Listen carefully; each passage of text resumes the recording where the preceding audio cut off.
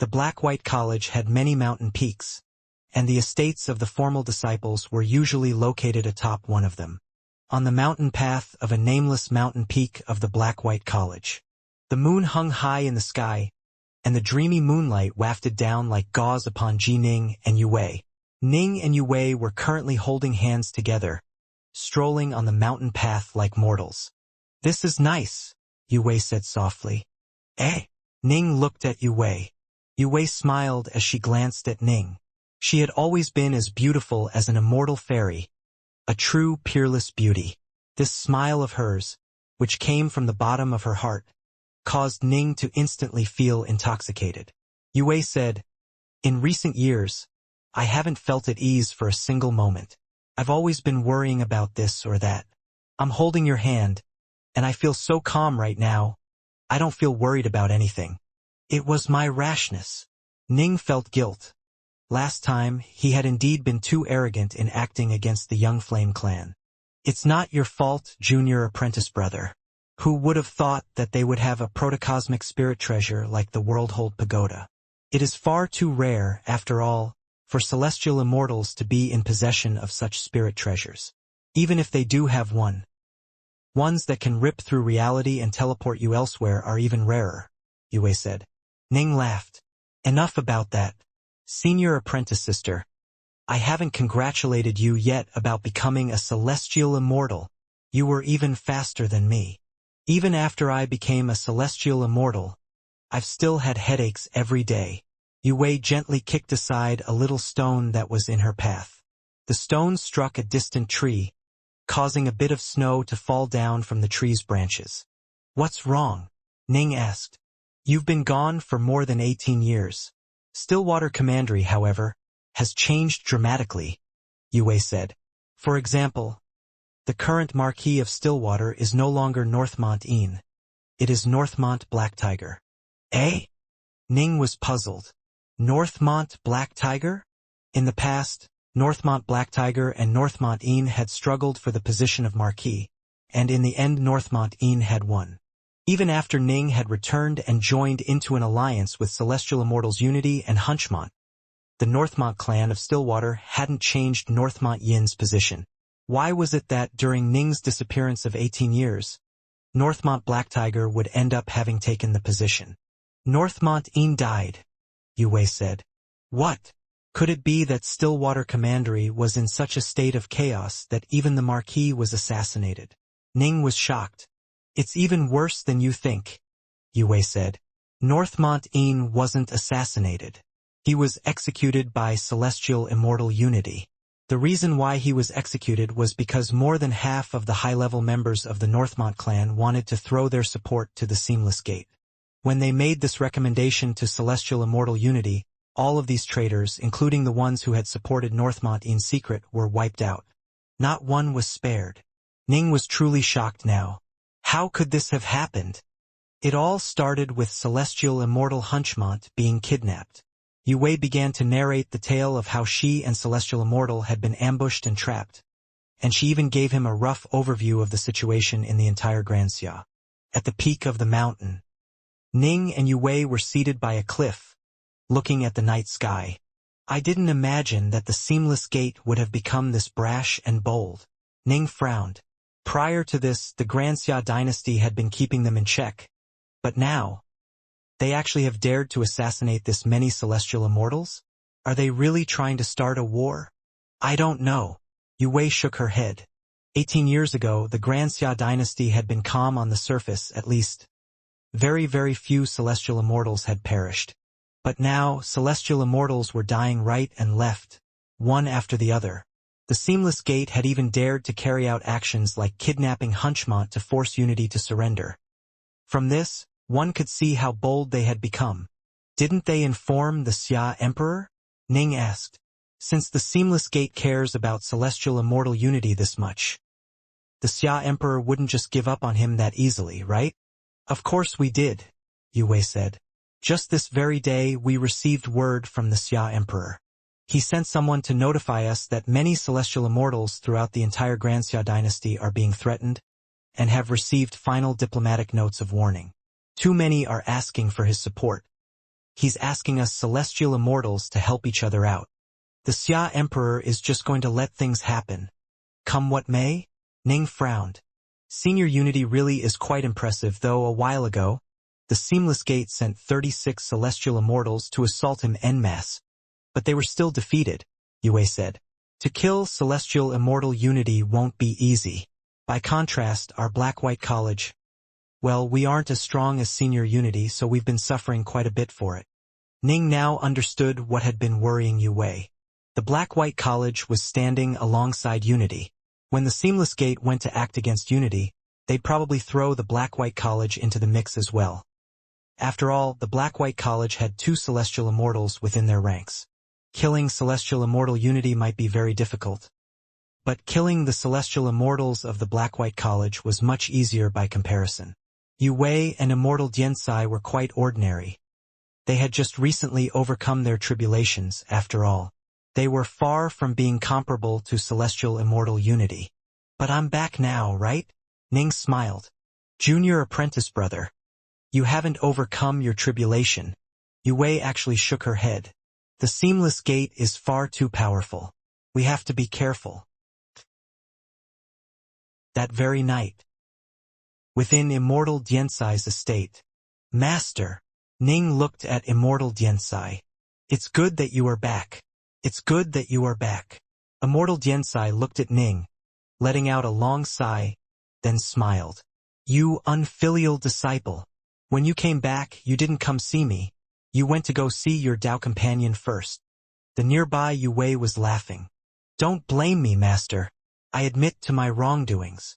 Ning began to laugh as well. Sit, first. Later, Senior Unity shall arrive, Immortal Xianxia said. A short time later, a youth with loose hair and a gray robe came walking in. Ning, Immortal Xianxia, and Yue all rose to their feet. Ji Ning has returned. The gray-robed youth smiled and nodded. I heard that you previously killed 2 mighty celestial immortals of the Young Flame clan. How valiant! You were able to overcome the karmic sin flames and to return to us. I imagine that anyone who hears about this would be filled with admiration for you. You praise me too much, Senior. I was just a bit luckier than most. Otherwise, I wouldn't have been able to come back at all, Ning said. Sit. All of you, Celestial Immortal Unity said. The 4 immediately all sat down. Unity looked at Ning. I imagine you know everything now, Ji Ning. I just heard from them. I didn't imagine that in the past 18 years the Grand Xia dynasty would have changed this much. The Seamless Gate has already begun to shed all pretenses of cordiality. Ning shook his head. Celestial Immortal Hunchmont was captured. Alas! When the storm comes, who can avoid it? Unity looked towards Ning. The Seamless Gate gave us their final warning, and I've naturally made my own preparations. This entire city of Stillwater has always been the base for my Northmont clan. One generation after another, we have set down countless formations in this place.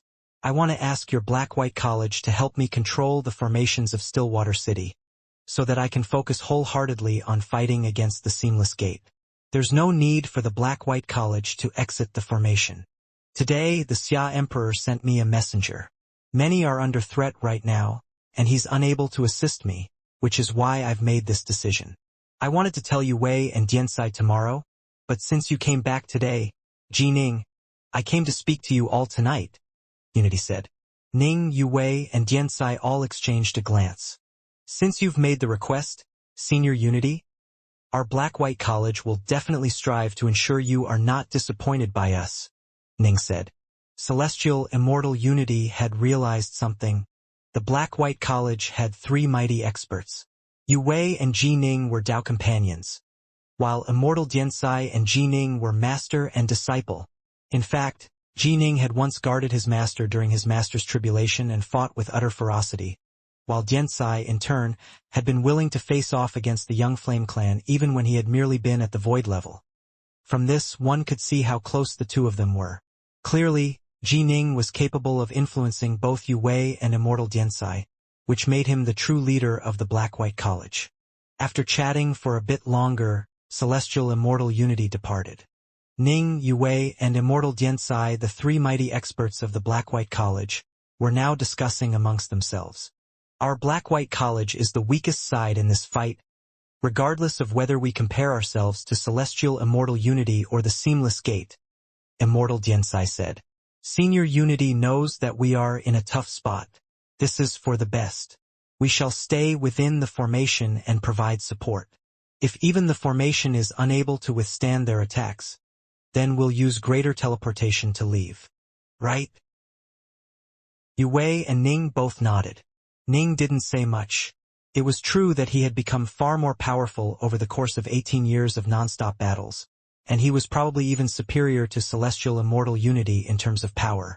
However, given that the Seamless Gate was a major power that dared to act against the Xianxia dynasty in such a brash, arrogant fashion, they might suddenly produce a true immortal or Empyrean god who would wipe Ning out.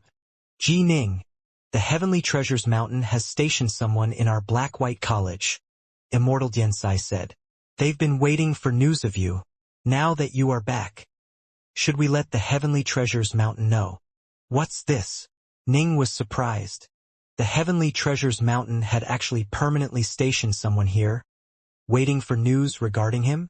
It seemed as though the Xia Emperor truly did care quite a bit about his status. Go ahead and tell them, Ning said. His own master, Patriarch Subhuti, was good friends with Tao Father Crimsonbright. The Xia Emperor had treated him fairly well. There was no need to hide this from him. All right, Immortal Diansai nodded. The imperial capital of the Grand Xia, the Skylight Palace. The black-robed Xia Emperor was seated facing a white-haired elder. They were playing a game of stones. Click, the Xia Emperor frowned. Shimong, if you bare your fangs too openly, you'll suffer for it, the white-haired elder said with a laugh, then pressed his stone onto the board. It's better for you to take a step back and look at the bigger picture. The Xia Emperor, however, didn't pay him any attention. Click, click, click. The sound of chess stones being pressed onto the board rang out throughout the hall. You lose. The white-haired elder rose to his feet. Shimong, spend a little time and think things over. But of course, you remain a descendant of our primordial imperial clan. There's no way you can let yourself be so casually abused by others. Whether you choose to retreat or to fight, you need to do it in a beautiful manner. If you do need help, come find me. Thank you, uncle. The Xia Emperor rose to his feet. The white-haired elder laughed, then soared into the skies and disappeared. The Xia Emperor, however, continued to frown. A short while later, a streak of light flew in. It was Skyfox. Master, Immortal Skyfox strode in. What is it? The Xia Emperor asked. Ji Ning has returned, Immortal Skyfox said in a low voice. The Xia Emperor was startled. He came back? Alive? Yes, he came back just last night. We received news just this morning, Immortal Skyfox said. He managed to make it back alive? I even went so far as to speak to Venom Freak about this. Venom Freak said that he had exiled Ji Ning to the Nihilim Zone. The Xia Emperor frowned. The Nihilim Zone of the primordial ruin world. That truly is a boundless, vast place. The void waves there are incredibly powerful. In order to leave that place while going against the void waves, one has to at least have the power of a true god or Tao Father. It must have been that mysterious Tao Father master of his who intervened. This Tao Father seems to care about his disciples quite a bit. He actually went into the Nihilim Zone to search for him. Then, with regards to Stillwater Commandery, Immortal Skyfox said in a whispered voice. The Xia Emperor shook his head. The entire Grand Xia dynasty is being shaken by this storm. More than 60% of my 3,600 commanderies are requesting assistance from me. No matter how formidable the Seamless Gate is, there's no way they can possibly act against that many marquisdoms and clans at once. In addition, according to the intelligence I have, some of those requesting support have actually surrendered to the Seamless Gate long ago. The Seamless Gate was indeed formidable. For them to be able to convince more than half of the high-level members of the Northmont clan to join them was a testament to their might. Within the Grand Xia dynasty, there were indeed quite a few clans who had already joined their side. They've already joined the Seamless Gate, but they still beg me for assistance. The Xia Emperor frowned. Right now, I don't have a clear picture of the situation. More than 60% of the marquisdoms are asking for my assistance, but which ones actually need help, while which ones are faking it? Although the Northmont clan of Stillwater claims celestial immortal Hunchmont was captured alive, that was a mere capture. Who knows if that is just part of a plot? The Xia Emperor said. Understood. Immortal Skyfox nodded. Right now, although there are some clashes, my control over the entire Grand Xia is still fairly stable. The Xia Emperor said softly. The true war has yet to start. We need to stand firm and not act about in a disorderly fashion. Even though the seamless gate has begun to move, let them. The more they move, the more of themselves they reveal to me. For now, let my blade remain in its sheath. Because when it comes out, it will stab them in their weak points. The seamless gate wishes to take away my world of the Grand Xia. Let's see if they can force me to accept it. Immortal Skyfox nodded. Still, Ji Ning's potential truly is remarkable. Even before undergoing his celestial tribulation, he was able to kill 2 celestial immortals. Despite having trained for less than a century, he was capable of enduring karmic sin flames. I imagine that he will soon be undergoing his tribulation. He is going to be an important chess piece, the Xia Emperor said. And, based on what my master said, Ji Ning is definitely on our side. The Xia Emperor viewed Ning with great importance. After all, Ji Ning's accomplishments to date had all been simply too unearthly. At the void level, he had slaughtered 2 celestial immortals, then withstood karmic sin flames. Once a monster like this broke through to the celestial immortal level after overcoming the tribulation, he would most likely become one of the most supreme celestial immortals right away, perhaps even possessing the combat power of a pure young true immortal. Most importantly of all, Ji Ning had an incredible background. To befriend Ji Ning was equivalent to befriending a mysterious Tao Father. How could the Xia Emperor not view this as being extremely important? Right? Go and tell King Yen that Ji Ning has returned, the Xia Emperor said. All right, Immortal Skyfox said respectfully. The Imperial Capital. King Yan's estate. King Yen had arrived in a flower garden. He stared at Xianxia, seated within a distant pavilion. He couldn't help but secretly shake his head. When Ji Ning had gone to act against the Young Flame clan, he had told Xianxia in advance. Xia had been filled with both hope as well as worry for Ning. But in the end, Ning had been covered by karmic sin flames and driven out of the world of the Grand Xia. Xia had always paid close attention to information regarding Ning, but no matter how hard she tried, she couldn't find out anything regarding his return from that battle. She had gone to ask King Yen, and thus learned what had happened. Ever since that day she had learned that Ning's chances of survival were slim. Xia had never smiled again. Little brother. Xia always felt as though something was missing from her heart. She was incapable of smiling now. Xia. A voice rang out. Xia turned her head, then hurriedly rose her feet to greet the man.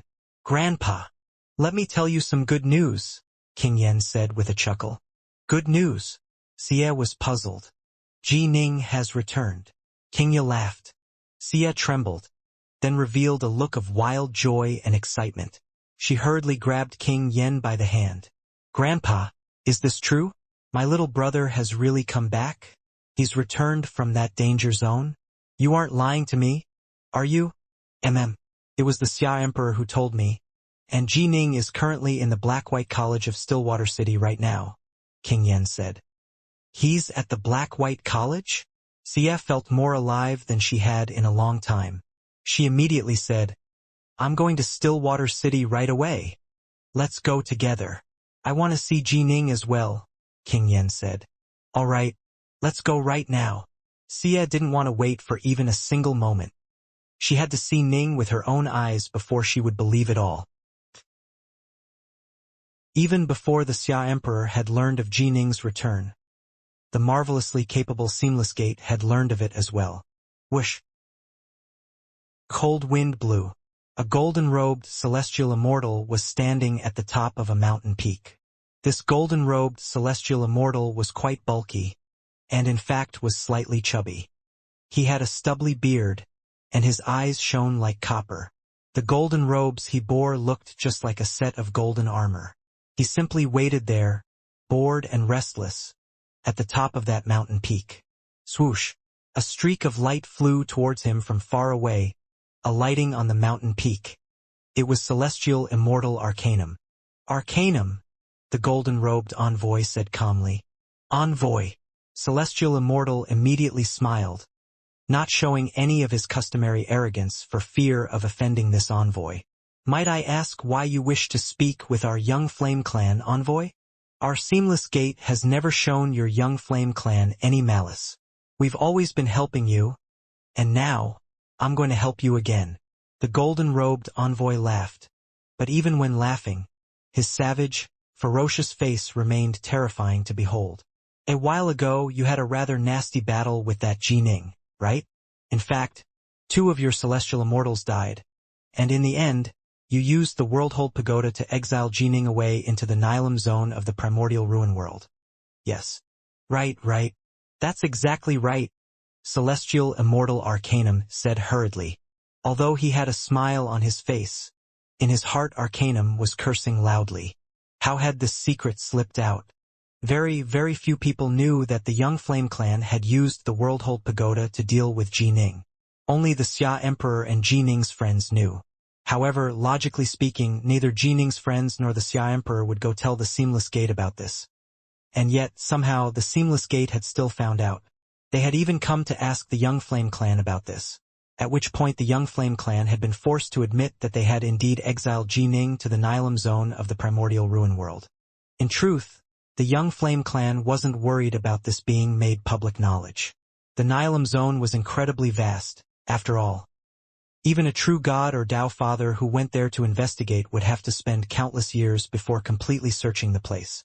In addition, true gods and Tao fathers were generally unwilling to spend much time there. After all, as the saying went, if one often walked by the riverside, one's shoes would eventually get wet.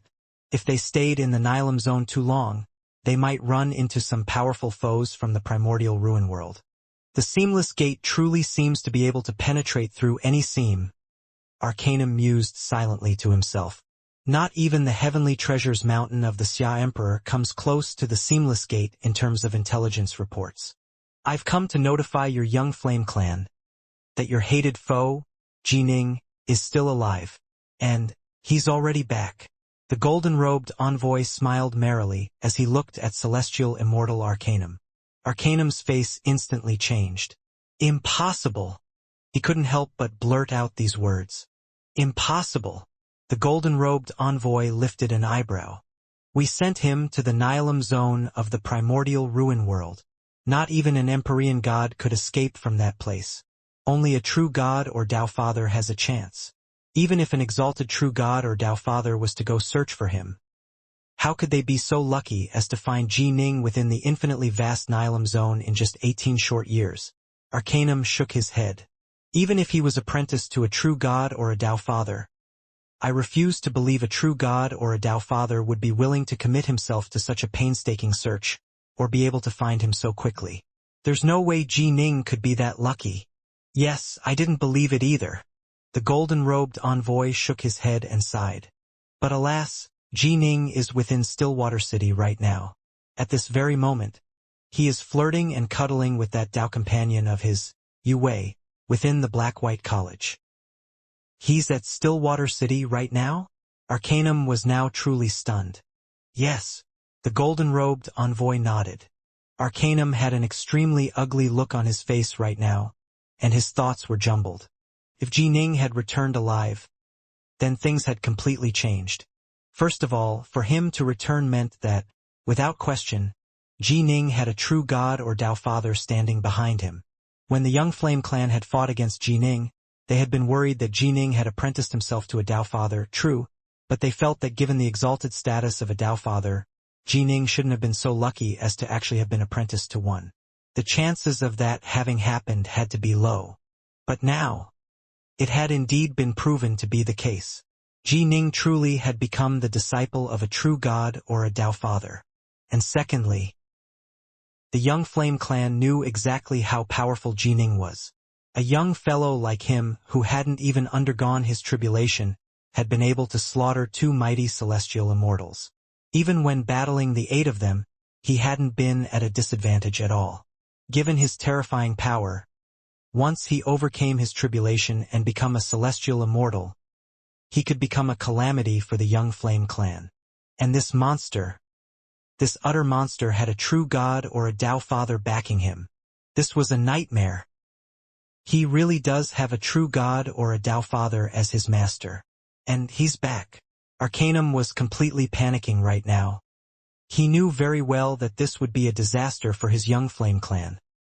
A disaster which the young Flame would not be able to avoid. If the young Flame clan was to join our seamless gate, then we would be willing to help you deal with Jining, the golden-robed envoy said with a laugh. You might be afraid of the Tao father behind him, but we, the seamless gate, are not. All right. You can go back now and spend some time thinking on this. Whoosh. A series of spatial ripples appeared around the golden-robed envoy.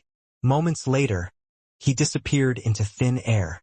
Celestial Immortal Arcanum stood there on the mountain peak, an ugly look on his face. Moments later, he too used a spatial teleport to depart, having headed back to report this information to the ancestor of the young Flame clan, Immortal Venom Freak.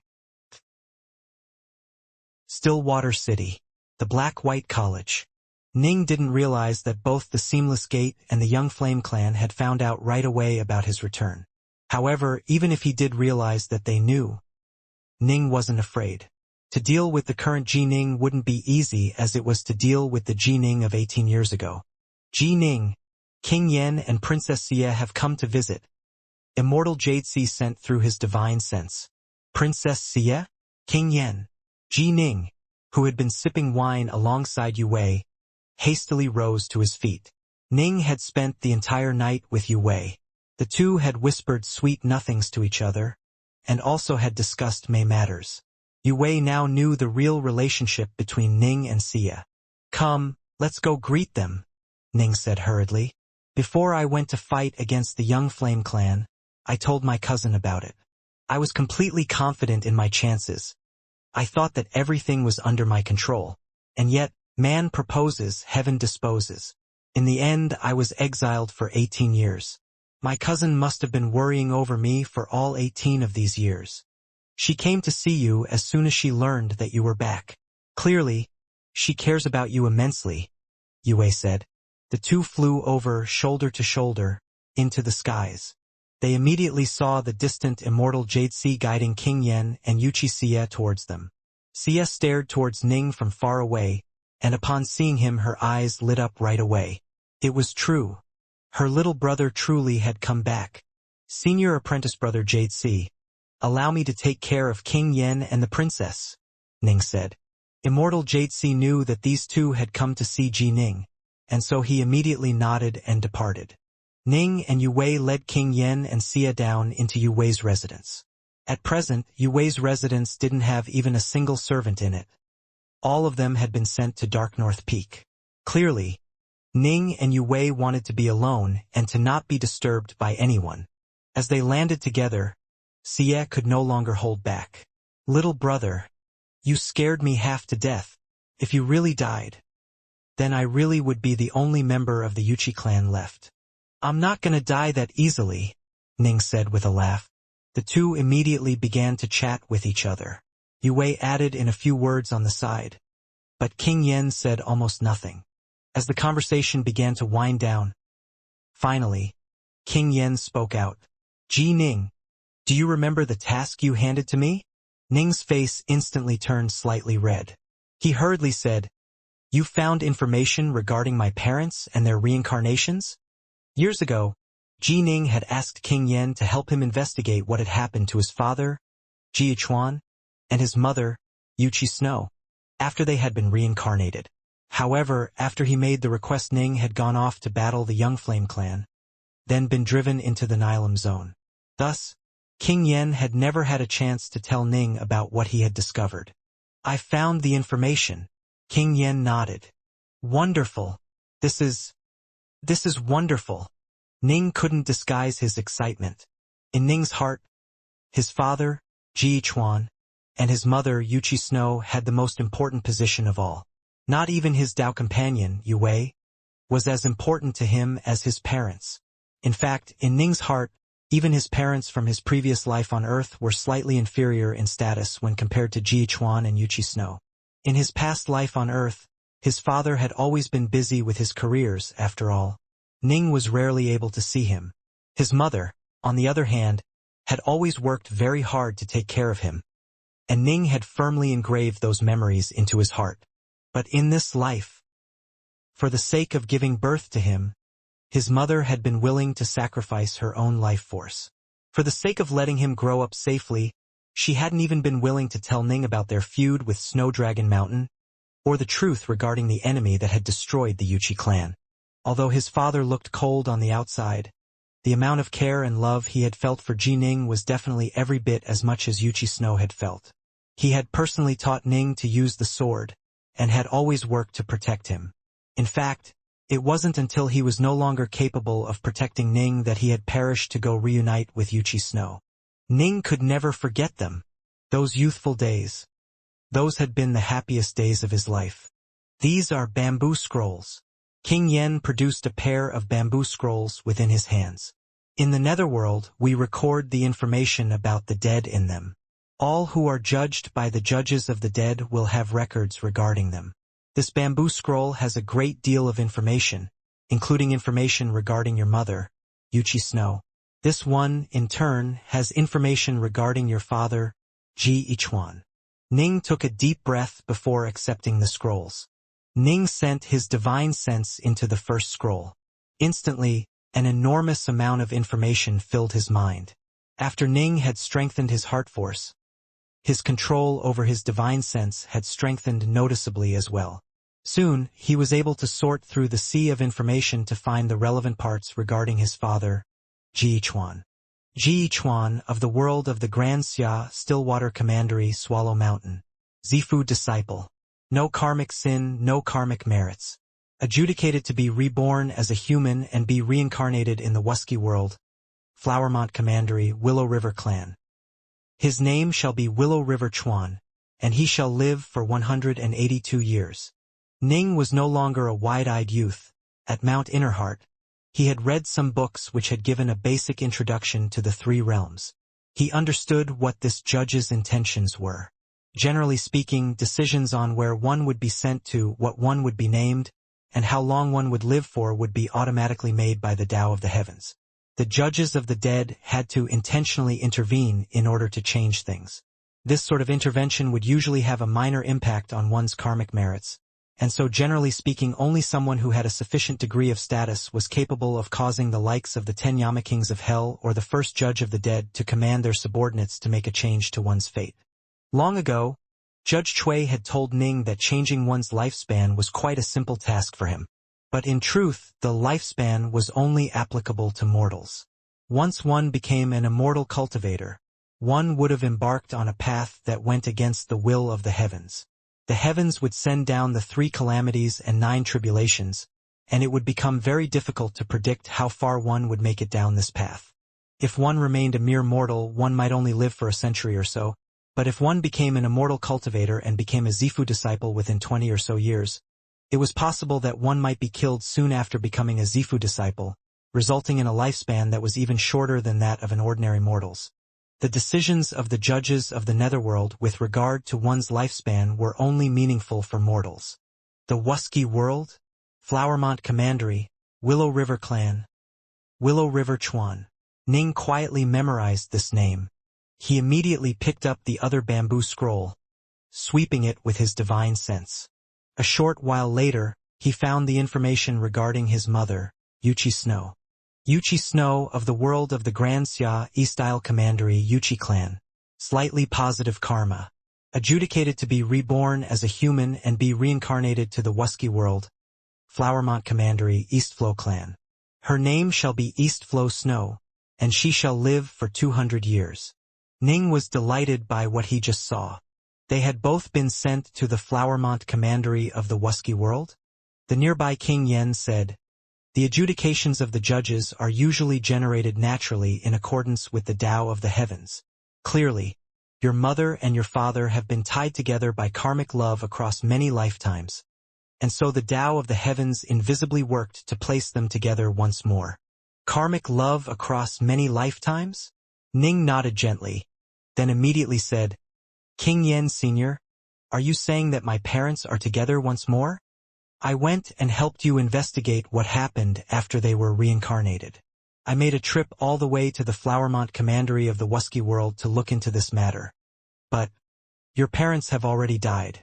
The information I found is within this book. King Yen gave Ning a glance. Then a book appeared within his hands that he offered to Ning. Ning was stunned. Already dead? That means they should be reincarnated again. Why haven't they? But then, Ning suddenly thought of a possibility. His face turned ashen, and he immediately accepted the book and swept it with his divine sense. No! No! Ning clenched at the book, shaking his head, his eyes filled with shock, anger, and agony. He didn't want to accept this result. His parents had indeed been linked by karmic love. Although they had experienced some problems in their new life, they had still ended up together. Together, they had embarked upon the path of immortal cultivation. How could this have happened? Ning shook his head, mumbling as he did. Why did these things have to happen to them? Why didn't they happen to me instead? Although they embarked on the immortal path once more, they were just minor figures. Why did things have to end so bitterly for them? Why? I don't believe it. I don't believe it. This is all a lie. All a lie. Ning's eyes began to turn crazed. The truth was beyond what his mind could accept. He instinctually refused to believe this, especially when this was nothing more than information record in a book. Little brother. Junior apprentice brother. Yue and Princess Xie were both worried. Ning immediately said, I'm going to go to the miniature netherworld kingdom. I'm going right now. Senior apprentice sister. Although Stillwater City is in a dangerous situation right now, I have to go right away. If it really does encounter a crisis, shatter this talisman and I'll immediately come back through greater teleportation. All right. Yue immediately nodded. Let me go with you. She could sense how frantic Ning was feeling right now. No need. I'll go alone. Ning turned to look at the nearby King Yen. King Yen, Sr., I'm going to go to the miniature netherworld kingdom. I need a temporal inversion to see the scene of the judge adjudicating my parents' fates. Right now, Ning even doubted the information he had seen within the bamboo scrolls regarding the adjudication of his parents. He had to personally see a temporal inversion, personally see the judge adjudicate his parents, before he would believe it. All right, King Yen nodded. He still remembered the Xia Emperor's instructions to him.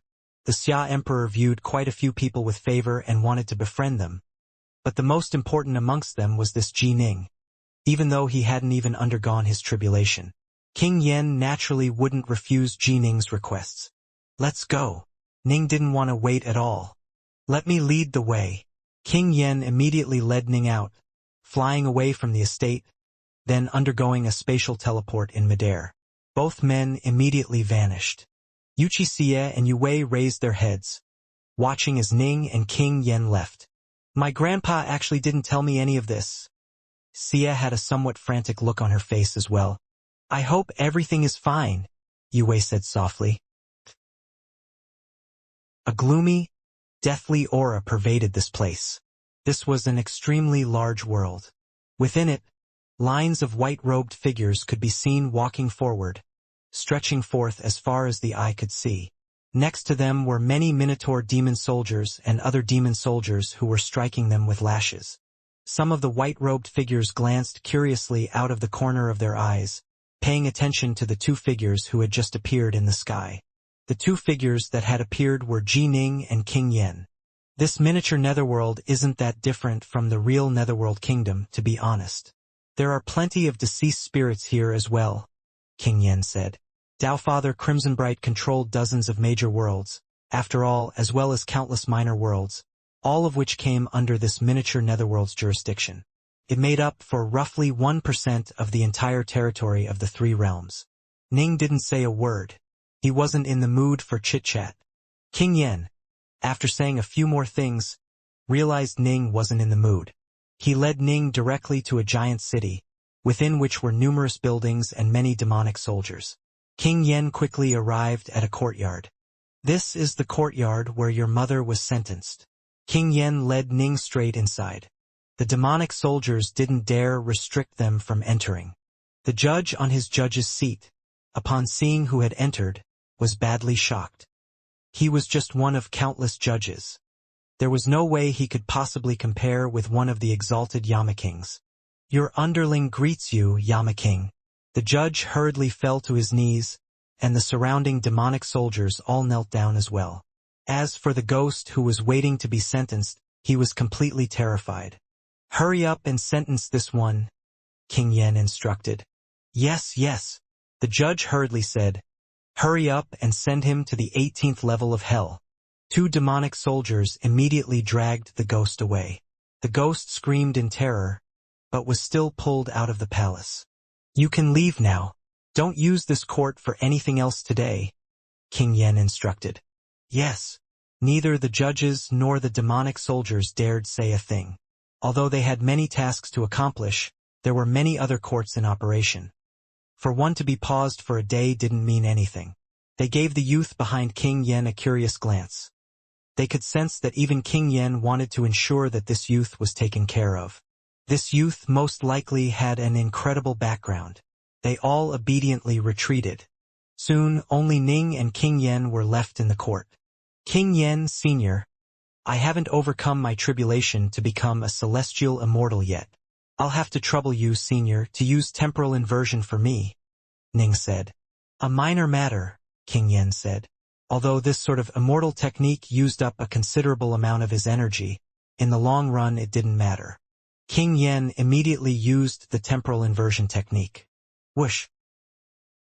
The scene before them changed. The departed judges and demonic soldiers quickly returned to the hall, once more beginning to judge the souls of the dead. Then the souls before them. Time continued to flow backwards, faster and faster. In fact, everything turned into a blur. Ning and King Yen just stood there within the court, waiting silently. The images of the temporal inversion were illusory ones. Even if the figures of the judges or demonic soldiers touched with them, it wouldn't make any difference at all. 1 year, 2 years, 3 years. Time continued to flow backwards at high speed. This is the day, King Yen said. There had been an order to the procession of souls judged that had been recorded within the bamboo scroll. It included information on which judge did the adjudication, when the record was made, and in what order the decision was made. Thus, King Yen knew exactly which court and roughly which day the judgment was made. The reversed flow of time began to slow down, and the ghosts could be seen clearly once more. Ning looked carefully at the ghosts. One of them should have been his mother. Suddenly, King Yen controlled the temporal version, making it come to a sudden halt, because a white-robed woman had just been escorted in by the demonic soldiers. And it was Ning's mother, Yuchi Snow. Mother! Ning's eyes stung. He actually wanted to throw himself forward to hug her. It had been far, far too long. But Ning knew that these were merely the illusions rendered by a temporal inversion. These were events that had already happened in the past. These were nothing more than illusions. There was no way he could possibly touch his mother. Faster, faster. The two demonic soldiers that brought Yuchi Snow in actually gave her a shove. Yuchi Snow looked at her surroundings. Not panicking at all, she immediately knelt down. My respects to you, Judge. An aura of light suddenly appeared within the court, and within the light appeared many images. There were images of a little girl playing with her elders, of a young maiden fleeing in terror, of the fully grown Yuchi Snow staring into Ji Ichuan's eyes, of her adventures in the Dark North Sea, of her birth of Ji Ning, of her teaching Ji Ning footwork techniques, one image after another. Her past life. Ning stared at the images. Although a protocosmic spirit treasure had been left behind within this miniature cycle of reincarnation that allowed one to view the past lives of countless ghosts, there was no book of life and death. The judge merely gave the images a glance, then wrote with his pen, Yuchi Snow, of the world of the Grand Xia, E-style commandery Yuchi clan, slightly positive karma, adjudicated to be. Some thoughts suddenly appeared in the judge's mind. Adjudicated to be reborn as a human and be reincarnated to the Wuxia world, Flowermont commandery Eastflow clan. Her name shall be Eastflow Snow, and she shall live for 200 years. These thoughts had been naturally generated by the Tao of the heavens. Once one took on the position of judge and moved to support the normal functioning of the six paths, it could be said that one had become a part of the Tao of the heavens. However, the judges were fully capable of changing these written decisions. But in doing so, their own karma would be affected. The more ridiculous the changes were, the more major the impact would be on their karmic standing. In fact, there were some judgments that simply couldn't be written. For example, if this minor judge was to try to forcibly write that Yuchi Snow's sentence was to suffer 1,000 years of punishment in the 18th level of hell, so much sin would accumulate around the judge that he would probably be immediately deposed from his position, even before he finished writing the sentence. To be reborn as a human and be reincarnated to the Wuxia world, Flowermont commandery Eastflow clan. Her name shall be Eastflow Snow, and she shall live for 200 years. This judge naturally followed the will of the Tao of the heavens. He wouldn't make any changes at all for an ordinary ghost like this. Watching as his mother was sent off, Ning murmured to himself, "It really was the Eastflow clan of the Flowermont commandery of the Wuxia world. I wasn't lied to. Do you wish to also see Ji Chuan?" the nearby King Yen asked. "Yes, of course, yes." Ning nodded, then said, "King Yen, sorry for the trouble." "No trouble at all. If I ran into something like this, I'd probably be frantic as well. Still, unless one becomes a celestial immortal, one shall forever struggle within the cycle of the 6 paths of reincarnation. If one is lucky, one might eventually escape, but less than 1 in a trillion actually do so.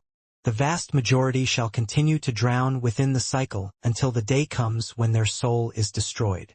King Yen looked at Ning. "You need to accept this." Ning nodded gently. "Come, let's go to another court," King Yen said, leading the way. Yet another court. The court had been a ceaseless bustle of activity, but it all came to a sudden halt. The judge and the demonic soldiers were terrified into hurriedly departing, leaving behind only Ning and King Yen. King Yen once more used a temporal inversion technique, allowing them to view the scenes of the past. They watched as Ji Chuan was sentenced by the judge. "Father!" Ning looked at the white-robed Ji Chuan while listening to the words of the judge. "So he really was sent to the Flowermont commandery of the Wuxia world." "I wish to make a trip to the Wuxia world," Ning said. "All right, I'll accompany you on this trip. I imagine that you will want the temporal inversion technique to be used again. I'll have to do it for you." King Yen nodded, then advised, "But Ji Ning, you have to be careful. The Wuxia world is not like the Grand Xia. Its foundations are not as stable or deep as ours. Thus, the seamless gate has been even more brazen in that world. We can go investigate matters pertaining to your parents' reincarnation, but it's best for you not to intervene in those struggles." Ning said softly, "I understand. King Yen, don't worry. I'm no longer that stupid, hot-headed little kid. King Yen nodded. The two immediately left this courtyard, then used a spatial teleport to head straight to the Wuxia world. The Wuxia world was one of the dozens of major worlds under Taofather Crimsonbright's control. In truth, of the worlds under Taofather Crimsonbright, the Grand Xia was actually in fairly good shape. There were many that were in far worse shape than the Grand Xia. For example, the Mount Steel Major World was now almost completely controlled by the Seamless Gate. The Wuxia world had descended into the fires of war, filled with battles by immortals and fiends. This is where the Eastflow clan of the Flowermont commandery is located. King Yen looked down from the night sky towards a city, filled with countless dire monsters. "The Eastflow clan is gone?" Ning frowned. "Perhaps a few remnants of them remain somewhere." King Yen looked downwards. "Right now, the entire Wuxia world is in a state of chaos. Major clans and sects might be able to fight back, but many smaller, backwater areas have been utterly massacred. The Seamless Gate doesn't care too much about discipline. In fact, they delight in causing chaos, the more the merrier. Ning nodded. He had noticed this as well. When humans took control over a territory, they emphasized order.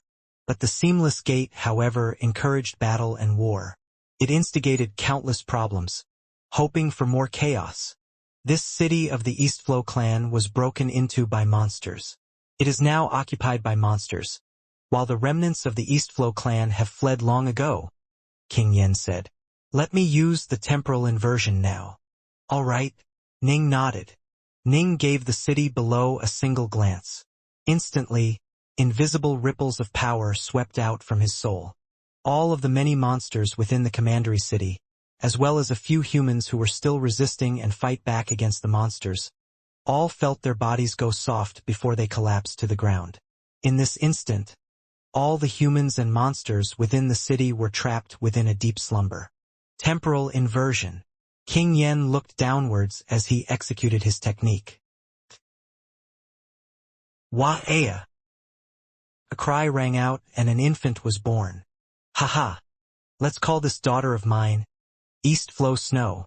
A tall man spoke out in a joyful manner. Eastflow Snow slowly grew up. She was smart and obedient, learning from her father to become a key refiner and loving to play around with the other children of the same age. Ning just quietly watched. So similar. She looks so similar to mother. Ning murmured silently to himself. In this life, Eastflow Snow lived a joyful, carefree life. She was filled with vigor and life, whereas in her past life as Yuchi Snow, she had always seemed slightly gloomy and quiet. Eastflow Snow quickly grew up. After turning 16, she went out adventuring with her fellow clansmen. While adventuring in the outside world, she encountered another boy, a boy who saved her. Who are you? My name is Willow River Chuan. The 16-year-old Eastflow Snow had met with the still boyish Willow River Chuan. Mother, father, Ning and King Yen quietly watched. The two went out adventuring together. Willow River Chuan slowly grew taller. Although he was a few years younger than Snow, he had a tall, muscular frame. Given that Chuan was also a Fiendgod body refiner, he soon grew even taller than Snow. After adventuring together for 2 years, the two naturally began to grow close together, perhaps because they felt an innate affinity for each other. Chuan and Snow both broke through to become Xianxia lifeforms while adventuring together. However, Chuan broke through as both a Fiendgod body refiner and a key refiner, whereas Snow was merely a key refiner. Little brother Chuan, father has already sent people to summon me. I have to go back. Big sister Snow, I'll find you. I'll make your father allow you to marry me. I'll wait for you. I'll definitely come. Ha ha ha, dear Snow, you have quite the eye. This Willow River Chuan was able to become a Xianxia lifeform. This means that he can be considered a genius of the Willow River clan. However, their clan is still a small one. It can't compare with our Eastflow clan. Daddy! Snow grew worried. Ahaha! I'm just teasing you. If you like him, then go ahead and be with him. I won't stop you. Months later. Chuan, don't be in such a rush. Father has actually agreed to us already. He's just testing you. Snow had stealthily crept over to the guest building where Chuan was residing to tell him this. So that's the case. I was being too impatient. Chuan rubbed his head. Big sister Snow, since your father isn't going to stop us, then I'm going to go back to prepare a betrothal gift. According to clan rules, I need to prepare a gift of 9 ding cauldrons. All right. Snow nodded gently, but she blushed a bit with shyness. Oh. A betrothal gift of 9 ding cauldrons was quite a pricey one. However, since Chuan had long ago broken through to the Xianxia level, his status within his clan was quite high. He soon prepared the gift. Although the Eastflow clan was far more powerful, they didn't move to stop this affair. The two sides soon came to agree on an auspicious day. Next spring, the wedding would occur. Within the Eastflow clan, Adept Icebreak. After these 3 kids join the Flowermont Immortal School, I'll have to trouble you to take care of them. Here are our gifts for you for taking them on as your disciples. Please accept them, Adept. Teaching and guiding one's disciples is only normal. There's no need for this gift. I've spent quite some time with your Eastflow clan. It's time for me to go back. Have those 3 kids come out. I'll take them back to the Flowermont Immortal School. Yes, Adept. The Eastflow clan leader was being very careful to take good care of this Adept Icebreak of the Flowermont Immortal School. The Flowermont Immortal School was the most supreme of the large schools of the Flowermont Commandery. Supposedly, they even had a celestial immortal amongst their ranks. In addition, the Flowermont Immortal School was very strict with its disciples. In fact, if any disciples had any sin around them, they would be expelled. From this, one could tell how strict their rules were.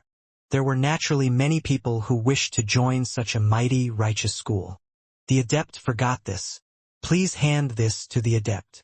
The Eastflow clan leader secretly handed the gift to one of the Adept's followers, who accepted it.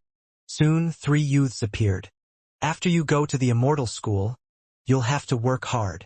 You are the shining stars amongst the younger generation of our Eastflow clan.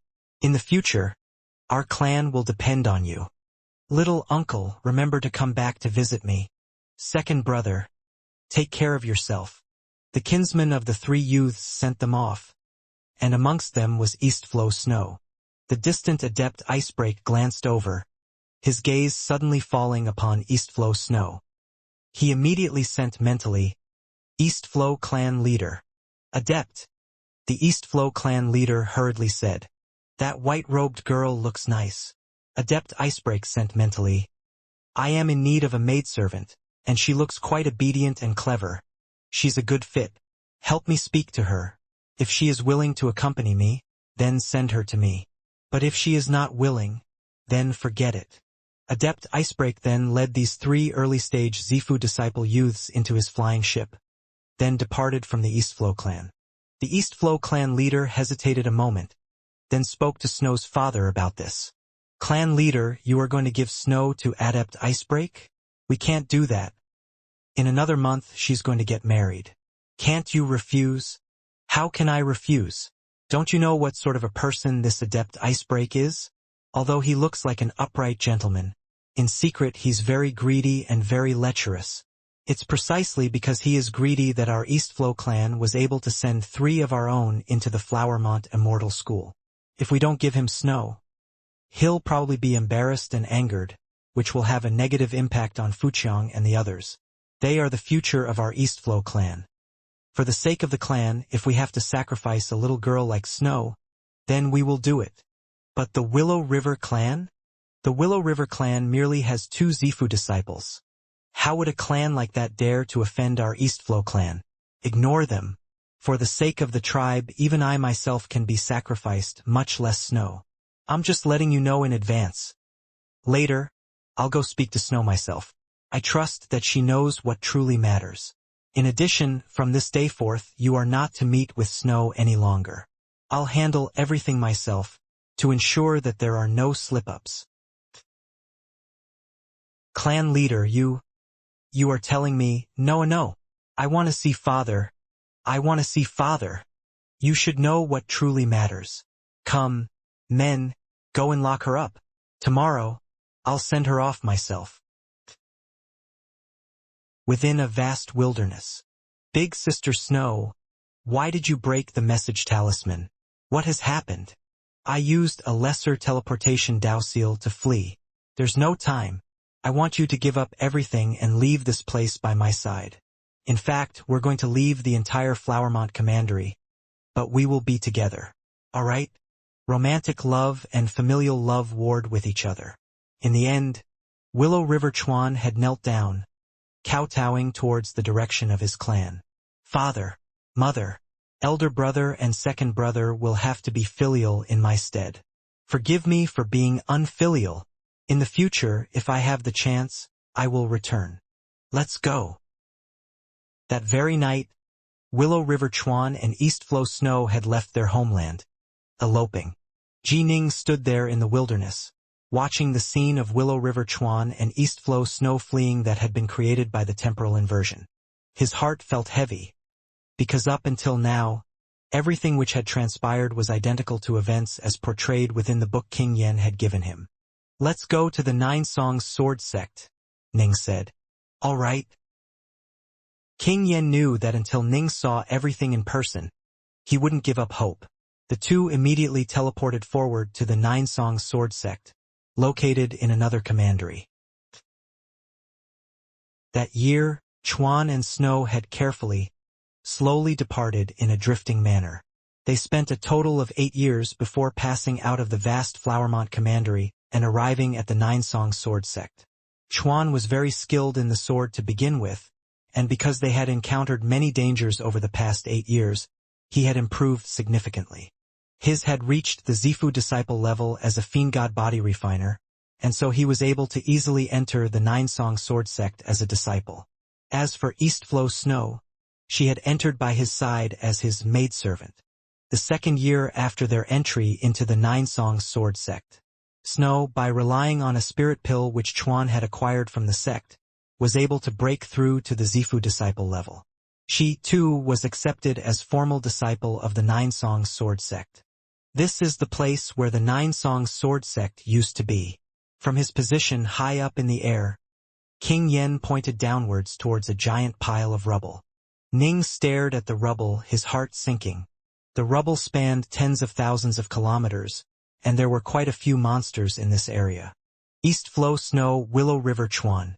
According to the intelligence reports that I collected, they lived here at Waterflow Peak, which should be right over there.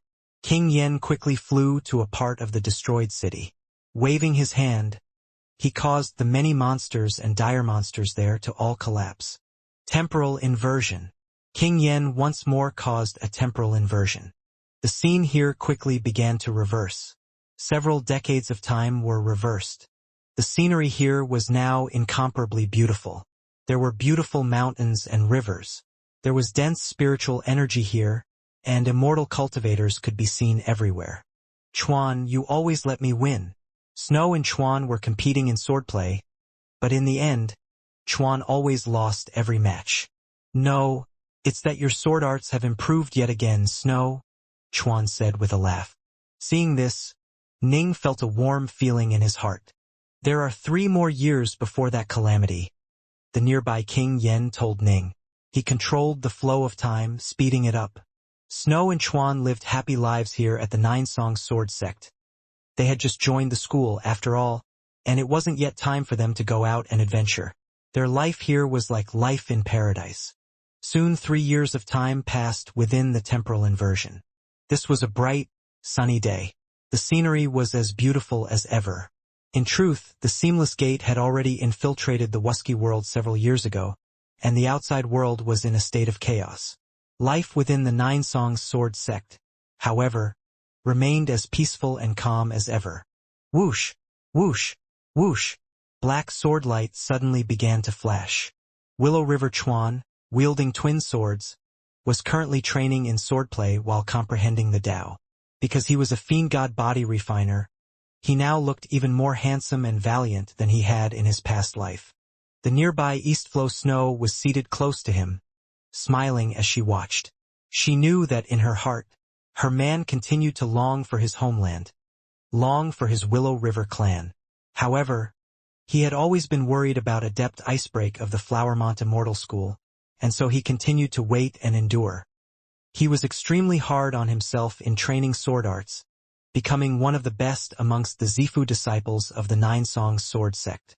He had long ago reached the level of seeing a hint into the true meaning of the Tao. "Chuan, we'll definitely be able to go back together." Eastflow Snow missed her father as well. Suddenly, a group of black-robed figures appeared in the sky. There were a total of 27 of them, and they almost instantly transformed into 3 giant black serpents. These 3 giant black serpents were more than 1,000 kilometers long. Their auras filled the skies, and the entire grand formation that protected the Nine Songs Sword Sect was instantly activated, causing light to flare everywhere. Rumble. The world seemed to have collapsed. The formation was only able to stay alive for a few moments, and then it crumbled. What's going on? What happened? Many of the weaker, ordinary disciples were completely stunned. Chuan, however, instantly flew to Snow's side. He hurriedly said, "Snow, let's—" Halfway through their words, a ripple of energy swept past this entire mountain. Some the Zifu disciples who were struck head-on by the ripple were instantly reduced to dust, completely unable to fight back. And then, with a booming sound, the entire mountain peak began to collapse. Countless rocks began to fall down, and both Chuan and Snow hurriedly flew away in an attempt to hide. Seamless Gate, our Nine-Song Sword sect has never offended you. Why do you have to annihilate our school? Several figures had streaked into the skies. It was the loose Immortals, Earth Immortals, and primal Taoists of the Nine-Song Sword sect. They formed together into a grand formation, each of them furious and frantic. "Just die in peace." One of the three massive black serpents spoke out in the human tongue. And then, not bothering to say anything else, they began to fight brashly. The surrounding space had been completely locked. There was no way to teleport out of it. Kill! Kill! Unable to escape, the loose Immortals and Earth Immortals of the Nine-Song Sword sect led the primal Taoists to join into a formation. They transformed into a dazzling, titanic sword that did battle against those three giant serpents. However, after clashing just a few times, the titanic sword was completely shattered. More than half of the loose Immortals, Earth Immortals, and primal Taoists of the Nine-Song Sword sect were instantly killed, while the others were all heavily wounded. No! Damn! The heavily injured Nine-Song Sword sect experts were all wiped out. The giant black serpents swam about in the skies, utterly destroying the base of the sect, which stretched out more than tens of thousands of kilometers. As for the weaker disciples of the Nine-Song Sword sect, they were unable to escape, and so many of them were butchered without being able to fight back at all. Snow? Willow River Chuan held East Flow Snow in his arms, no longer running. "Chuan, do you regret having left with me?" Tears fell down East Flow Snow's face. "These past 12 years, I've truly been very happy. If I had the chance to choose again, I would still choose to come here with you, Snow." Chuan laughed. "We'll meet again on the road to the Yellow Springs. Right?" Tears falling down her face, Snow nodded. Rumble. A ripple swept out, and the embracing couple of Willow River Chuan and East Flow Snow was reduced to dust. Their souls, however, were drawn upwards at high speed by some invisible force. In midair, there was a black gourd that was frantically drawing in all the nearby souls of the slaughtered, including the souls of Chuan and Snow. Ning just stood there, watching silently. The nearby King Yen said softly, "The Seamless Gate wanted to tame this commandery, but since they had just arrived, not many joined them. Thus, the Seamless Gate decided to annihilate some smaller schools so as to frighten the others. While killing countless cultivators, they collected the souls of the slain for usage in forming some evil techniques. If one had millions, ideally hundreds of millions of cultivator souls, one could refine a truly powerful and truly terrifying evil magic treasure, or develop a truly vile divine ability. Ning knew this quite well, of course. What a pity. King Yen sighed. The Seamless Gate is spread throughout the three realms, and the power behind them is unfathomably mighty. Even though you have a Tao Father as your master, you still probably won't be able to do anything to them. I'm very calm right now, Ning said softly, although he looked calm. In truth, Ning felt an overpowering desire to kill, one greater than he had ever felt. It was only because he had reached the third level of Heart Force, Ruler, that Ning was able to remain calm. However, in his heart, Ning now viewed the Seamless Gate as his most hated of foes. Even the hatred he felt for the Young Flame clan was less than 1/100th of the hatred he felt for the Seamless Gate. The Seamless Gate. Ning spoke out 3 words, enunciating each one. The nearby King Yen suddenly felt his heart shudder for no reason. He could vaguely sense the killing intent within Ning's heart, and all he could do was sigh. The Seamless Gate. It was a power that had swept through the entire 3 realms. How could it be so easily dealt with? Don't act foolishly, King Yen said. Ning murmured softly to himself. Even though father and mother's souls have been shattered, in the future, I'm going to train until I become a true god or a Tao father. I'll find their true souls in the river of destiny and bring them back to life. King Yen didn't say anything. Both of them knew that the true essence of all living creatures came from their true soul. Even if one's soul was shattered, their true souls would return to the mysterious river of destiny. But it was far too hard to find a true soul within it. According to the legends, only Maiden Yuwa, who had reached Pangu's level of power, was capable of this. However, if one became a true god or Tao father then located Maiden Yuwa, they could ask Maiden Yuwa to intervene. I wish to make a trip to the Flowermont Immortal School, Ning said calmly. I want to pay a visit to that adept icebreak.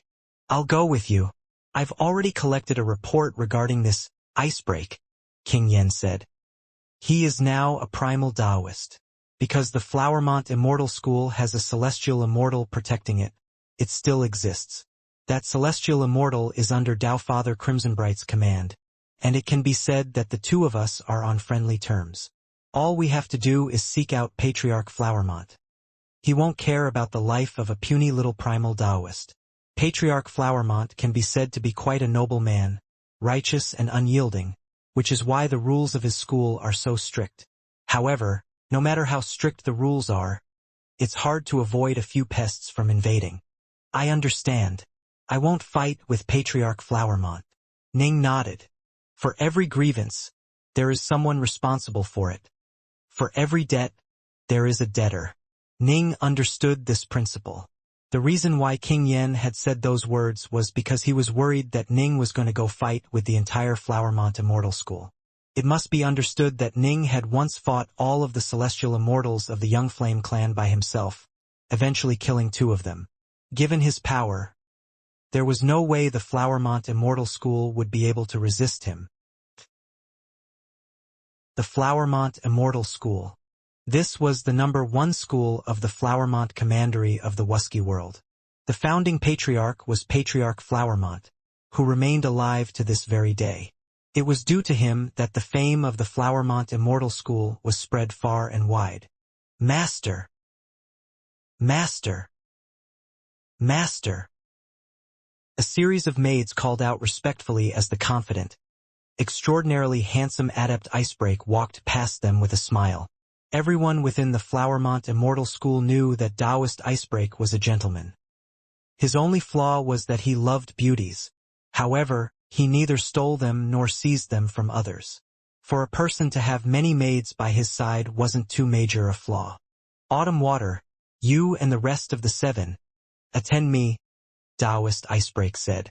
Yes. 7 of the maids immediately assented respectfully. Their hearts, however, were filled with terror and unease. Outsiders were ignorant of this, but they knew exactly how savage and cruel Taoist Icebreak was. Some of the maids that he tortured and ravaged actually died from it. However, Taoist Icebreak would often send the older maids who were no longer beautiful back to their own clans and arrange for them to live good lives. This caused many of the disciples of the Flowermont Immortal School to praise Adept Icebreak for being a passionate, kind man. Boom! A figure suddenly descended from the skies. Taoist Icebreak frowned. Who dared to trespass within his territory? But then, Headmaster! Taoist Icebreak was badly shocked. He hurriedly fell to his knees with respect. Follow me. The headmaster of the Flowermont Immortal School had a cold look on his face. He grabbed Taoist Icebreak, then dragged him into the skies. Taoist Icebreak was utterly terrified on the way over, because the headmaster was actually dragging him to the legendary residence of the Patriarch. Patriarch Flowermont was the founding patriarch of the school, a celestial immortal. Taoist Icebreak had never even seen him a single time. Why did the Patriarch wish to see him? He had never offended the Patriarch. Could it be that he had just been singled out for his talent and was about to be made a personal disciple of the Patriarch? Upon arriving, Taoist Icebreak saw a yellow-robed man on his knees, quivering. Father! Taoist Icebreak was shocked to see his father, an Earth Immortal. He had always relied on his father to support him within the sect. "Why haven't you knelt yet?" the yellow-robed man roared. Adept Icebreak sank to his knees with a thud. Moments later, the courtyard door in front of them creaked open, and 3 figures emerged. "My 2 fellow Taoists." A black-bearded man spoke with incomparable warmth. Only now did the kneeling Taoist Icebreak give these 3 a glance. Although he had never seen the Patriarch before, there were portraits of the Patriarch within the school, and so he recognized right away that this black-bearded elder was Patriarch Flowermont. However, right now, even their founding Patriarch was treating these 2 guests with incomparable respect. Who are those 2? Why is the Patriarch behaving so humbly and modestly towards them? Taoist Icebreak couldn't understand it. Patriarch Flowermont, however, just gave the kneeling Taoist Icebreak a sideways glance. A cold look flashed through his eyes. That damned Taoist Icebreak had actually offended Ji Ning. The Wuxia Major World was one of Taofather Crimsonbright's worlds, which meant Patriarch Flowermont was one of Taofather Crimsonbright's celestial immortals. Word had long since spread amongst this group of celestial immortals that Ji Ning, all by himself, had fought against 9 celestial immortals of the Young Flame clan, with one of them being Immortal Venom Freak. In the end, Ji Ning had managed to kill 2 of them, but he had been exiled after a plot caused him to be burned by karmic sin flames. This news had instantly swept the various worlds, causing the many celestial immortals and true immortals under Taofather Crimsonbright's command to all feel admiration for Ji Ning. He had trained for less than a century, and he was a void level in power, but he had fought against 9 celestial immortals and killed 2 of them. He even managed to come back after being exiled into a danger zone while being surrounded by karmic sin flames. A monster like this, his personal power is far greater than mine, while his background and his potential is even more astonishing. Patriarch Flowermont naturally was enraged that Taoist Icebreak had caused his school to become enemies with this man. "Fellow Taoist Ji Ning, I truly feel ashamed that my school has given birth to such a vile miscreant. I've already summoned Taoist Icebreak.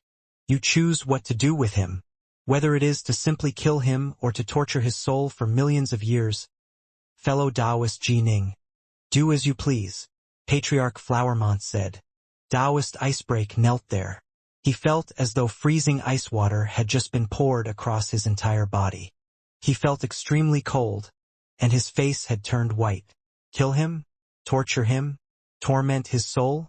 Taoist Icebreak repeatedly kowtowed, smashing his forehead against the ground until blood began to pour from it.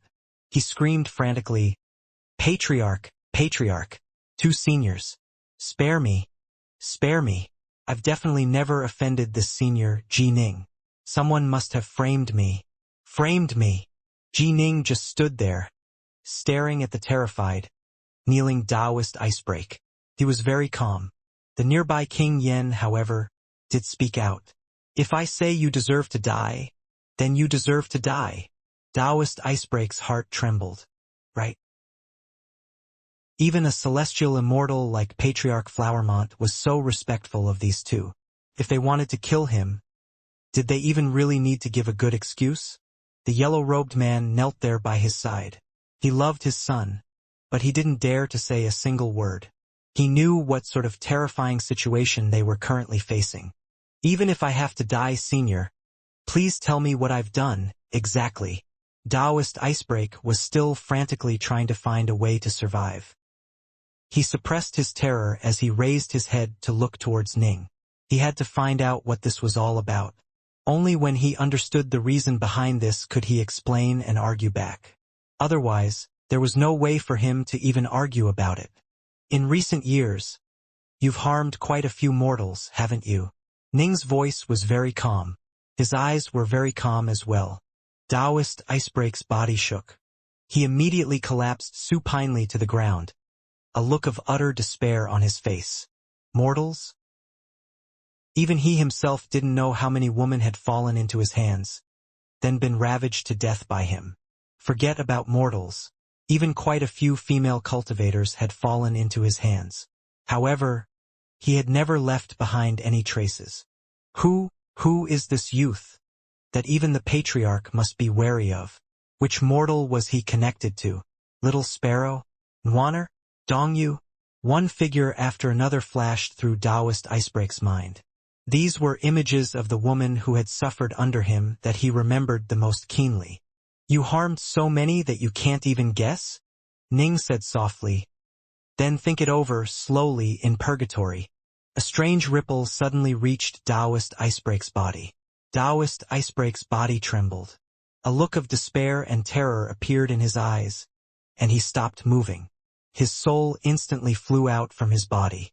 What Ning had just done was to hypnotize him, then forcibly rip his soul out of his body. A black bottle appeared in Ning's hand which instantly sucked Taoist Icebreak's soul into it. Green flames could vaguely be seen blazing within the bottle. The kneeling, yellow-robed man stared at the flames in the bottle. His heart instantly shuddered. Son, your father didn't discipline you well enough. He understood what his son's flaws were, and he often urged his son to do better. Taoist Icebreak was always quite obedient in front of him. But as soon as he turned his head, Icebreak would go back to his old ways. All he did was hide it even better. In the end, he felt that since his son focused on mortals, it shouldn't make much of a difference, and so he didn't reprimand his son too strongly. If one often walks by the riverside, one's shoes will eventually get wet. He did too many evil deeds. One might be able to avoid retribution for a time, but no one can avoid retribution forever. Only now did the yellow-robed man truly understand this saying. The righteous laws of heaven applied to all men, and the wheel of karma turned without end. Both had their own ways of punishing the wicked. Fellow Taoist Ji Ning, this Taoist Icebreak has committed countless vile deeds. The only reason why this vile miscreant was able to live so long was because I didn't maintain a firm enough grip over my disciples. Taoist Icebreak's father, Yangfish, is right here as well. Without his father's protection, how would this vile miscreant have dared to act so boldly? Fellow Taoist Ji Ning, punish him as you see fit. There's no need to worry about me, Patriarch Flowermont said. A mere void-level earth immortal truly meant very little to a celestial immortal. Ning gave the yellow-robed man a glance. King Yen had collected intelligence reports regarding both Taoist Icebreak and his father, and Ning had read them all. Taoist Icebreak was a hypocrite and a false gentleman who had done many vile deeds in secret, harming many people. His father, however, could be considered a righteous man. He didn't do evil deeds and was quite an admirable person, and was also quite talented, which was why he had become a void-level earth immortal. His only personality flaw was that he doted on his son too much. Let's go, Ning said to King Yen, then turned to look at Patriarch Flowermont. Fellow Taoist Flowermont, we've disturbed you long enough. We'll go back to the Xianxia now. Sure. Patriarch Flowermont smiled. If you have free time, come and visit our Wuxia world again. King Yen expressed his thanks as well. Then he and Ning flew away on a cloud. They left the Flowermont Immortal School, then used a spatial teleport to leave. After they left, Patriarch Flowermont's face sank down as he looked at the yellow-robed man. Yangfish, you failed as a father. Your son nearly caused our school a huge disaster. As the person who shielded him this entire time, you have to be punished. End your own life and go reincarnate. The yellow-robed man trembled. He didn't dare to argue back. He immediately kowtowed, then his body imploded. Even his gold lotus primal soul dissipated. A wind blew past his body, and it completely dissipated, leaving behind no traces. His soul, escorted by the Tao of the heavens, was sent to the minor netherworld right away. Patriarch. Only now did the nearby Flowermont Immortal School's leader speak out. Why did you order Yangfish to die? Didn't Senior Ji Ning decide to spare him? The reason why fellow Taoist Ji Ning didn't act against him was because he didn't want to act against someone who wasn't directly responsible. Patriarch Flowermont shook his head. However, what if Yangfish was to harbor hatred in his heart and, overestimating his abilities, tried to exact revenge in some form against Ji Ning? That would cause an utter disaster for our Flowermont Immortal School. In addition, although fellow Taoist Ji Ning seemed to have left, who knows if he secretly felt hatred for Yangfish or not. If I didn't kill him, fellow Taoist Ji Ning might harbor a grudge. Thus, it is better to kill him. That way, fellow Taoist Ji Ning wouldn't hold a grudge against me. The headmaster now understood how carefully the patriarch was behaving. He immediately asked, "Patriarch, who in the world is this Ji Ning, that you act so carefully around him? I took a careful look at him earlier, but I didn't find any immortal spirit chi around him. He shouldn't be a celestial immortal." The patriarch gave him a glance. "He is not a celestial immortal. He is merely a void-level Fiendgod. However, he was able to fight against 9 mighty celestial immortals of the Young Flame clan in the world of the Xianxia, and he even killed 2 of them. In addition, he was able to survive even the descent of karmic sin flames. Despite being merely at the void level, it wouldn't be hard for him to wipe out our entire Flowermont Immortal School. And he is the disciple of a Tao Father." The disciple of a Tao Father? The headmaster had been feeling stunned by Ning's power, but upon hearing this, he was truly terrified. "Now do you understand?" Patriarch Flowermont said calmly. "Be it due to his power, his potential, or his background, I have to be careful around him." The 2 had teleported back to the world of the Xianxia. The world of the Xianxia, Stillwater Commandery, the Black-White College. Ji Ning and King Yen both appeared in the skies above the college. They then flew towards Yu Wei's residence. It was late in the afternoon, almost nightfall. Junior apprentice brother. Little brother. Yu Wei and Xianxia were waiting for them in the courtyard. Ning nodded lightly. He didn't feel the slightest bit of joy for having killed Taoist Icebreak. All he felt in his heart was pain, and an endless amount of hatred towards the seamless gate. "Senior apprentice sister, prepare some food. I'm going to eat a bit, then take a rest," Ning said. The seamless gate already sent their final diplomatic note. "Their attacks will come very soon. We need to make as many preparations as we can." "All right." Yu Wei could tell that Ning was in a terrible mood, and so she acceded to his request. That night, during dinner, Xia did her best to bring up interesting topics so as to help improve Ning's mood. Yu Wei did her best to help out as well. Ning forced out a smile, but his smile caused Xia and Yu Wei to both sigh inside. "The only thing we can do is wait for time to heal all wounds." Only later that night did Ning say a few things to Yu Wei, a few words from the bottom of his heart. "This world is filled with injustices, and I'm unable to address them all. The countless cultivators and mortals of the world are all unable to address them all. The only ones who can change the world are the likes of my master, and the other major powers who stand at the very top of the universe," Ning said. "Right now, I, Ji Ning, am helpless to change this world. But after I become a true god or a Tao Father, I'll have a chance to change things. I want to stand at the peak to change everything. I want to protect you, protect our future children, protect the ones I love." Ning sat there on a dais, Yu Wei in his arms. "I want to stand at the peak. I want to change everything. But first, I have to be strong enough." Ning raised his head to stare at the crescent moon in the skies. Yu Wei looked at Ning. She could sense a terrifying determination within this youth's heart. "The more ambitions you have, the more accomplishments you will have." This was something that she had once heard. It was within a dark region, where countless figures had been prostrating themselves, Yu Wei one of them. The ruler of that black region had spoken these words. In this moment, as she lay next to Ning, Yu Wei understood the true meaning of those words that had been spoken by that terrifying figure. A powerful heart would have the power to change destiny itself. Perhaps Junior Apprentice Brother truly will become a true god or a Tao Father, Yu Wei said quietly to herself. By then, will I still be by his side? Will I still be accompanying him? In the coming days, Celestial Immortal Unity of Stillwater City, Immortal Diansai, Yu Wei, and Jining all began to make their preparations. They familiarized themselves with the formations protecting Stillwater City. Ning's primal twin completely focused on meditating on the Tao, searching for the way to apply heart force to immortal swords. Previously, in the Nilam zone, Ning had only developed a way to apply heart force to his sword fingers. There were a few differences between using sword fingers and actual swords. Still, since both involved sword arts, Ning was able to grasp the essence of it right away.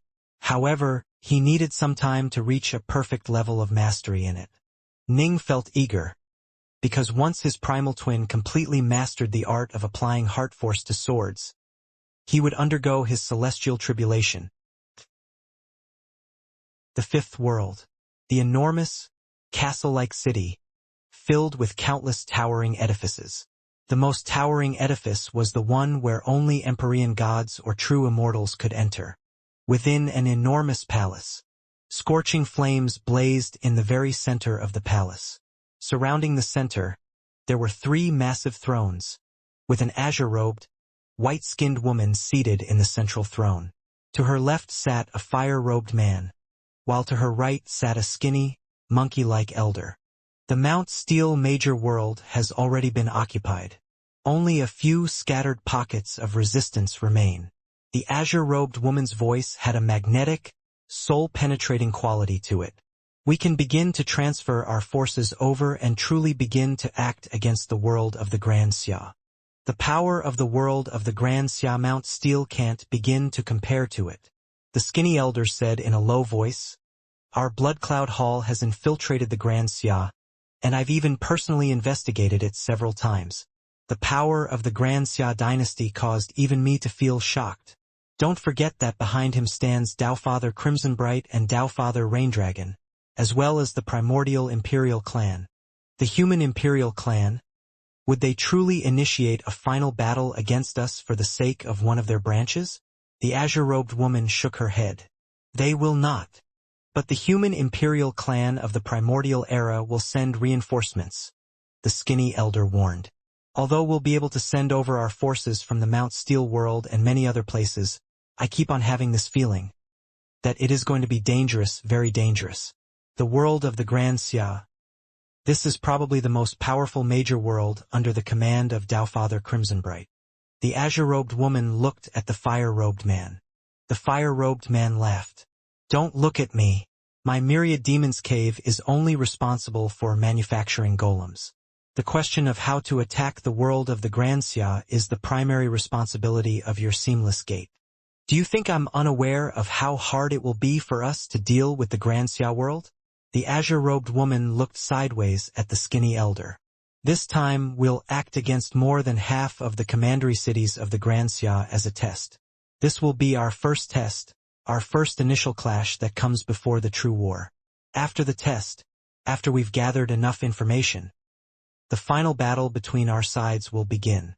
And when do you plan to move?" the skinny elder asked. 10 days from now. We'll send out 2,000 units to attack in unison." A cold light flashed through the azure-robed woman's eyes. The hallmaster of Blood Cloud Hall and the cavemaster of the Myriad Demon's Cave both turned solemn. They had a feeling of tremendous pressure. Finally, they were finally going to act against the world of the Grand Xia, the toughest nut to crack of them all. It was a blazing summer day. The world seemed to have turned into a gigantic furnace. Only late at night did things cool down a bit. Ji Ning and Yue Wei were standing at the top of a tower within their mountain peak estate. From this location, they could see nearly half of the entire Stillwater City.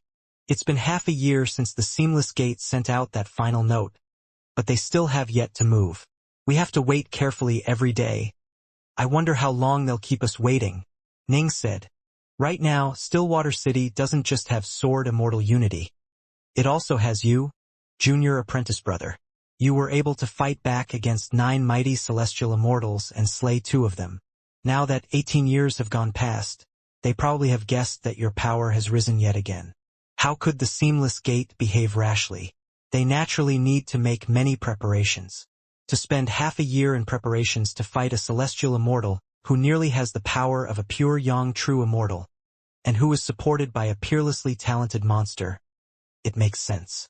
Yue Wei continued, in addition, the more time passes, the more powerful their strike shall most likely be. Ning nodded. I understand. Junior apprentice brother. Yue Wei looked at Ning, then said solemnly, you absolutely must not underestimate the Seamless Gate. Haha. Senior apprentice sister, don't worry. Last time, I ended up suffering mightily at the hands of the young Flame clan. I've learned from that. This time, I definitely won't be overconfident again. Ning smiled. In recent days, Yue had often reminded him to be careful, to be cautious. It seemed as though the young Flame clan's exile of him to the void had caused her to fear something similar would reoccur. Ning felt warmed and comforted by this sort of concern. During the past half-year, Ning had more than half-mastered the art of applying heart force to his immortal swords. Given a bit more time, he would have fully mastered it. Given that he was experienced in applying heart force to his sword fingers, his rate of improvement was quite quick. In addition, Ning also noticed that his rate of improvement in comprehending the Tao of the sword had been incredibly fast during this past half-year. Clearly, his comprehension of the first level of sword force, which had allowed him to touch upon the innate essence of the sword, had given him a straight path towards fully understanding the Tao of the sword. Rumble. Suddenly, a streak of core sense shot out. Yue's face changed slightly. Seeing this, Ning glanced at the skies. Is it your turn to stand guard, senior apprentice sister? Yes. Yue nodded. Sword Immortal Unity truly is cautious. At every moment of every day, he's using his core sense to cover the entire Stillwater City. Every day, our 3 celestial immortals will rotate in this duty, ensuring there is always perfect coverage. Ning sighed. As long as the seamless gate dares to draw close, there will be no way they can hide it from us at all. We are in the light, while they are in the dark. We naturally must be cautious, Yue said. We are also the weaker side to begin with. If we are overconfident, we'll be in true danger. Ning nodded. They've been preparing for so long. I really wonder what sorts of methods the seamless gate is preparing. When they come, they will strike as swiftly as the thunder, Yue said solemnly. Ning gave Yue a glance. Of the 3 celestial immortals, Yue was the most pessimistic of the lot. Her attitude had an impact on Ning and the others, causing them to become even more careful. For example, the usage of core sense to keep continual oversight over the city. In truth, this was an extremely tiring thing. Fortunately, their 3 celestial immortals rotated through this duty, which was why they were able to maintain this policy. While Ji Ning and the forces of Stillwater City were waiting carefully, keeping their core sense spread over the city at all times, on the summer night, the grand army of the Seamless Gate finally began to make their move. With that black, foggy cave. Whoosh! A group of masked, golden-robed figures flew out from the cave, then immediately dispersed into many small squads. They executed a void blink technique and disappeared. A mysterious teleportation array within a gorge suddenly flashed. A large group of masked, golden-robed men immediately appeared within the array. They, too, separated into many small squads, then quickly teleported away to various locations. Deep within a region of rippling fog, 2 golden-robed figures appeared. In almost the same instant, 2,000 squads had silently arrived at the world of the Grand Xia. They all dispersed towards their respective targets. Within a desolate, wild region, 2 golden-robed figures were standing amidst the grass, message talismans in their hands. Big brother, thank goodness we joined the Seamless Gate rather than stay with the Xia Emperor. The Seamless Gate really is far too powerful. Their headquarters in the 5th world, good heavens. We've seen over 1 million celestial immortals gathered together in an amazing display of power, but that represented almost all of the celestial immortals which Tao Father Crimsonbright commands. But the 5th world, it definitely has at least as many celestial immortals as Tao Father Crimsonbright does. In fact, when we went to go pay our respects to the Gatemaster of the Seamless Gate, a true immortal, he told us that those largest, most towering of edifices were meant for Empyrean gods and true immortals to reside in. How many Empyrean gods and true immortals does that represent? Haha. Third brother, don't be frightened by the words of the Gatemaster. Yes, the power of the 5th world is inconceivable, but there were more than 1,000 of those towering edifices. I refuse to believe they have more than 1,000 Empyrean gods or true immortals. In addition, I imagine that the fifth world has most likely prepared multiple palaces for everyone at the level of the Gatemaster. Some are used for resting, some are used for training and meditation, some are used for receiving guests. And so if you calculate it that way, the number isn't that terrifying. The more heavy-set golden-robed figure said. However, that fifth world truly is one of their headquarters with awesome power. They actually dared to gather so many forces there. That means they are at least capable of withstanding a Tao Father. Otherwise, the Tao Fathers would have wiped them out long ago. Right? The other golden-robed man nodded. If the fifth world used its full power against the world of the Xianxia, they would probably be able to annihilate it in just a few days. But the fifth world needs to assault many major worlds. It is the principal responsibility of that Gatemaster of the Seamless Gate to assault our Xianxia. The heavy-set golden-robed man said. Only after we completely surrendered were we trusted enough to be allowed to go to the fifth world. The skinnier golden-robed figure said. Now, this time, the Gatemaster assigned us to deal with the Flamedoor Commandery, and instructed us to fight with that female immortal of the Flamedoor Commandery. However, it's only meant to be an act, a mock fight. No need to even think about it. She's probably joined the Seamless Gate as well. That's why we are only going to put on a show of fighting her. The heavy-set golden-robed man said. What's true is false. What's false is true. Only when the waters are muddied can one fish from them in secret. So long as Flamedoor Commandery comes under attack, the Xia Emperor will probably feel much less suspicion towards that female immortal of the Commandery. Right? This time, we've been told that 2,000 squads numbering more than 10,000 people have been sent out. I wonder how many are celestial immortals and how many are loose immortals. And how many are joinees like us, while how many were members of the Seamless Gate to begin with. Who cares? That's not for us to know or worry about. Right? Still, why haven't the talismans shattered yet? Both of them were holding a message talisman. Once the talisman shattered, it meant that the time had come for them to make their move. They were waiting a few tens of thousands of kilometers outside of Flamedoor City. They'd be able to arrive there with a single void blink. They just needed the order. Crack. The talismans shattered. The faces of both figures instantly changed. No longer in the mood to chat, they immediately void blinked towards Flamedoor City. Deep within a foggy region outside Flamedoor City, a total of 18 figures had appeared atop the clouds, each of whom were dressed in golden robes. However, their golden robes were slightly different from ordinary golden robes. Their golden robes were all covered with various decorations such as flowers, god beasts, clouds, mountains, and other things. All of their auras were extraordinary. Everyone, per the orders of the Gatemaster, I shall lead you all today, Celestial Immortal Violet Grass said. I know that I am lacking in experience, and so I'd like to ask everyone to be patient with me. Little Sister Violet Grass, although you haven't trained for very long, your talent is exceptional. You are now amongst the top-tier celestial immortals, comparable to the rest of us. I imagine that in the future we'll be asking you to take care of us. This was the response from the other celestial immortals. They all knew quite well that Celestial Immortal Violet Grass was heavily doted upon by the Gatemaster, and she was also protected by Celestial Immortal Black Heaven and many other powerful figures. It was guaranteed that in the future, her status would be higher than theirs. This time, the Gatemaster has sent out 2,000 squads.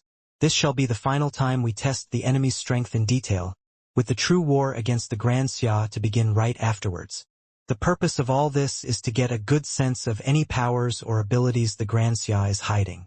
The mission of almost every squad is to probe our foes, with a few squads meant for putting on a show. Only very, very few squads are meant to wipe out the foes. Celestial Immortal Violet Grass swept them with her gaze as she said solemnly, "And our squad is one of those meant to wipe out our foes. Celestial Immortal Unity is too stubborn. There's no way he'll bend the neck for us," Violet Grass said. "He is incredibly powerful, and he might break through to the pure Yang True Immortal level at any moment. His ability to wait and endure is also incredible. If we just let him do as he pleases, he'll most likely become a major impediment to the Seamless Gate subjugation of the Xianxia. Since we can't recruit him, Then we have to eliminate him. The Xia Emperor wasn't sure about the loyalties of many celestial immortals. For example, he couldn't be sure if even the capture of celestial immortal Hunchmont was part of an act or not. The Seamless Gate, however, knew everything. They knew that they truly had captured Hunchmont and had used everything they could think of to force Unity to capitulate. But alas, all their efforts had failed.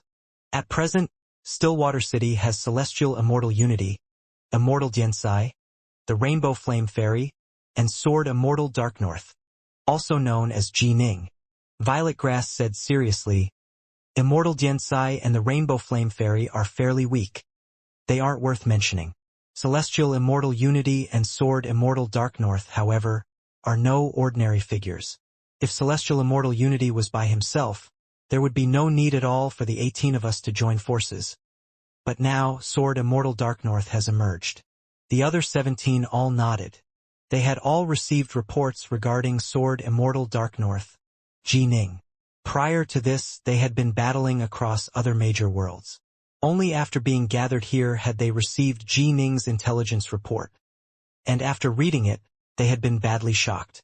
Sword Immortal Dark North, Ji Ning, the champion of the Conclave of Immortal Destiny, a disciple of one of the most supreme Tao Fathers of the Three Realms, a practitioner of the 8-9 arcane art, a wielder of astonishing sword arts, a possessor of incredible divine abilities, and who had been able to fight 9 celestial immortals of the Young Flame clan as a void-level Earth Immortal, and kill 2 of them. Although he had trained for less than a century, he was able to survive even the descent of karmic sin flames. He truly was an incomparably astonishing talent. Everyone present is a supreme celestial immortal, and you are all skilled in using the formation which the God King created. The 18 of us are able to somewhat unleash the power of this formation. It should be enough to dominate anyone below the Empyrean God or true immortal level. Violet Grass said solemnly. Everyone already has a copy of the plan. We must act in accordance with it. We have to be careful to tread lightly. If we are overconfident, then Celestial Immortal Unity and Sword Immortal Dark North will be able to escape. Of course.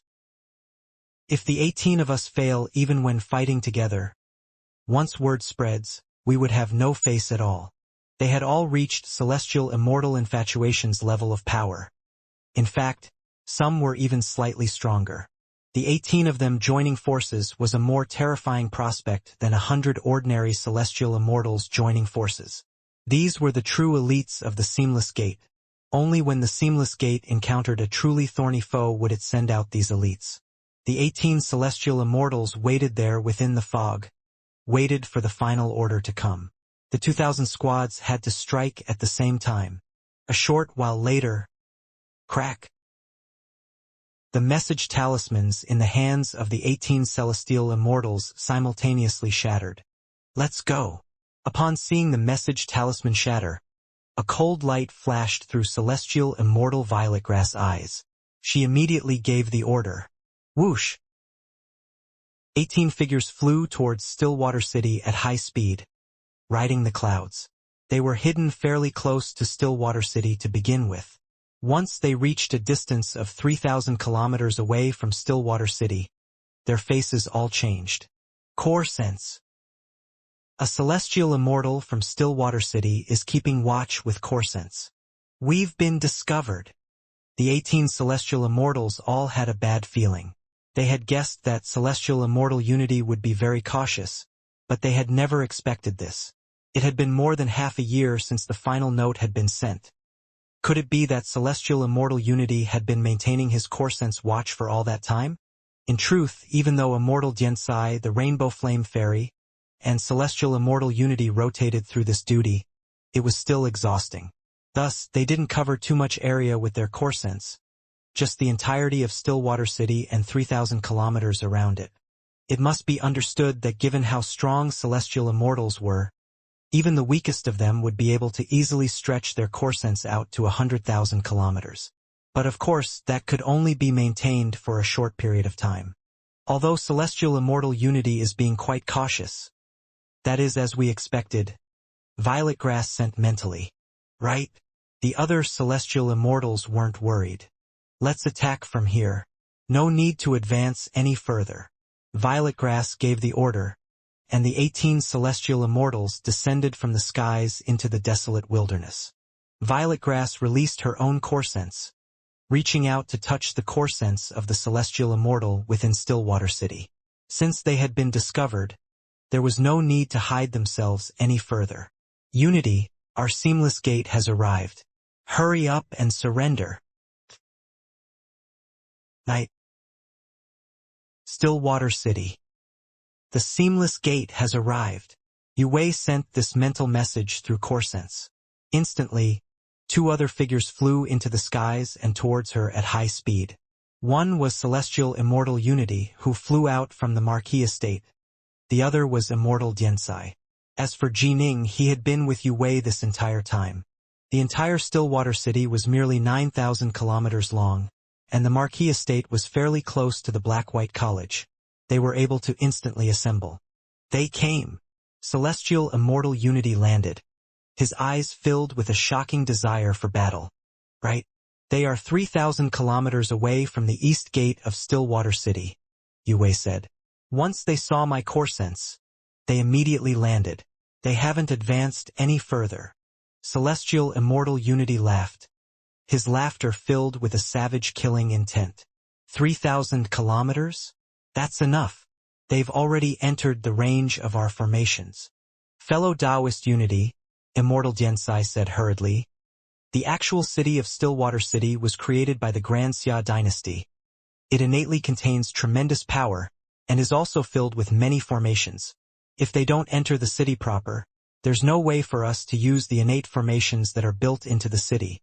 We can only use the formations which the Northmont clan have laid down. Those formations are significantly weaker. At most, we'll be able to slow them down a bit. That's already enough, Celestial Immortal Unity said with a laugh. The Seamless Gate is very cautious. There's no way they'd be so stupid as to rush straight into the city proper. Activate the formations right now and take control over them. All right. Yue and Immortal Dianxi both nodded. Both of them were Celestial Immortals. When one used Celestial Immortal level power to activate a formation, the strength of the formation would increase markedly. Celestial Immortal Violet Grass and the other 17 Celestial Immortals stood there within the wilderness, quietly staring at that massive city. Although they were 3,000 kilometers away, they could still see it with the naked eye. Rumble. Suddenly, the world itself seemed to change. Although it was night, an enormous cloud of fire suddenly appeared in the air above the entire city of Stillwater. Immediately afterwards, the world itself shook. First, an enormous barrier of light appeared, covering the entirety of Stillwater City, as well as a region of nearly 9,000 kilometers around it. This grand ceiling formation had a diameter of 18,000 kilometers. A ceiling formation? Celestial Immortal Violet Grass swept it with a glance. This grand formation had trapped the nearby mountains, forests, and wilderness as well. Since they were 3,000 kilometers away from the city, they were naturally included within the formation. Whoosh! Fog began to billow out. Space began to distort. The 18 Celestial Immortals, however, remained quite calm. Violet Grass had seen many things and had an extraordinary status, while the other 17 had engaged in wars of conquest across other major worlds. They had plenty of experience in these things. They could immediately tell that this sort of grand formation would at most be able to slow them down a bit, but wouldn't be able to have much of an impact.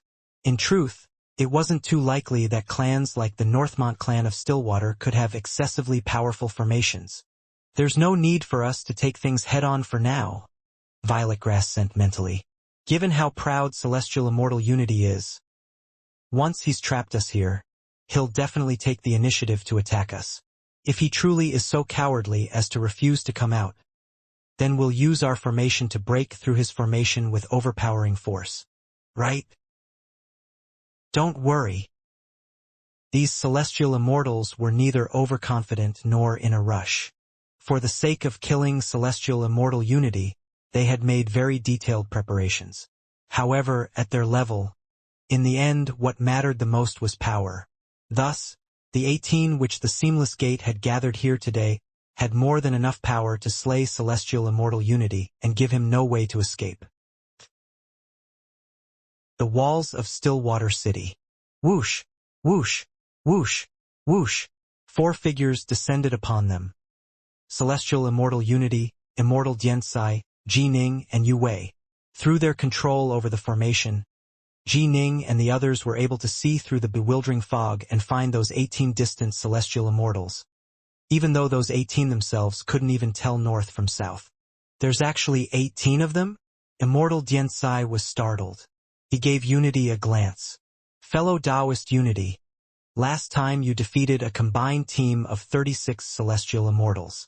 This time, even though they know that my disciple Ji Ning has returned, they actually have only sent 18? It seems as though these 18 are definitely extraordinary celestial immortals. Ning said, Fellow Taoist Unity, the seamless gate has come with ill intentions. The 2 of us should fight together. I'll fight in close combat while you attack from far away. If we join forces. No need. Unity shook his head. Years ago, when Ning had first met Unity, he had referred to him as Senior. However, now that Ning was famous for having fought 9 celestial immortals head-on and killing 2 of them, Ning clearly had power comparable to that of a supreme celestial immortal. When also factoring in the fact that the Black-White College was his principal source of assistance in dealing with this assault from the Seamless Gate, Unity was naturally no longer willing to allow Ning and the others to refer to him as Senior. However, in their hearts, Ning and Immortal Xianxia continued to feel great reverence for this senior of theirs, Unity. No need. Ning was surprised. This battle today is primarily the culmination of my feud with the Seamless Gate, Unity said. Your Black-White College has already helped me by maintaining a core sense watch for half a year, and you are helping me right now by maintaining this formation. I already feel very grateful for all of this. In this battle with the Seamless Gate, there's no need for you to intervene. The Seamless Gate has definitely prepared many techniques to deal with me, and they must feel confident in their chances. Then if you were to go, I don't want to sound rude, but if you go, your chances of death are very high. Immortal Xianxia and Yu Wei both nodded slowly. Right? They knew exactly how formidable celestial immortal Unity was. He was almost as strong as a pure Yang true immortal. To kill someone like this, the Seamless Gate had to prepare an even more powerful force. If the 2 of them went, they truly might die if they weren't careful. But isn't that going to make things even more dangerous for you, fellow Taoist? Immortal Xianxia asked hurriedly. Ha ha ha, they have their tricks. But so do I, Unity said confidently. They've never forced me to the point of going all out before. Immortal Xianxia nodded slowly. Right? Unity had hidden himself away for countless eons, and almost everyone in the 3 realms had thought him to be dead. How strong, exactly, had he become over the course of so many years? Aside from Unity himself, most likely no one else knew. Fellow Taoist Unity, even a lion fighting against a rabbit should use all his might, Ning said hurriedly. The 2 of them are key refiners, but I am a Fiendgod body refiner. No need. Unity frowned. Upon seeing Ning persevere, he added, If you go, you'll actually slow me down. Ning blinked. Friends of the Black-White College, just watch me butcher them. Unity immediately transformed into a streak of white light as he flew far away. Ji Ning, the reason why Senior Unity spoke so rudely was because he doesn't want you to go, Immortal Xianxia said. He's a proud, solitary figure by nature. We've already helped him a lot, and he doesn't want to accept our help any further. I understand. I'm not angry at all. Ning stared off into the distance. Let's watch Senior Unity battle the Seamless Gate first. If he really does fall into a dangerous situation, I can intervene then. Junior apprentice brother, don't be rash. Watch first. Yu Wei stared off into the distance as well. Get a sense for exactly how strong they are. If the Seamless Gate is too powerful, there's no need for us to throw our lives away. I understand. Ning nodded. Violet Grass and the other 17 celestial immortals completely ignored the surrounding fog, as well as the illusory images that appeared around them. Suddenly, Violet Grass frowned slightly. Assemble into formation. Violet grass sent mentally. Wuxia. Instantly, the 18 celestial immortals moved into formation. 6 floated in the air while the other 12 remained standing on the ground. At the same time, they began to use their immortal energy to manifest black tattoo lines. The lines quickly intersected, causing black runes to levitate into the air. Instantly, a blurry light began to cover the 18, slowly solidifying into the form of an enormous black dragon turtle. The dragon turtle lay there on the ground, raising its head upwards and letting out a ferocious howl. Roa air. The draconic roar echoed throughout the world, causing even the surrounding mist to somewhat disperse. Wuxia the dragon turtle, one of the 9 sons of the dragon? A clear voice rang out as the mist part in front of them. Space solidified, and a long-haired man appeared standing in the air. He no longer looked as ordinary and low-key as he usually did. Rather, he looked like a sharp, unsheathed sword that had revealed its fierceness. The long-haired man roared with laughter. The Wuxia dragon turtle formation, a formation that manifests one of the primordial god beasts. Quite a formidable formation, and one that is suited for defense. This is the perfect counter for me. Unity, you still have a chance to join our seamless gate, Violetgrass said coldly. Oh, Unity shook his head. As a person, I really hate it when others try to force me to do something. I'd rather die standing than live kneeling. Come, then, receive a blow from my sword. Whoosh, whoosh, whoosh, whoosh, whoosh, whoosh. 6 streaks of swordlight shot out from celestial immortal Unity's head. As they flew through the air, the 6 streaks began to merge together. Countless runes of light sparkled and flashed as the 6 immortal swords completely fused into a single massive broadsword. The broadsword flashed with a white light that caused the hearts of those who saw it to turn cold. This was the legendary Supreme Immortal Sword. Arise! Unity had an icy look on his face as he unleashed a sword art that he had never before used in battle. Bang! Bang! Bang! Bang! Bang! Suddenly, within 100 kilometers of this area, 5 pillars of light appeared and soared into the skies. These 5 pillars of light were gold, green, blue, crimson, and yellow, while above the enormous Supreme Immortal Sword appeared 2 enormous clouds, one white and one black. These 2 clouds circled and swirled around each other, looking like an enormous Taiji symbol. The power of this stance was so great that the faces of Violetgrass and the 18 celestial immortals all changed. The intelligence report never mentioned such a powerful sword art. One of the celestial immortals couldn't help but sent a frantic mental message to the others. Our Wuxia dragon turtle formation can definitely defend against it. Celestial immortal Violetgrass sent frantically. Let's make our move as well. Fight back. Kill him. As Celestial Immortal Unity used his sword art, the 18 enemy Celestial Immortals all activated their own magic treasures as well. They had used the Wuxia dragon turtle formation and had pooled their immortal energy together, causing their strength to increase. Now, every single one of them was capable of exploding forth with power comparable to Ji Ning's, back before Ji Ning suffered the descent of karmic sin flames. All sorts of colors began to flash in the skies as many magic treasures and spells shot out like a meteor shower, slicing through the air and striking towards Unity. The 5 elements are the foundation. The Taiji serves as the guide. This is my supreme immortal swordland. Light flashed in Unity's eyes, so dense as to seem almost material. His voice rang out loudly, and the enormous supreme immortal sword within the skies began to come crashing downwards. As it pressed downwards, the enormous Taiji cloud above it, as well as the 5 pillars of light around it, all instantly connected to it. An enormous sword world that was 100 kilometers in size had been created. The supreme immortal sword pressed downwards at high speed, and the size of the sword world was rapidly shrinking as well, from 100 kilometers to 10 kilometers, as it clashed against the magic treasures and spells of those 18 celestial immortals. Boom! Boom! Boom! A series of explosions could be heard. The supreme immortal swordland trembled, seemingly growing weaker. However, the distant Unity just pushed a little bit more of his immortal energy into it.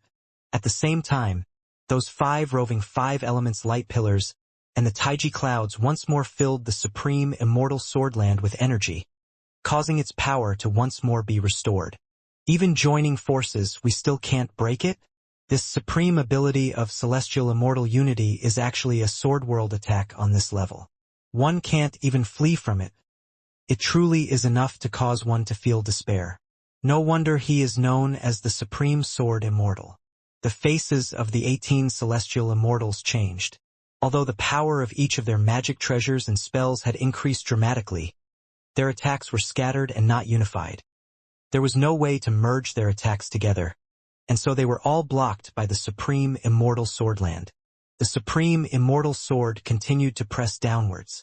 The entire sword world continued to rapidly shrink, quickly compressing down to the size of the enormous Wuxia turtle dragon beneath it. The 18 celestial immortals frantically poured in more of their own immortal energy to further stabilize the Wuxia formation. This formation was extremely suited for defense, and the 18 entrusted all of their hopes to it. Boom! An enormous explosion. The supreme immortal sword had stabbed straight into the shell of the Wuxia turtle dragon, while runes flowed across the shell, striving to defend against the sword. Unity's face changed slightly. Blocked it. Blocked it. Haha, he's just a single celestial immortal after all. No matter how formidable his abilities are, he's just close to the power of a pure yang true immortal. Did you really think it would be so easy to break this Wuxia formation? The 18 celestial immortals instantly felt complete confidence. Descend. Unity waved his finger, once more executing the supreme immortal swordland. He wanted to launch multiple attacks to break through the enemy's defensive formation. The other 3 watched the battle from far. By using his supreme immortal swordland, Unity had completely crushed the Seamless Gate's forces. Although the Seamless Gate's forces had a strong defensive formation, their attacks were completely useless against Unity. Senior Unity is controlling the entire battle, Immortal Xianxia said with a laugh. He truly is far too powerful. His sword not only includes the Grand Tao of Taiji, it also includes many of the profound mysteries of the 5 elements. He's perfectly merged them all together into this sword stroke. Most likely, not even a real pure yang true immortal would necessarily have such a powerful technique. Ning nodded. For a celestial immortal to have close to a pure yang true immortal's power required the celestial immortal to be at a very high level of insight into the Tao, and have techniques that were even more powerful than a true immortal's. This supreme immortal swordland was most likely the result of a fusion of multiple Grand Taos. Although none of these Grand Taos were fully mastered, this sort of perfect fusion was no weaker than a sword art derived from the complete mastery of a full Grand Tao. Quick! Look! The nearby Yuwei's face suddenly changed. Ning's face changed as well. The 18 distant celestial immortals who originally formed into the Wuxia dragon turtle formation had all retrieved their various magic treasures. The area around them began to manifest multiple azure runes. The 18 celestial immortals gritted their teeth, using their full power as they generated countless strings of power to cover the entire Wuxia formation. Soon, from the shell of the Wuxia dragon turtle appeared the head of an enormous azure serpent. A turtle snake had just been formed, and its power was clearly tremendous. A turtle snake? Xuanwu. The faces of Jining, Yue, Immortal Xianxia, and even Celestial Immortal Unity changed. The turtle snake had an extremely unique status within the 3 realms. Every single key refiner, upon reaching the primal level, would manifest a primal turtle snake soul. As for Xuanwu the turtle snake, he was a truly powerful figure who had lived since the days of the primordial Pangu's world, and who was honored by everyone with the awe-inspiring title of Grand Emperor. This turtle snake formation was unfathomably more profound and complicated than the previous Wuxia formation. The Wuxia formation was extremely strong defensively to begin with, while this turtle snake formation was built atop the Wuxia formation, using it as a base and further perfecting it. Upon seeing the enormous turtle snake appear, Unity immediately knew what was happening. This turtle snake formation, It has the defensive power of the Wuxia dragon turtle formation, but also has an incredibly strong attack. Suddenly, whoosh! The titanic azure serpent, previously coiled, suddenly opened its giant, bloody maw. The body of the azure serpent suddenly increased explosively in size as its head transformed to become 100 kilometers long, seemingly capable of swallowing the universe itself. Unity hurriedly used his supreme immortal sword to block, but the serpent head seemed to be illusory, biting down and swallowing Unity within it. Unity hurriedly controlled the supreme immortal sword to transform back into 6 streaks of swordlight that returned to his side, protecting him. What? But, Immortal Xianxia and Yue were both stunned. Heaven Swallower? Ning frowned. This was an ability which Grand Emperor Xuanwu was born with, and this turtle snake formation was actually capable of replicating it. Clearly, the creator of this formation had perfected this formation to a level where it was nearly identical to an actual turtle snake. In our turtle snake formation, the turtle focuses on defense while the snake focuses on attack. Violet Grass and the rest of her celestial immortals were quite delighted. This turtle snake formation had just as strong a defense as the earlier Wuxia formation had. This was indeed quite a flawless formation with astonishing power. However, it was extremely hard to execute. These 18 supreme celestial immortals were only able to just barely set it up with tremendous effort. Kill! Unity was completely trapped within the body of the azure serpent. He once more executed his supreme immortal swordland from inside the body, but as he did, yet another serpent head appeared, beginning to wildly assault him. The serpent head would appear and disappear at random in an unpredictable manner, causing Unity to be an extremely difficult situation. From the looks of it, he wouldn't be able to hold on for too long. Once the turtle snake formation appears, it dominates anyone below the Empyrean God or true immortal level. Violet Grass and the others were all completely confident. It's over. Not even celestial immortal Unity can break this turtle snake formation, and the attacks of that azure serpent are unpredictable and unfathomable. Immortal Xianxia, standing at the walls of Stillwater City, revealed a look of despair. Yue's face was ashen as well. Neither of them were in a position to help. In the face of the power of the turtle snake formation, they both knew that they were far too weak. Most likely, only a true Empyrean God or true immortal would be able to break this formation. Damn!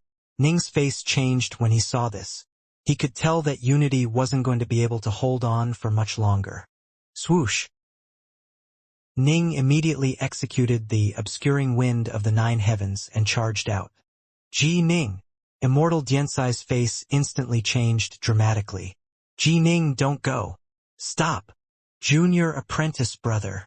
Yue began to panic as well. She hurriedly moved to use the formation to impact Ning and prevent him from going out. However, all 3 of them, Ji Ning, Yue, and Immortal Xianxia, were very familiar with this formation. In fact, each of them had left their own runic imprints upon the core of the formation. Any of the 4 were capable of taking control over it. The formation might be able to block others, but there was no way it could block Ji Ning. Junior apprentice brother, that formation is too powerful. Not even celestial immortal Unity is a match for it. Don't be a fool. Yue sent frantically with her core sense. Disciple as your master. I order you to come back right now. Immortal Xianxia grew even more frantic. Swoosh! Swoosh! The 2 were so frantic that they flew out from the city walls, chasing after Ning. Although they had faith in Ning's power, they had just personally witnessed the utterly terrifying might of the turtle snake formation. In terms of defensive strength, not even the most powerful sword attack of celestial immortal Unity could break it. In terms of offensive strength, that azure serpent was unfathomable and mysterious in its movements, and it could even seemingly swallow the heavens themselves. Even Unity was at the brink of death. If Ji Ning became trapped in the azure serpent as well, that would mean he, too, would be doomed. Swoosh! Ning didn't slow down at all. Ji Ning, that turtle snake formation's azure serpent, is clearly perfect for binding and restricting the movements of foes. Although your body is unbreakable as a magic treasure, this formation is a perfect counter for you. If you go, you'll die.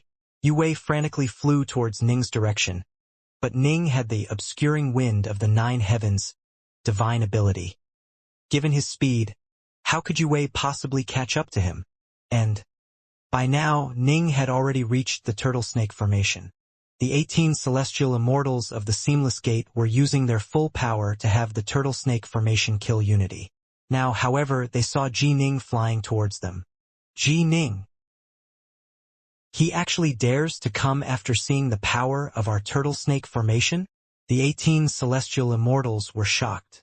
Perfect. We'll first use our full power to have the formation kill Unity, and after Unity dies we will kill Ji Ning. We'll break them apart one by one, then kill them all. As for Ji Ning, just let the turtle part of the formation block his attacks. Violet Grass sent mentally. Right? The other 17 agreed with here. After all, if they had to simultaneously deal with both Ji Ning and Unity, it would be quite taxing, even for them. Thus, it was better to first ignore Ji Ning and focus on killing Unity, then dealing with Ji Ning next. The defense of the turtle snake formation was comparable to the Basha formation, so he wouldn't be an issue anyways. Whoosh! As Ning appeared, the fingers of his right hand suddenly formed into sword fingers. Swish! His sword fingers instantly expanded to become more than 3,000 meters long. They were like an enormous sword that filled the entire sky, and at the tip of the sword fingers there was a silvery white aura. In this instant, Ning activated the 4th cycle of the star-seizing hand, and also poured his heart force into his sword fingers. The star-seizing hand, sword force, and heart force. All together. Junior apprentice brother. Ji Ning. Yue and Immortal Diansai, paying attention to nothing else, flew over towards Ning, panicking as they watched this all happen. Push! The utterly enormous sword fingers descended with unfathomable power. Only when the sword fingers actually slammed against the turtle snake formation did the faces of the 18 celestial immortals suddenly change, and change dramatically at that. However, it was too late. The turtle snake formation was completely unable to withstand this terrifying sword finger attack of Ning's. It was instantly ripped apart. As the 3,000-meter-long sword fingers broke through the turtle snake formation, it sliced sideways as well. The celestial immortals all felt as though mountains were slamming against them, and in an instant, 6 celestial immortals died. But Violet Grass and the other surviving celestial immortals were stunned. Impossible. This turtle snake formation is invincible against anyone below the Empyrean God or true immortal level. Yes. Normally speaking, this turtle snake formation they used truly was invincible against anyone below the Empyrean God or true immortal level. But Ji Ning was different. When he fought against the Young Flame clan, he was already very close to being at the very peak of power possible for a celestial immortal. Afterwards, in the Nilam zone, had broken through to the 17th stage of the Crimson Bright diagram of the 9 heavens. This breakthrough in divine power alone had put him very close to a pure Yang true immortal in terms of combat power, comparable to celestial immortal unity. In addition to that, Ning's heart force had reached the 3rd stage and he had gained sword force as well. He was now able to instantly use up a 15th of his 3rd stage heart force in a single blow. This represented an utterly astonishing amount of power, and now sword force was added into the mix as well. Ji Ning, who had already been close to a pure Yang true immortal in power, had instantly leapt past that gap. In terms of attack power, he already had truly reached the level of an Empyrean God or true immortal. Can it be that he's actually an Empyrean God or a true immortal? Violet Grass and the others stared in terror at the distant Ji Ning. All of them began to move to flee, no longer even thinking about fighting back. But Ning let out a savage roar. 3 heads, 6 arms. Whoosh! That single set of sword fingers had suddenly transformed into 6 sets of sword fingers, slashing through the skies towards them. Impossible. There's no way he can be an Empyrean God or true immortal. If he had already overcome his tribulation, there's no way he could have hidden it past us, the Seamless Gate. Violet Grass and the rest of the 12 surviving celestial immortals began to flee in terror. Ji Ning's tremendous power was great enough for them to feel that he was an Empyrean god or a true immortal. But that didn't make sense. It wasn't possible. Ji Ning had the 8-9 arcane art and was capable of masking an immortal aura, but he still had to undergo the celestial tribulation. There was no way something like that could have escaped the eyes of the Seamless Gate. In fact, no tribulation of any living creature in the 3 realms could escape the eyes of the Seamless Gate. Ah! A fleeing celestial immortal with a big bushy beard attempted to use a large gourd to block, but Ning's swordfinger knocked it flying away, then executed him. He perished and his Tao came to an end. How could Ji Ning be this powerful? The various celestial immortals all let out agonized cries of grief and rage. Swordfingers crisscrossed the skies with annihilating, slaying power. The intelligence reports were wrong. Wrong. What the hell? I can't believe this. These celestial immortals were all elites of the Seamless Gate. They normally only acted after they were given very accurate intelligence reports. As the saying went, only when one knew oneself and one's foes could one be the victor in every battle. A major error like this. It had truly never happened before. At their level, once one made a single error of this magnitude, the penalty would be one's life. Ning executed 3 heads, 6 arms. His 6 sword fingers assaulted 6 different celestial immortals, but these 6 strikes only used the star-seizing hand and sword force. His 17th stage Crimson Bright diagram of the 9 heavens power, combined with the 4th cycle of the star-seizing hand, was already comparable to that of supreme celestial immortals. If he added sword force to it as well, his power was definitely no longer than that of celestial immortal unities. In other words, Ning's 6 sword fingers were like 6 celestial immortal unities. Right now, the enemy formation had already been shattered. They were all fleeing. There was no need for him to add his heart force into the mix. Heart force was far too tiring, and each full-strength blow from his sword used up a 15th of it. He could only use it for 15 strikes. Naturally, Ning was going to save it for the most critical moments. Humph! A cold light flashed through Ning's eyes. He showed no mercy at all with his killing blows. His 6 sword fingers instantly slaughtered 5 of the celestial immortals. One of them had been aimed towards the woman, and this one failed. Eh? Ning glanced towards the woman in surprise. A thick layer of azure light had appeared around her body. This azure light was protecting her, having blocked Ning's earlier sword finger. Too powerful. Our intelligence reports were completely wrong. Violet Grass was still terrified. A pair of talismans appeared in her hands, as well as a Dao Seal. The Dao Seal was a greater teleportation Dao Seal, however. Using it would require time.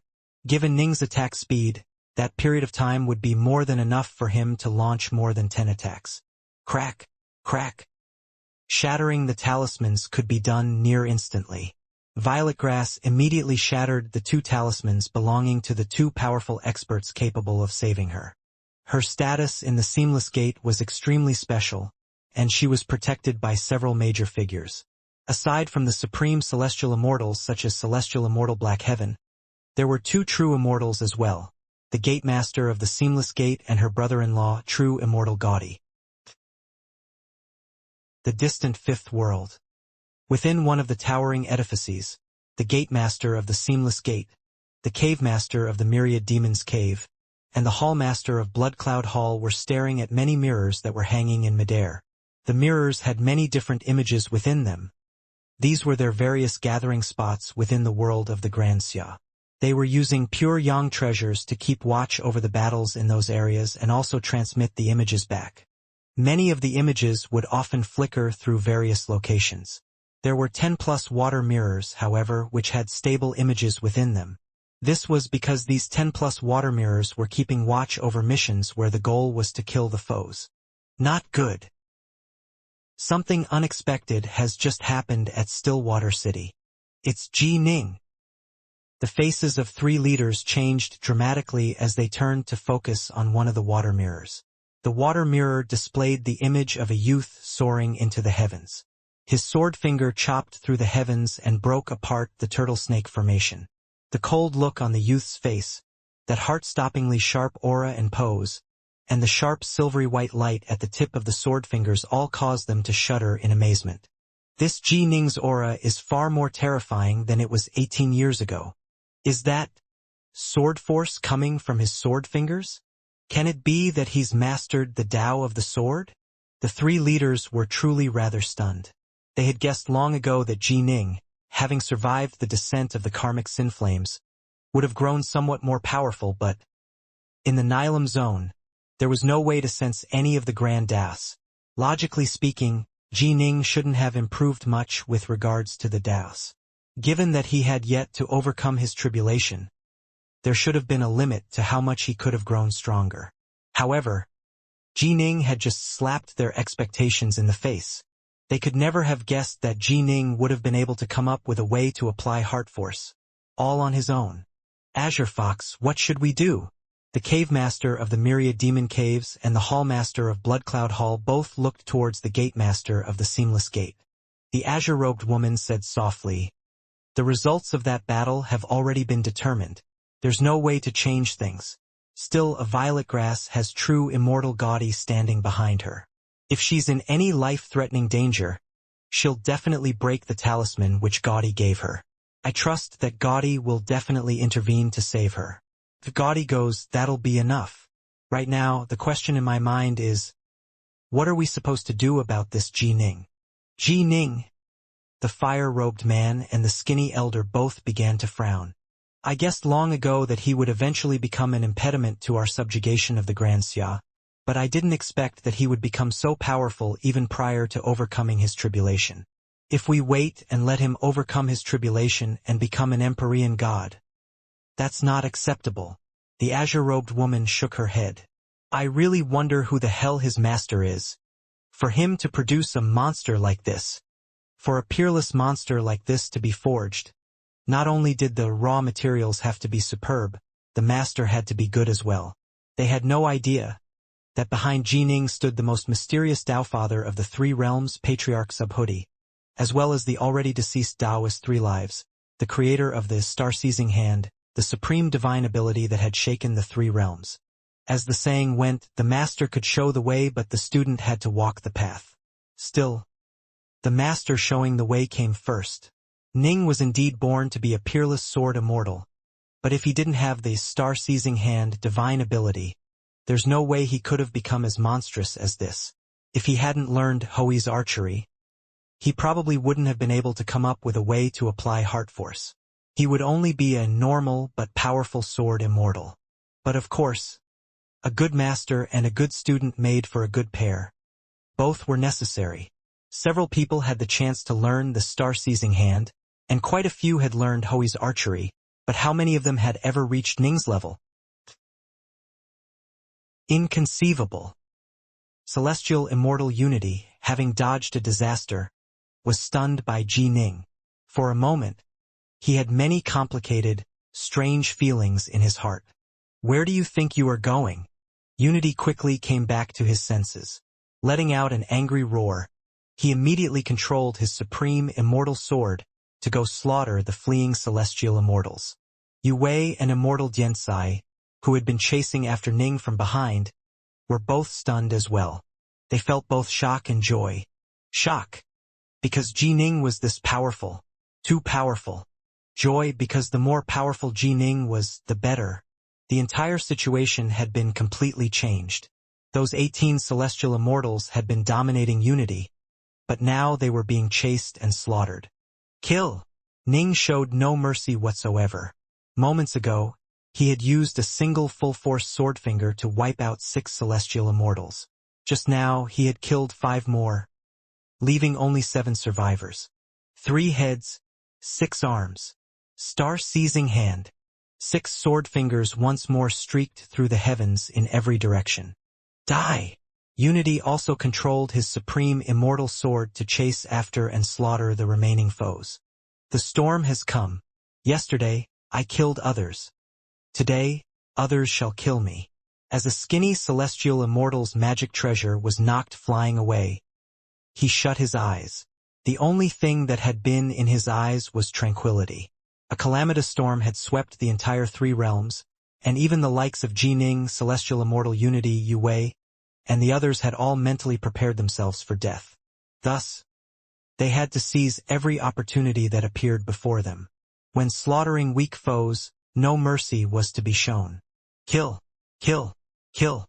One celestial immortal after another died. One of Ning's 6 sword fingers once more struck towards the fleeing celestial immortal violet grass. Boom! The azure light around violet grass was actually able to endure the blows, but it was now clearly shuddering. However, this time, Ning's 6 sword fingers only managed to slay 3 celestial immortals. Aside from violet grass, 2 others had managed to survive as well. I have to survive. I have to. A celestial immortal with triangular pupils had a twisted look on his face and a terrifying look in his eyes. He manifested an immortal estate out of nowhere, then disappeared into it. The other celestial immortal had also hidden into an immortal estate. Kill! The supreme immortal sword slaughtered another celestial immortal. By now, only 3 of the original 18 celestial immortals were left. They were celestial immortal violet grass and the 2 who had hidden themselves within their immortal estates. Idiots! Violet grass, seeing this, couldn't help but curse to herself. Their intelligence reports had stated that one of the 2 celestial immortals of the Young Flame clan, which Jining had slain, was celestial immortal Goldclock. As a result, his divine great clock had fallen into Jining's hands. Given that Stillwater City was in a dangerous situation, as long as Jining wasn't stupid, he would have given it to his Dao companion or his master. That divine great clock was capable of suppressing and binding. Senior apprentice sister, Ning roared mentally towards her. Get in here. Yu Wei waved her hand, and the divine great clock flew out. It quickly expanded in size until it became the size of a small mountain. It hung there in the skies, and the space at the base of the great clock began to twist and distort. The 2 immortal estates were immediately sucked into the great clock without being able to resist at all. Then the divine great clock once more shrank down and flew back to Yu Wei's hands. Ning laughed. This divine great clock was one of the most important, clan-protecting treasures of the Young Flame clan. Aside from the Worldhold Pagoda, it was the most important treasure the entire clan had. However, only celestial immortals were capable of wielding a pure Yang treasure. Given that Stillwater City was facing a crisis and that a storm was approaching the 3 realms, how could Ning have been so selfish as to only think of himself? He naturally wanted to come up with ways to help the people he cared about grow more powerful, and so he had given the divine great clock to Yu Wei. Those 2 celestial immortals had hidden themselves within their immortal estates in the hopes of buying themselves some time to use greater teleportation Dao seals. If Ning's group didn't have the divine great clock, they actually might have managed to escape. After all, there was no way for them to destroy those immortal estates. Those immortal estates were meant to save the lives of those 2 celestial immortals and were quite sturdy. However, Ning's group did have that divine great clock. The immortal estates themselves were not capable of resisting such an effect, and so as soon as those 2 celestial immortals had hidden themselves within their estates had been effortlessly sucked into the divine great clock. The divine great clock possessed a completely independent dimension within it. Once one was suppressed inside it, there was no way to escape at all. This was why Violet Grass had called them fools. However, how could the 2 not have realized this? They were already faced with certain death, and so they had no choice but to make this gamble. Their gamble was that Ning was a very selfish person who hadn't been willing to give the divine great clock to others. You are the last one left. Ning's gaze turned towards celestial immortal Violet Grass. All 6 of his sword fingers stabbed through the skies towards Violet Grass. Although all of this had taken time to describe, the exchange of attacks had actually happened very quickly, as fast as lightning. You can't kill me! Violet Grass was utterly terrified, but how could she possibly flee faster than the speed of those sword fingers? Those 6 sword fingers flew through the skies, piercing through space and converging upon the same point. Stay your hand. A roar rang out, filled with the power of pure yang-level energy. Boom! The grand ceiling formation outside was blasted apart, and the enraged roar echoed within the ears of Ning and the others. Boom, boom, boom, boom, boom, boom. The 6 sword fingers simultaneously struck celestial immortal violet grass. The azure barrier was no longer able to endure any longer. It blew apart into tiny pieces, and under the blows of the 6 massive sword fingers, Violet Grass's body was instantly reduced to dust. She perished, her Tao coming to an end. The imperial capital of the Grand Xia. Within a palace hall inside the Skylight Palace that glowed with a dull red light, the black-robed Xia Emperor was seated atop his throne. Beneath him were a trio of generals, armored in dazzling golden armor. Their auras were incredibly powerful, no weaker than the aura of the Xia Emperor himself. Clearly, they were Empyrean gods or true immortals.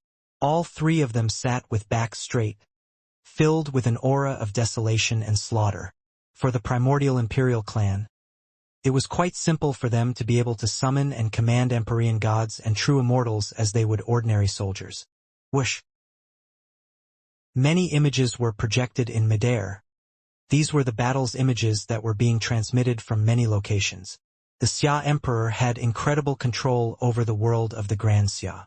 Once there were any ripples at the celestial immortal level, he would immediately find out. Young Master Shimong, it seems this seamless gate really holds our primordial imperial clan in high regard. They've sent 2,000 forces to launch a simple probing attack. There are far too many places with battles.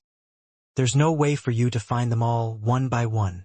One of the 3, an old man with a fiery red beard, let out a loud laugh. Flames appeared to be blazing within his eyes as well. I don't have enough pure yang treasures to keep an eye on 2,000 different battles at once, the black-robed Xia Emperor said with a smile.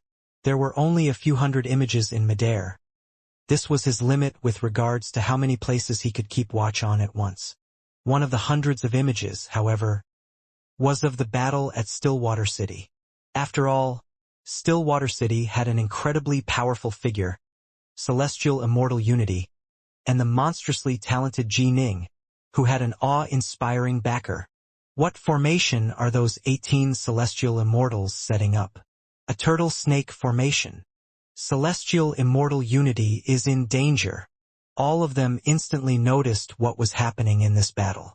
After all, part of those 2,000 battles were merely play fights, while most of the rest were probing attacks. Only a very small number were assassination attempts. The assassination attempts naturally drew their attention. Humph! The Xia Emperor's face sank, but he continued to watch. He gave no orders for now. The images showed how celestial immortal unity had become trapped within the turtle snake formation. Suddenly, the faces of the Xia Emperor and his 3 golden-armored generals all changed, because they saw a youth use a divine ability to charge forward through the skies. Ji Ning, the Xia Emperor frowned. Is he crazy? Is this person the Ji Ning you've been paying attention to, young Master Shimong? He's a bit too unwise, isn't he? The 3 generals all shook their heads slightly, but suddenly their facial expressions stiffened. Within the images, Ji Ning's sword fingers suddenly expanded to become 3,000 meters long. They lashed through the skies like an enormous divine sword, chopping down upon the turtle snake formation.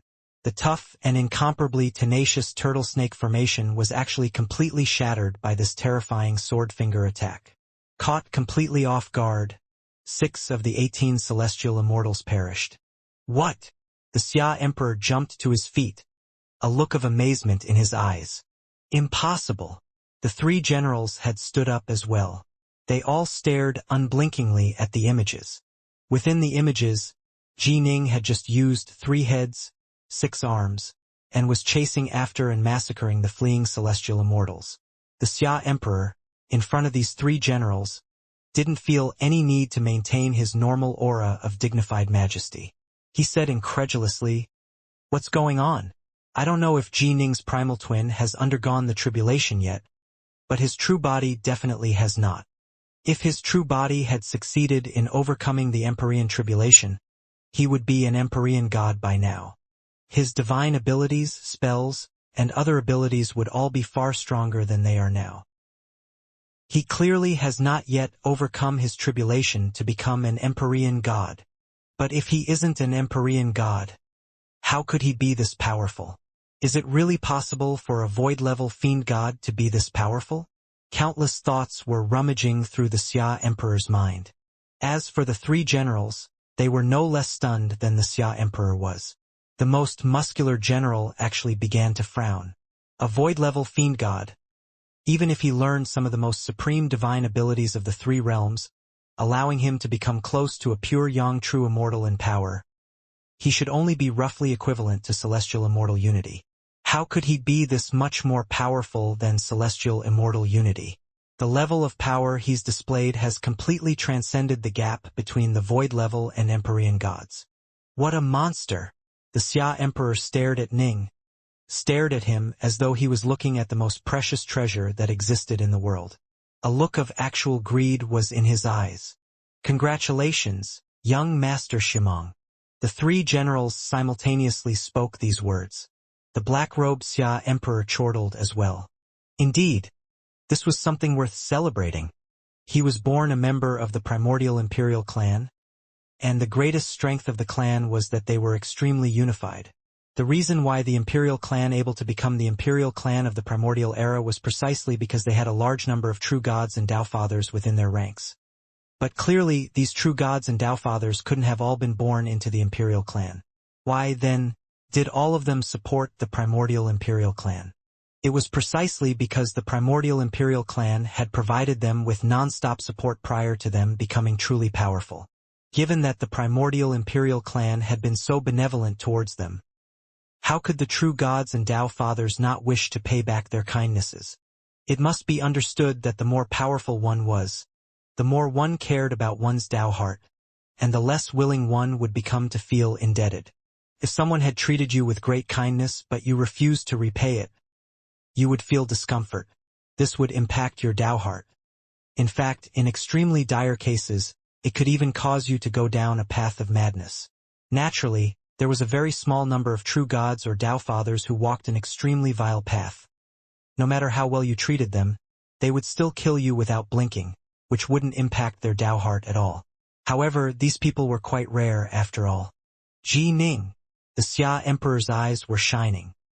He now viewed Ning as a monster who would truly be of benefit to him, and one who hadn't even undergone his tribulation. He had the feeling that so long as Ji Ning didn't die, it wouldn't be hard for him to become an Empyrean god or true immortal. In fact, he might even become one of the most supreme Empyrean gods or true immortals, to be able to make someone like this one of his closest allies. The Xia Emperor felt that this was utterly wonderful, and of course, if by some great stroke of luck Ji Ning became a true god or a Tao father, the Xia Emperor would bow down to thank heaven and earth. Why was the Xia Emperor's status so special? It was because, aside from the fact that his master was a Tao father, his lifelong friend, his brother, was Tao father Raindragon. In the end, a master was just a teacher. He might provide some guidance to the Xia Emperor and behave benevolently towards him, but if the Xia Emperor truly ran into trouble, Tao Father Crimsonbright might or might not actually intervene to help him. In fact, even if Tao Father Crimsonbright were to watch the Xia Emperor died, it wouldn't impact his Tao heart. After all, the Tao Father had many disciples. In addition, it was his disciples who owed him, not the other way around. Tao Father Raindragon, however, was another story. Tao Father Raindragon was one of the Xia Emperor's lifelong friends, his brother. This was a far closer relationship. Now, the Xia Emperor was going to do everything he could to help Ji Ning and ensure that Ji Ning would remember how kindly the Xia Emperor had treated him. In the future, if the Xia Emperor encountered a crisis and asked Ji Ning to help, how could Ji Ning possibly just sit back and watch with his hands clasped behind his back? What a monster! From the primordial era to the present day, this is the greatest monster I've ever seen. The black-robed Xia Emperor stared at the image of Ji Ning. Although the primordial era had given birth to some true monsters as well, the Xia Emperor hadn't personally met them. But right here and now, a real, living, breathing monster was standing right in front of him. Outside Stillwater City. True Immortal Gaudi had a handsome face.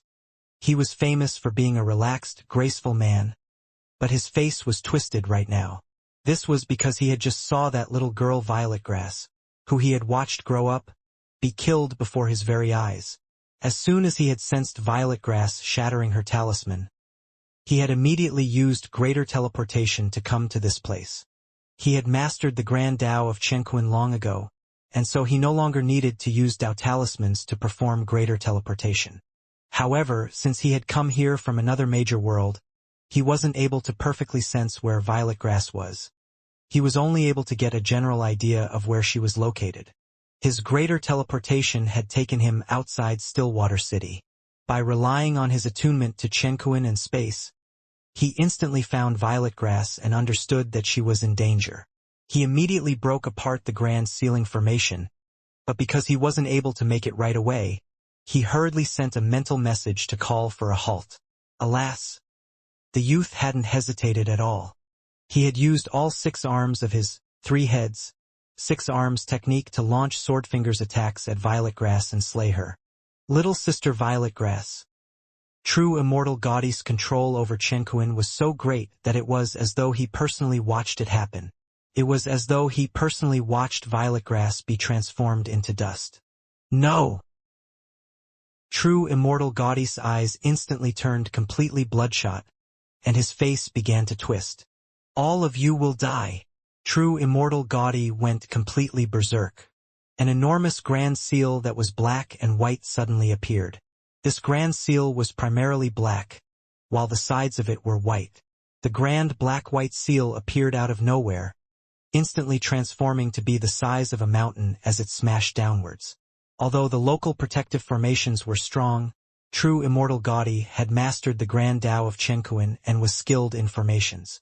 In addition, he was simply too strong, far more so than his foes. Boom!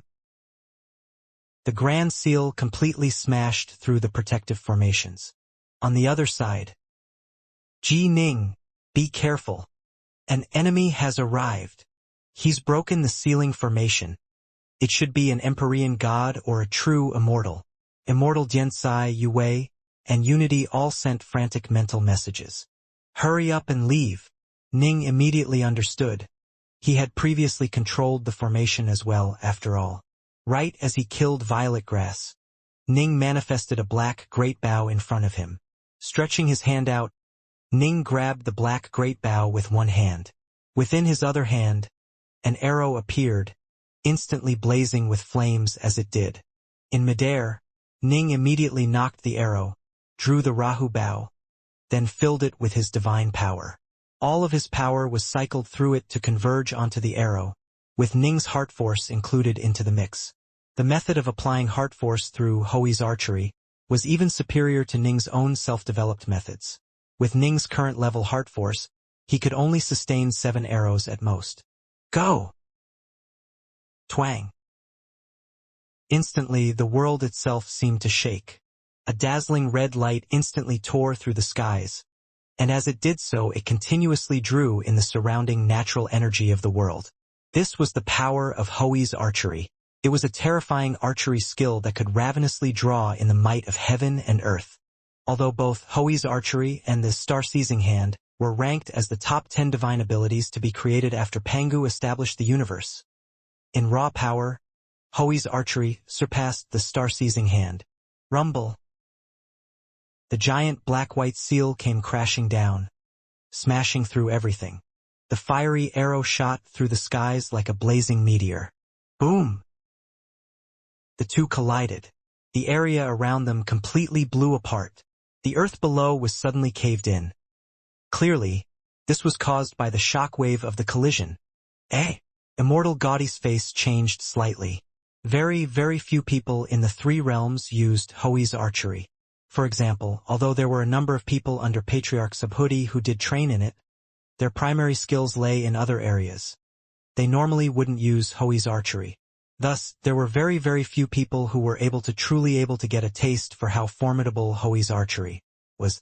Even Ji Ning had to first reach the 3rd stage of heart force and perfect his control over it before he was able to unleash Hoi's archery to this level of power. The collision with the arrow caused the giant black-white seal to instantly grow slower. Twang! Ning once more knocked his arrow, drew his bow, and sent off a shot that blazed through the skies. Once more, this was a full-strength attack. Ning's heart force was depleting at a terrifying pace, but he didn't dare allow the enemy's attack to draw near him. After all, this was an actual true immortal. There were very few true immortals who were merely at the base level of power for a true immortal. Most were far more powerful. Yet another blazing comet shot through the skies. True immortal Gaudi once more sent his giant black-white seal to crash downwards onto that arrow. Twang! Twang! Twang! Twang! Twang! 5 more consecutive bowshots rang out, the power of the arrows preventing even the utterly enraged true immortal Gaudi from immediately catching and slaughtering Ji Ning and his friends. Let's see how many more arrows you have. True immortal Gaudi had a terrifying look in his eyes. He knew that divine archers were generally only able to launch a very low number of full-power shots. And indeed, after the 7th arrow shot out, there was a pause. Now, there was nothing to block the infuriated true immortal Gaudi. The giant black-white seal once more began to crush through the opposing formations, smashing towards Ning and the others. Go! The whole reason why Ning had unleashed those 7 shots was to buy time to allow Immortal Diansai Yue and Celestial Immortal Unity to escape. However, when they attempted to use a greater teleportation, they realized that this region had been completely dimensionally severed from the surrounding world. There was no way to use any sort of teleportation here at all.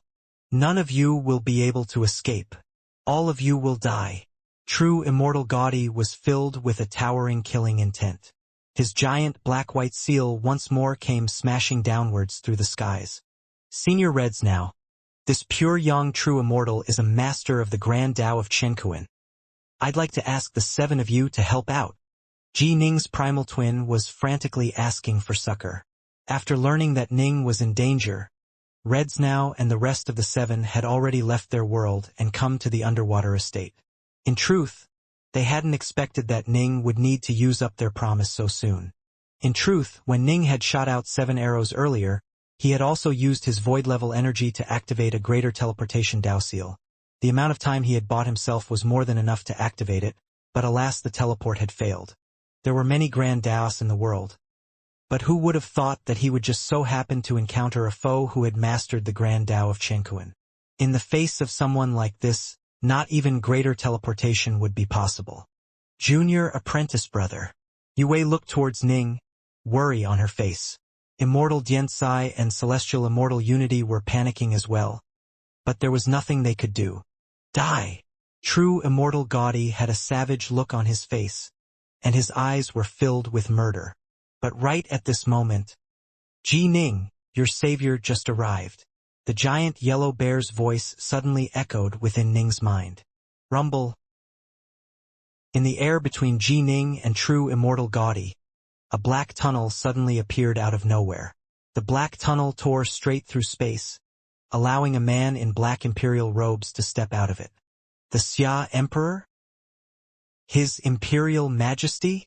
Immortal Diansai, Yue, and Celestial Immortal Unity all revealed looks of excitement and delight. The man who had stepped out of the black tunnel was indeed the black-robed Xia Emperor. As the Xia Emperor walked out, he pointed with a single finger.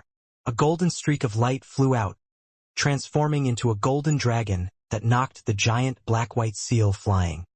He then gave the demonically enraged true immortal Gaudi a cold glance. Gaudi, you actually dare to come to my Grand Xia to cause trouble? Ning let out a sigh of relief. Sorry for bothering the 7 of you just now. Within the underwater estate, the black-robed Ning was saluting respectfully. The nearby giant yellow bear chortled. Since the Xia Emperor has come out, there's no need to trouble the 7 of you to intervene. Does this count as us fulfilling our promise? The beautiful Empyrean god Snow Scorpion asked teasingly. No, of course not, Ning said frantically. Seeing the look on Ning's face, the 7 Empyrean gods roared with laughter. Ahaha! Relax. We're not going to quibble with you. Still, Empyrean god Reds now quickly turned solemn. However, Jining, I have to warn you. Previously, while you were in the primordial ruin world region, your master, Patriarch Subhuti, didn't have to worry too much about personally intervening on your behalf. But now that we are back in the three realms, in the face of such a powerful foe, even Patriarch Subhuti might have misgivings. In fact, even if he does intervene, he might not be able to rescue you. I understand. Ning nodded. He naturally understood that, in the face of this storm, even his master was treading on thin ice. In addition, your master can't have the dream of the three realms active at all times. Even if you are in danger, he might not know about it. Reds now added. Ning nodded. It was true. His master hadn't given Ning a talisman. Even if Ning was in a dangerous situation, there was no way for him to notify his master. We promised to help you once, but it really will be only once, Empyrean God Reds now said. Your master, in turn, well, distant waters cannot be used to put out a nearby fire. Just look. You've only been back for a short while, but you've already encountered such a dangerous situation.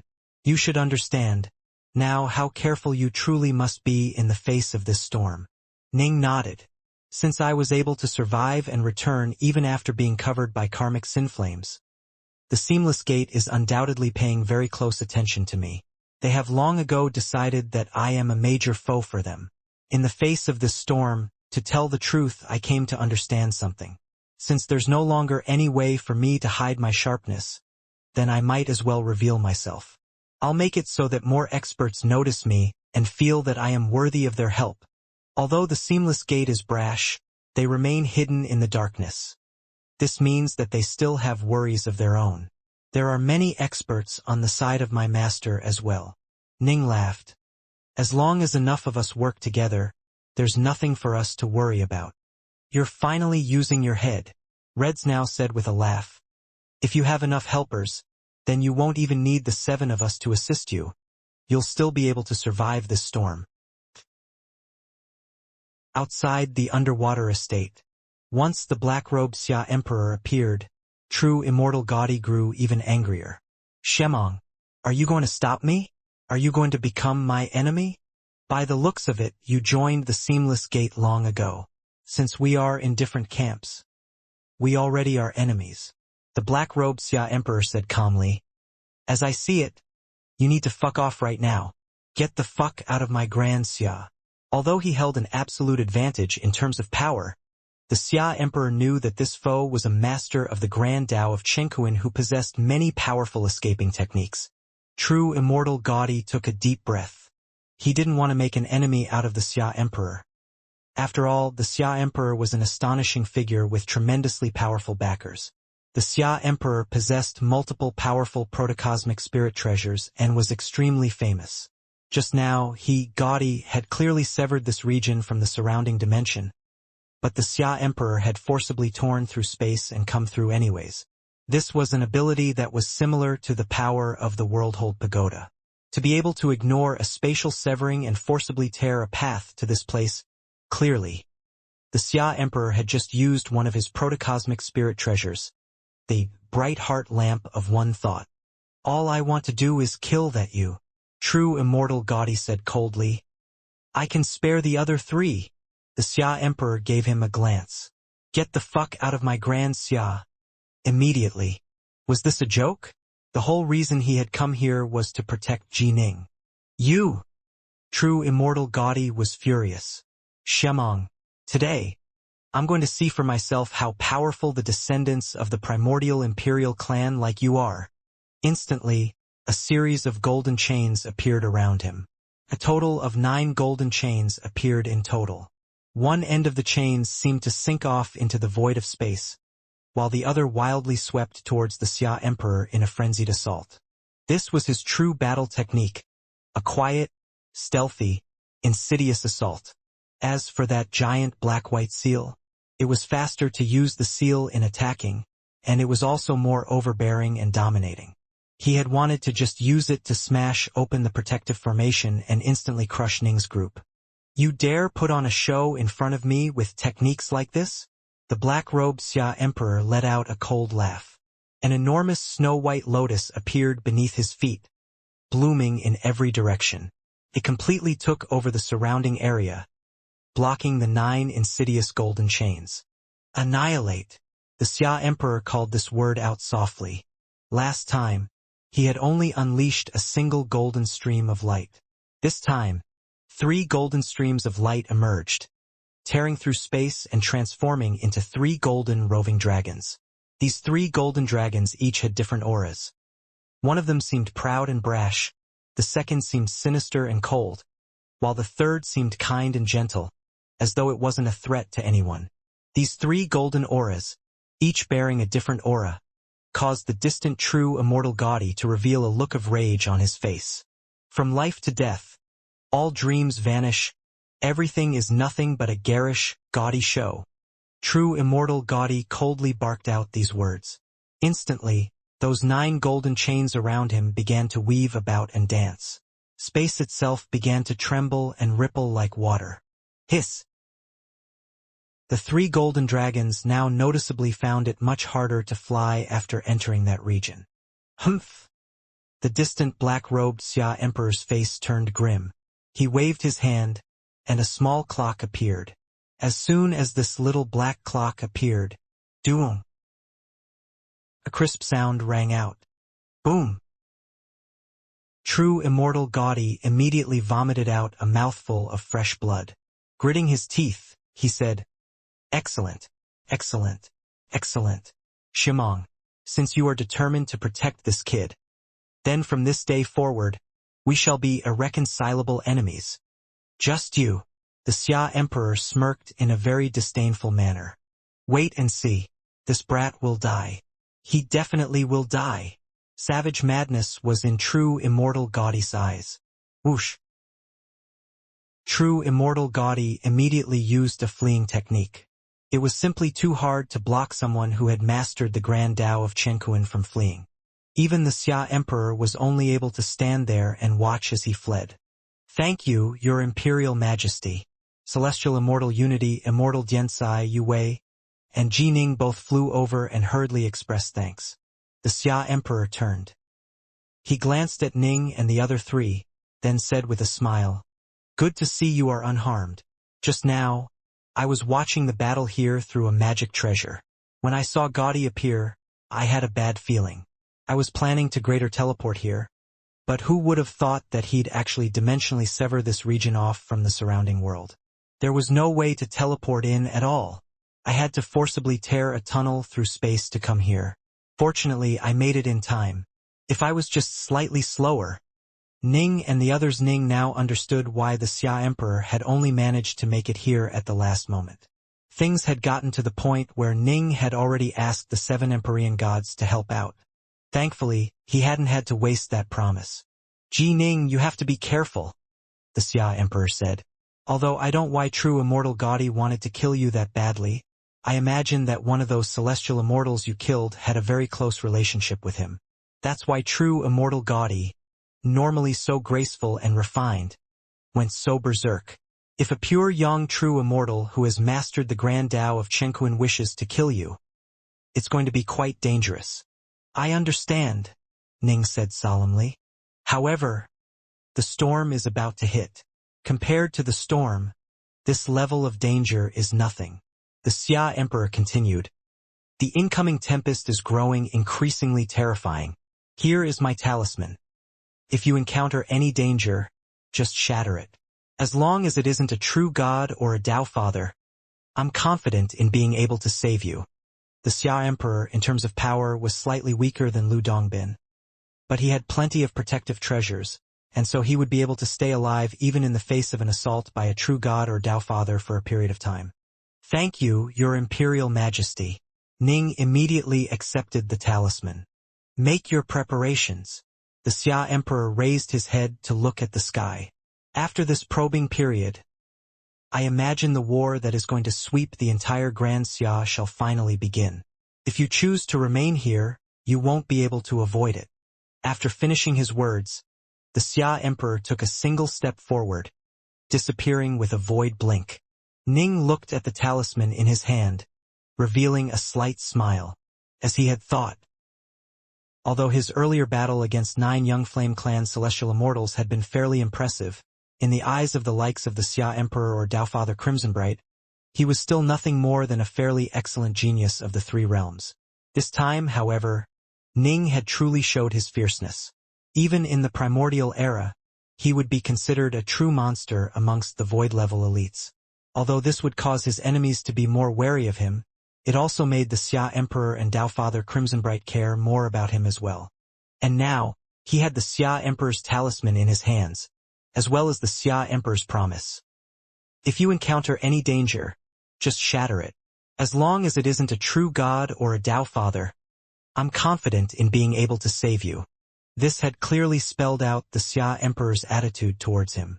It must be understood that not even Patriarch Subhuti had ever said something like this to Ning.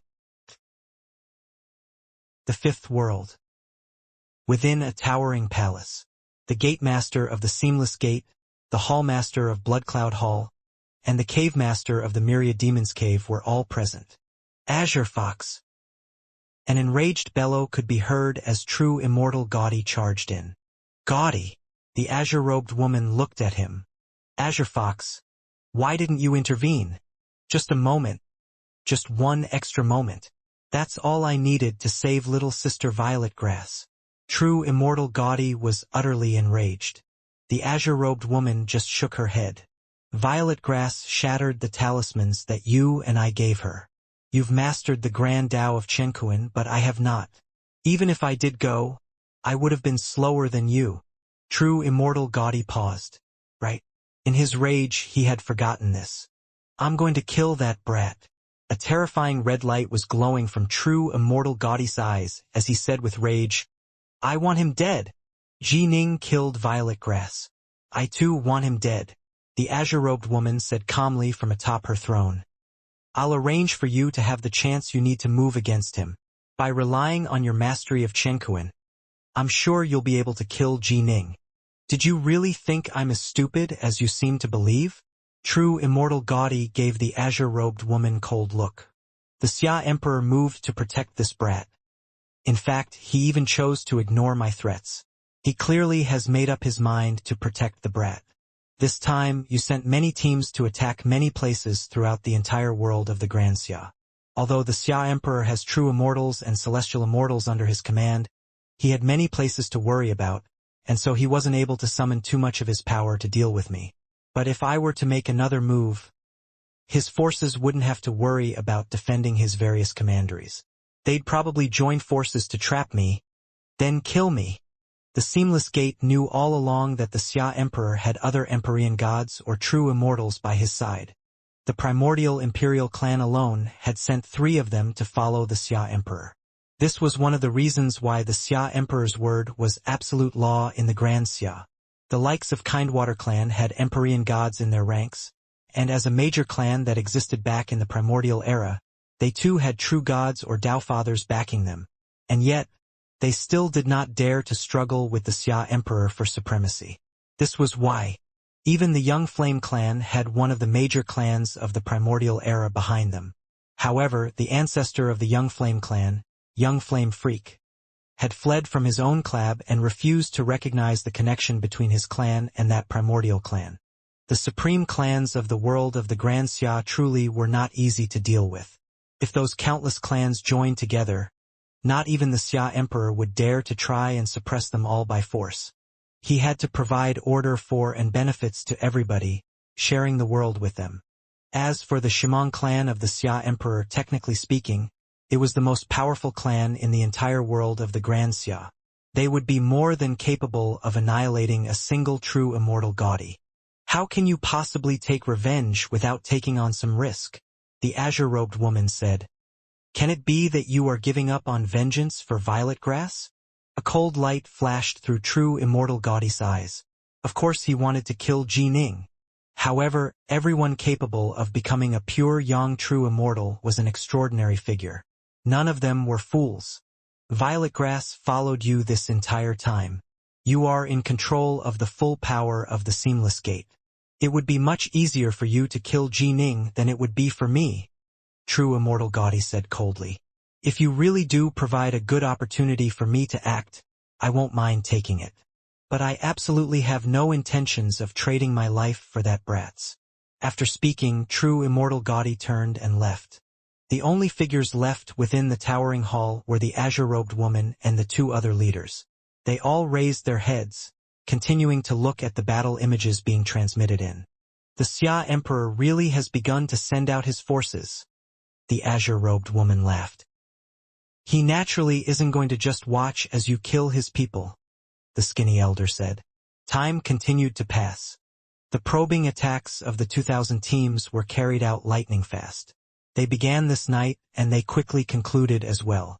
The next day, the golden crow once more rose into the sky. It was as though nothing had happened. However, in reality, the previous night the Seamless Gate had lost a total of 69 celestial immortals and hundreds of loose immortals. The world of the Grand Xia had lost a total of 73 celestial immortals and dozens of loose immortals. On a superficial level, the losses were equal. And in truth, this type of initial probing attack would always result in the attacker sustaining some casualties. However, the biggest mistake the Seamless Gate made this time occurred with Ji Ning. They had completely underestimated Ning's strength, causing them to lose 18 supreme celestial immortals. This loss alone, in all honesty, was worse than all their other losses combined. After all, there was quite a large difference between an ordinary celestial immortal and a supreme celestial immortal. But of course, neither the Xia Emperor nor the Seamless Gate were too concerned about their losses from this exchange. This was just a probe, after all, an initial clash. Both sides suffered only some superficial losses. Neither had sustained an actual injury. Their most powerful forces hadn't even moved. Only when the real war began would they begin to battle against each other. When that happened, celestial immortals would be put through a meat grinder, and even true immortals and Empyrean gods would fall if they were not cautious. This was, after all, the most powerful world under the command of Tao Father Crimsonbright. Within that towering palace in the fifth world, the leaders of the Seamless Gate, the Myriad Demons Cave, and Blood Cloud Hall had gathered here once more. After finalizing orders to their subordinates, they turned to the main topic of this meeting, Ji Ning. As I see it, Ji Ning has to die. The man in the fiery red robes spoke in a booming voice. He's already a source of trouble for us. Once he overcomes his tribulation and becomes an Empyrean god, he won't just be a source of trouble. He might cause our entire campaign against the Grand Xia to fail. The skinny elder sighed. This person truly is too monstrous a genius, so monstrous that even I'm a bit frightened by him. I agree that we need to kill him, the azure-robed woman said. This Ji Ning is protected by the 8-9 arcane art. Killing him won't be that easy. Our only choice is to first suppress and capture him, then come up with a way to kill him. But while we move to suppress him, I'm worried that his Tao Father Master will act. Tao Father. The faces of the other two leaders changed. True gods, Tao Fathers, the true rulers of the three realms. In addition, someone who could teach the 8-9 arcane art was definitely one of the most supreme of Tao Fathers. The mere thought of such a figure caused them to shudder.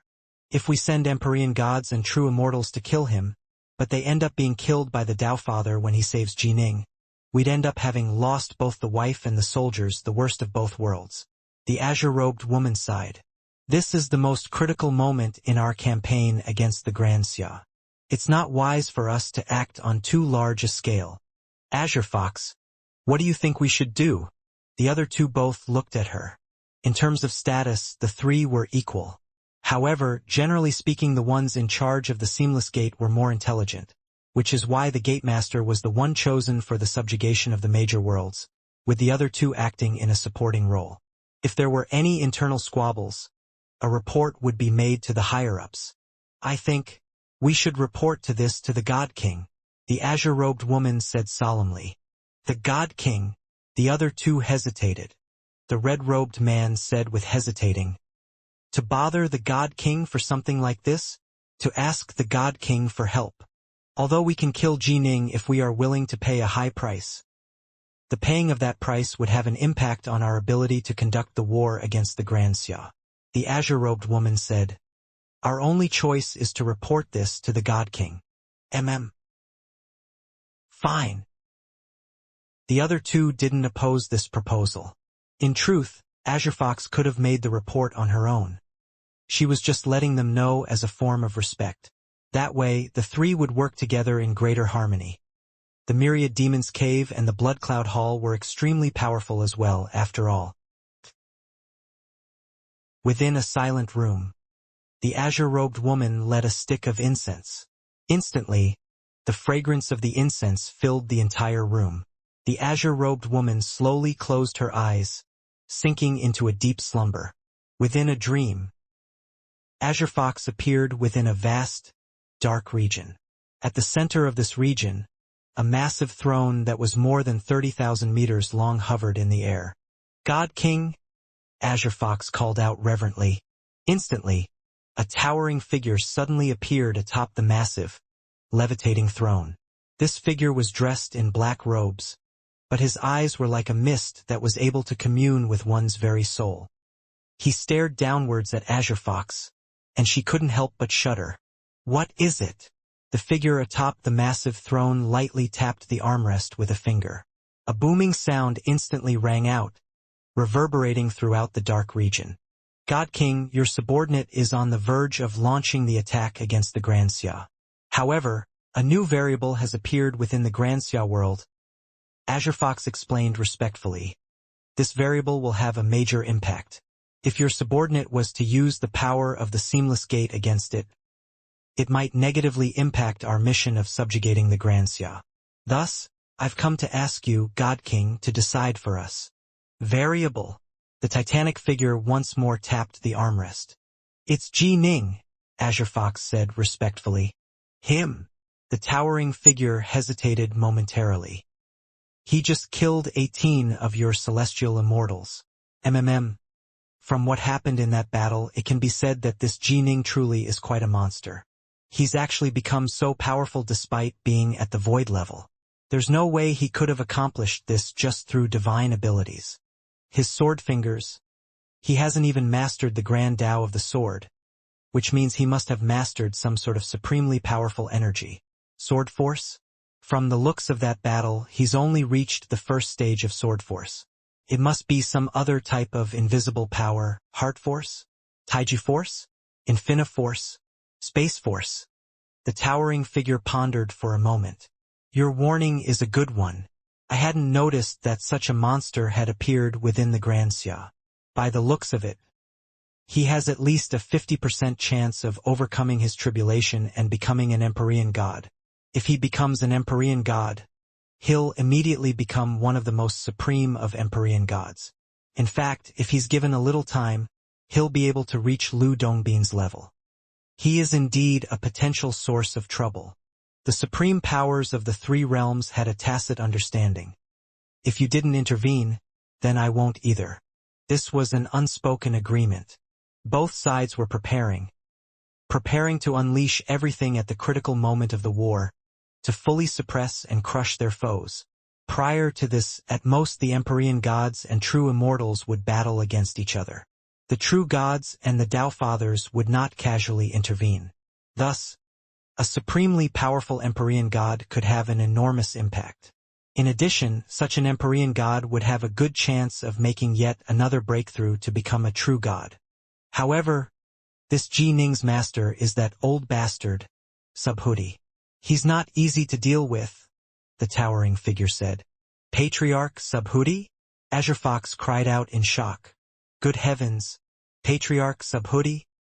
Although she knew that Ji Ning had to have a very powerful Tao Father behind him, given that he had been taught the 8-9 arcane art, she had never imagined that it would be that old freak Subhuti.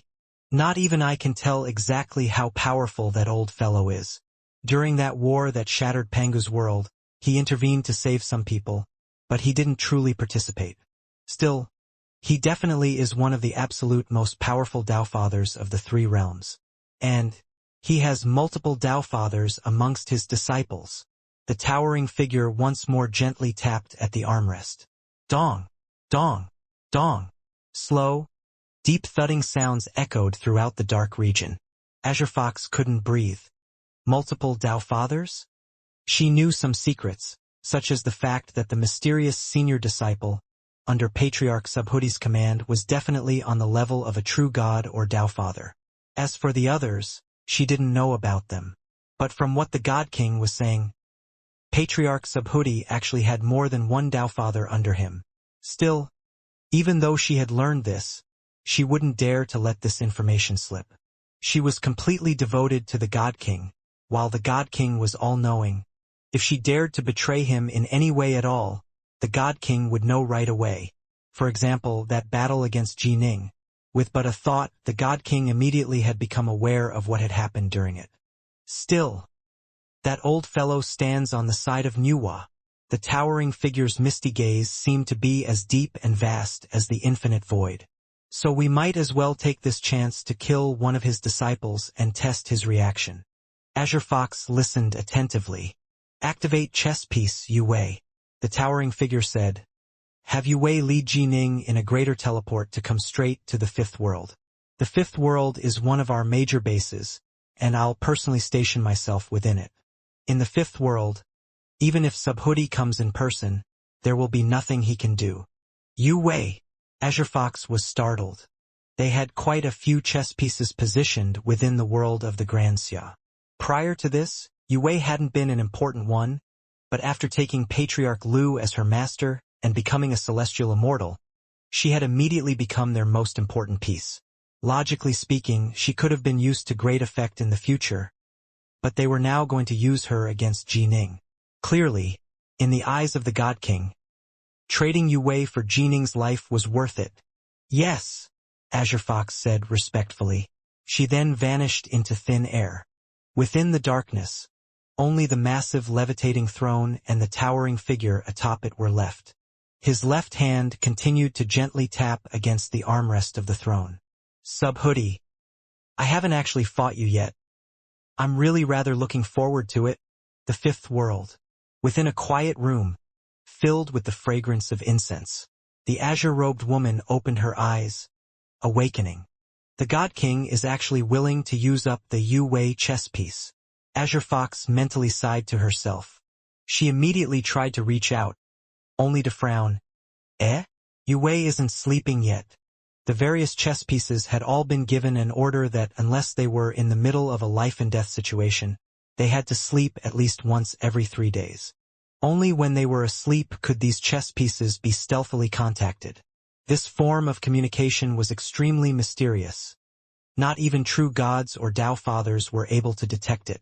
There was a chance for every other form of communication to be detected, and upon being detected, the chess pieces would no longer be able to continue to hide themselves. Not sleeping. Azure Fox pondered for a moment. No rush. She has to sleep once within these 3 days. I imagine that there is no way Jining will be able to defend against a plot by his Tao companion. If he's teleported straight to the fifth world, he's dead. And Azure Fox's eyes suddenly lit up. Before Jining dies, there's a use for him. Azure Fox laughed. Maybe we can use him to ensure that the Young Flame clan irrevocably throws their support to the Seamless Gate.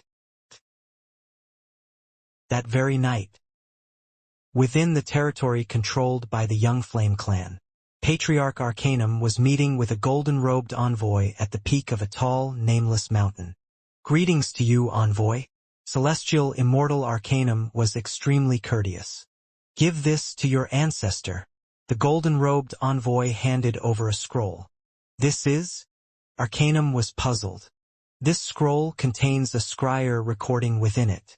Once your ancestor views it, he'll understand. The golden-robed envoy laughed. Our Seamless Gate is doing this to help your Young Flame clan. Don't end up being wiped out without even knowing what's going on. After speaking, the golden-robed envoy immediately disappeared through teleportation. Arcanum held the scroll, a frown on his face. After humming for a moment, he immediately opened it to take a look first. The unfurled scroll revealed an image. It was indeed a scryer recording. Arcanum filled it with his immortal energy, and the images instantly began to move. It was the scene of the 18 Celestial Immortals battling Celestial Immortal Unity, as well as the scene of them being slain by Jining. Is that? Celestial immortal violet grass? Arcanum immediately recognized Violet Grass, whom he had spoken with before a few times. Those 18 celestial immortals are so powerful. They were actually able to suppress Unity. Unity is going to die. What? Upon seeing Jining strike, Arcanum was instantly, completely stunned. Good heavens. But, Jining was far more powerful than he had been during their last battle at the Old Jade Mountain Range. Most likely, if all of the celestial immortals of the Young Flame clan were to join forces, they still wouldn't be able to withstand Jining again. Arcanum knew exactly how deep the feud was between his clan and Jining. Terrified, he immediately teleported back in a hurry. Within the Worldhold Pagoda. What is it? The Young Flame ancestor emerged from an illusory space, 2 other celestial immortals following him. Ancestor. The other 4 celestial immortals within the Worldhold Pagoda were incomparably respectful to him. The 7 celestial immortals of the Young Flame clan were all gathered together here. Ancestor, the Seamless Gate sent this to us. Take a look. Arcanum handed over the scroll, a serious look on his face. The Seamless Gate never comes to our Young Flame clan with good news. The Young Flame ancestor, Immortal Venom Freak, let out a cold laugh. He immediately unfurled the scroll, then let out a chuckle. Oh, a scryer recording. Let me see what they are up to now. He filled it with his immortal energy, and instantly the scenes of that battle began to replay. 18 celestial immortals struck out in unison, suppressing Unity. Jining attacked. True immortal Gaudi appeared. The Xia Emperor appeared and defeated Gaudi. Everything was included. At first, Immortal Venom Freak just watched with a half-smirk on his face. But his face quickly began to change, becoming increasingly ugly to behold. So things really have come to this. Immortal Venom Freak's pupils contracted slightly, his face turning as cold as ice. The other 6 celestial immortals present all looked towards Immortal Venom Freak, awaiting his orders. I had thought that the Xia Emperor would only stand behind Jining after he overcame his tribulation to become an Empyrean god. I didn't imagine that even before becoming an Empyrean god, he would become such a monster. If I was the Xia Emperor, I would stand behind Jining as well. Immortal Venom Freak had a dark look on his face. Ancestor, what should we do? If Jining comes, we can't stop him. Ancestor. They all looked towards their ancestor, waiting for his orders.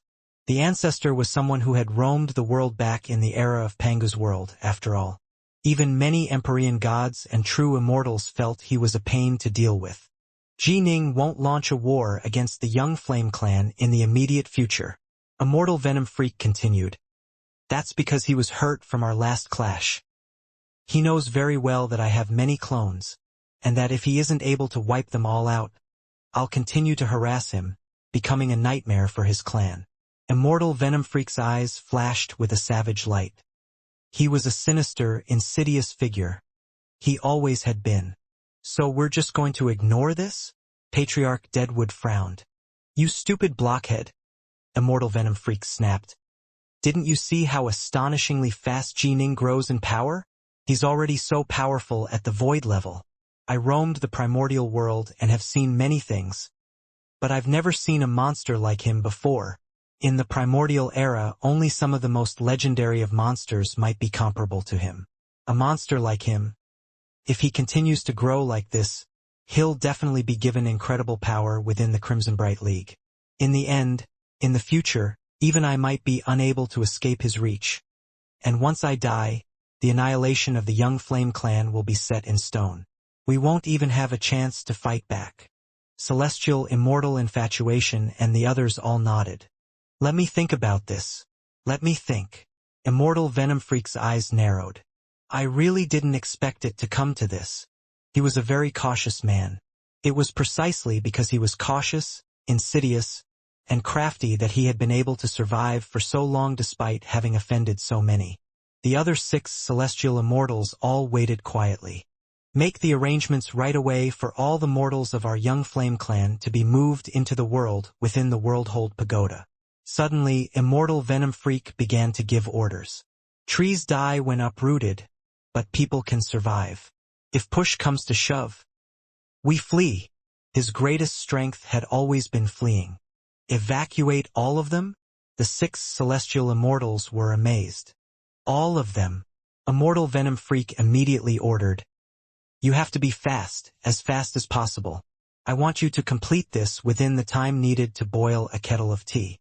If you don't have enough time, it's fine if you end up missing or discarding some of the mortals. All right.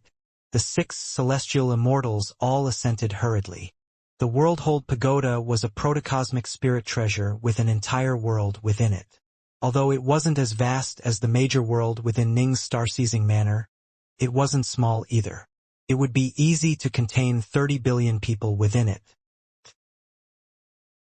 The celestial immortals gave the orders, and the loose immortals handled things personally.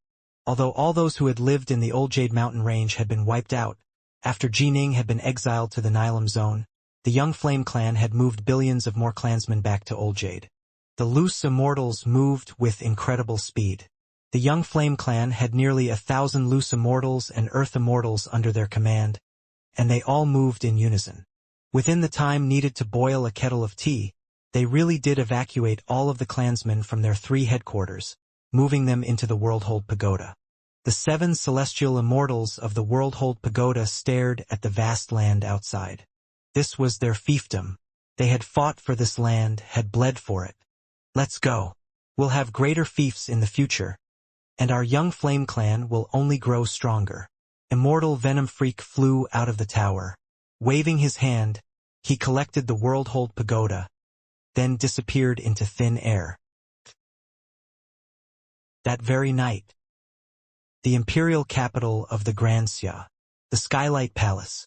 Your Imperial Majesty, Immortal Venom Freak asks for an audience, a white-faced elder said respectfully.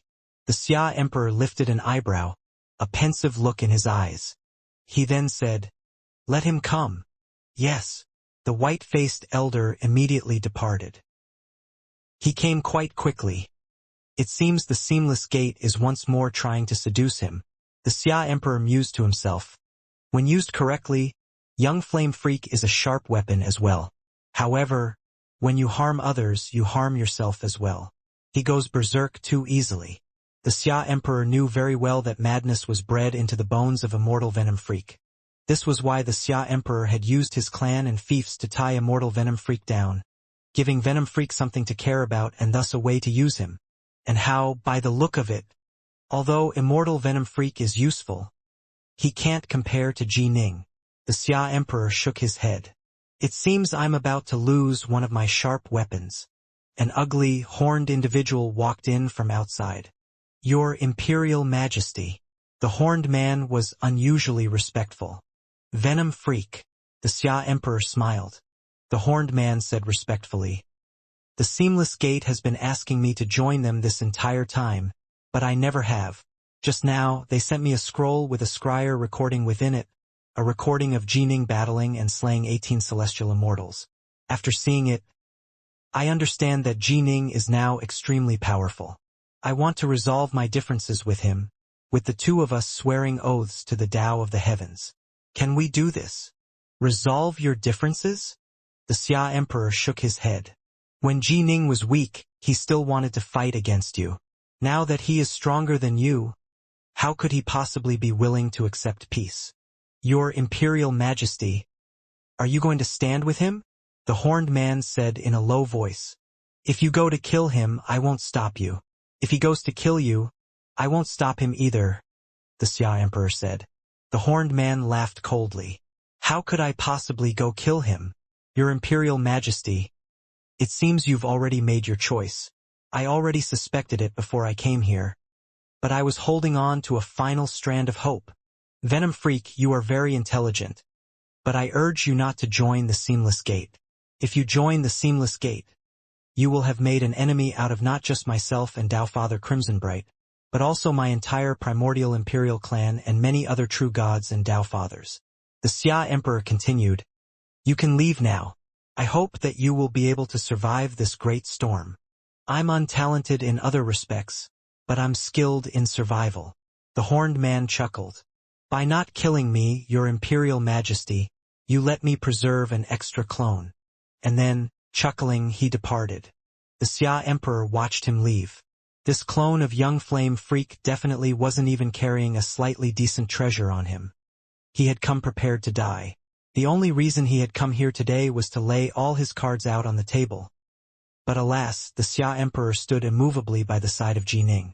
The Xia Emperor couldn't even be bothered to try to lie to him about this, because he knew that Immortal Venom Freak was so sly and crafty that there was no way to deceive him. The seamless gate. They truly are seamless in their actions. There is no seam they won't penetrate through. The Xia Emperor shook his head. Just like that, they deprived me of one of my sharp weapons. Quietly, without any sound or noise, the young Flame clan vanished from the world of the Grand Xia, the fifth world. Within a towering palace. Immortal Venom Freak. I've long heard of your illustrious name. An azure-robed woman was seated on her throne within the palace. Gatemaster of the Seamless Gate. The countless marquises within the world of the Great Xia who hear your name all tremble. The horned man smiled. Although the Xia Emperor had urged him against this, he knew that to survive the storm one had to be on a team. If he didn't have one, then he would probably become a target for both sides. Since that was the case, he might as well join the other side right now, and even assume a position of importance. Go get some rest, Immortal Venom Freak. When the time comes for our battle against the Grand Xia, you will have ample opportunity to display your might. The azure-robed woman laughed. Then I'll await your orders, Gatemaster. The horned man rose to his feet, then smiled and departed. The azure-robed woman smiled as well. She had just acquired a ferocious general. The azure-robed woman mentally reached out for a moment. Yu Wei has finally fallen asleep. She immediately headed towards her private room, planning to meet Yu Wei in her dreams. Within a private room, the azure-robed woman lit a stick of incense. She was in a superb mood due to young Flame Freak throwing his support to her side, and so it took a while for her to completely fall asleep. Within her dreams, this was a wide, vast prairie. A black-robed maiden materialized out of nowhere within it. Why have...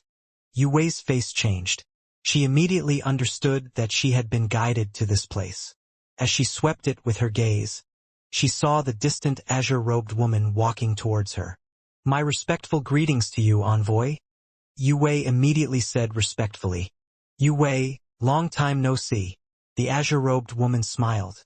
Your last mission was completed perfectly. We have another mission for you now. Yu Wei's heart clenched. Her last mission had been the capture of Celestial Immortal Hunchmont. However, it hadn't been for her to carry out the actual capturing. All she had to do was help out a bit to make it happen. That had been quite a simple mission. Yu Wei had done only a few things, and there was no chance of her status being revealed. Please instruct me, envoy, Yu Wei said respectfully. The mission is related to your Dao companion, Ji Ning. The azure-robed woman carefully scrutinized Yu Wei for her reaction. Yu Wei's heart clenched yet again, but she didn't ask anything. The God King commands, the azure-robed woman said, for you to bring Ji Ning straight to the fifth world through greater teleportation. I've never been to the fifth world before, Yu Wei said hurriedly.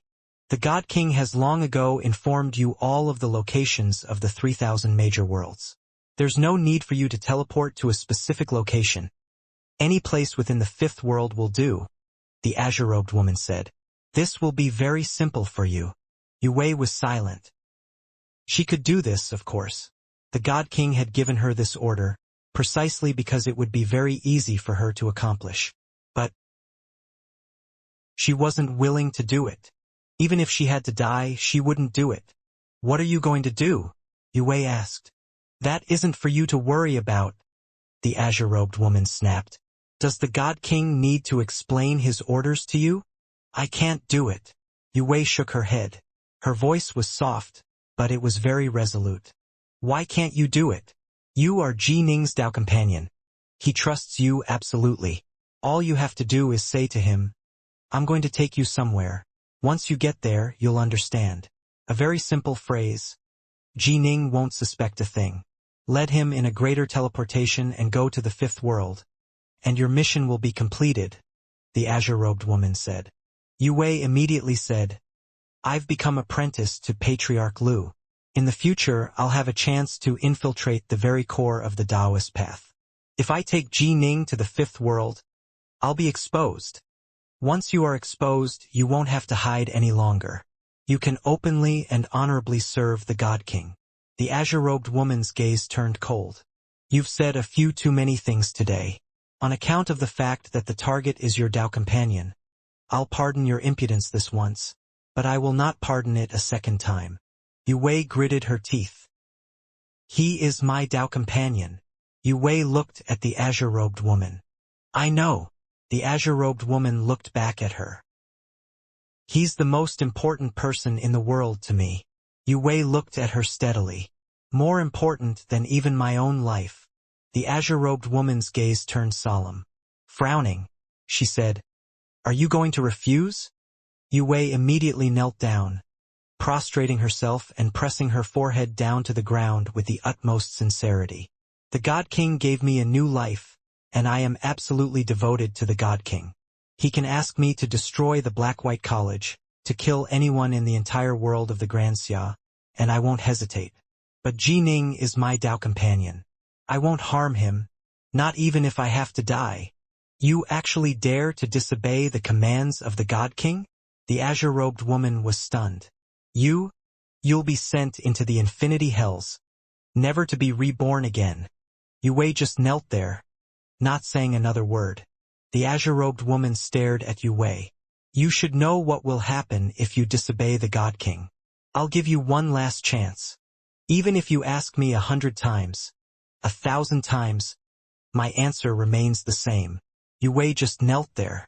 Then, wait to be brought into the infinity hells.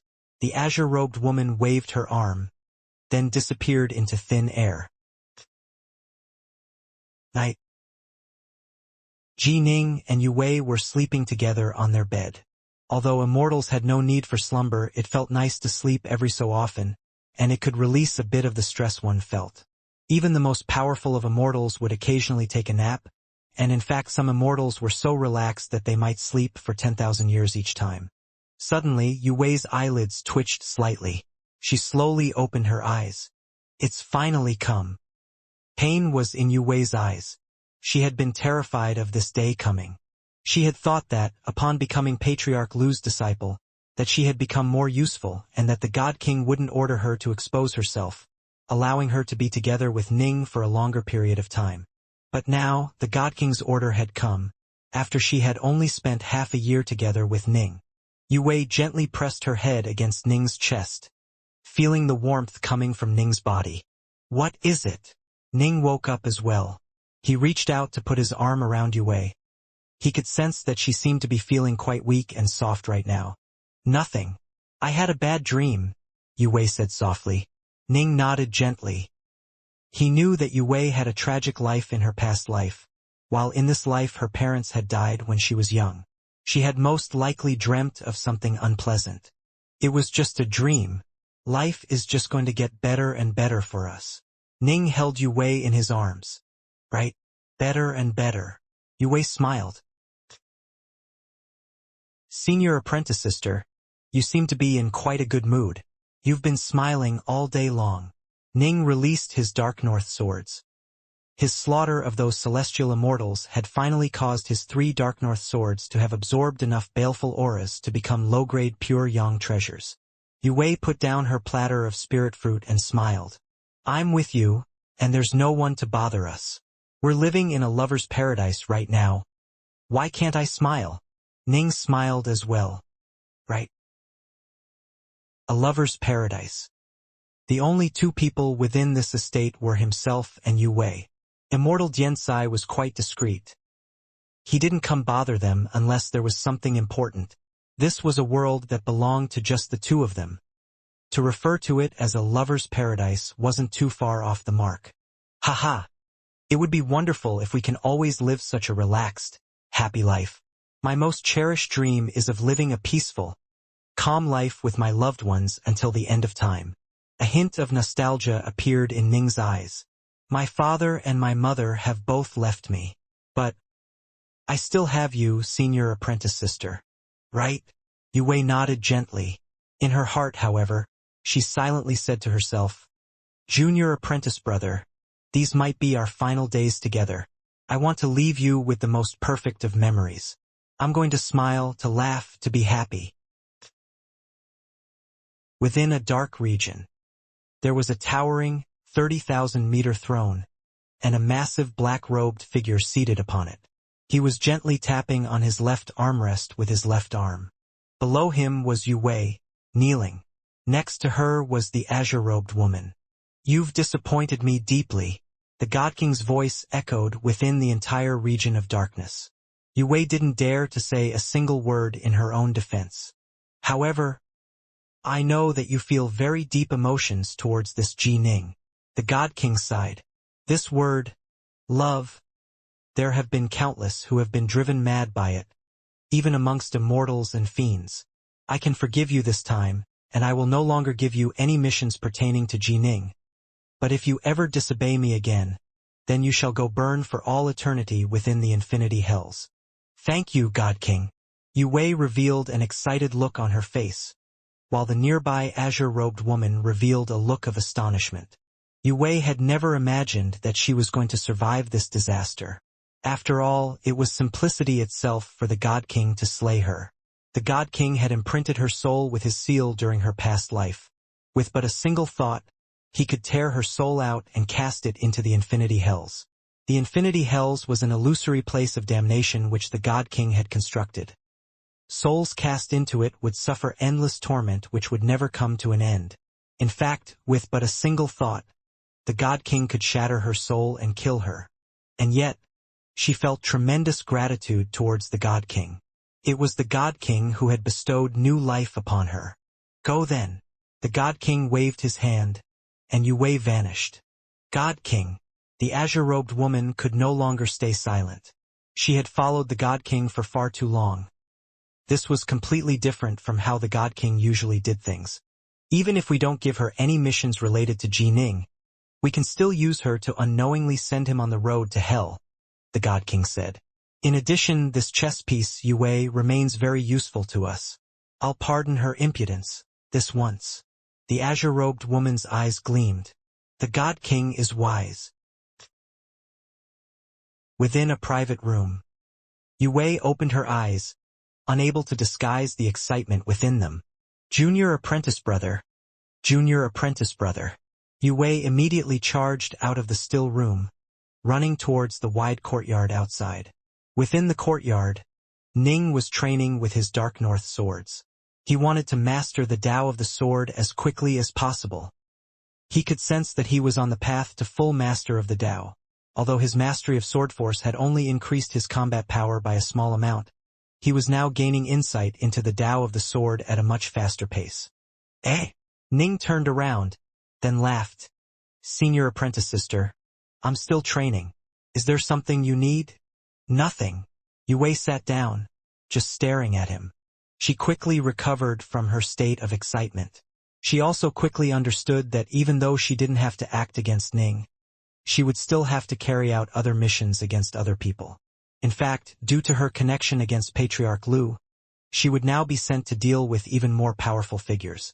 In short, sooner or later she would still be revealed. The day that she was revealed would be the day when she would be forced to leave Ji Ning, and in fact might be the day of her death. That day will come, no matter what. After this latest experience, Yue became even more reluctant to part with him. That very night, Ning and Yue were together in bed, sharing a pillow. Junior apprentice brother. Yue was in Ning's arms. Ning looked at her. Let's have a baby, Yue said suddenly. Have a baby? Why? The three realms are in a state of chaos. How can we possibly take care of a baby right now? Ning was startled. He was a Fiendgod while Yue was a celestial immortal. It was very difficult for immortals and Fiendgods to conceive, but much easier for them to prevent conception. All they had to do was use their elemental energy or their divine power to prevent it. Yue looked at him. I want one. The three realms are in a state of chaos, as you said.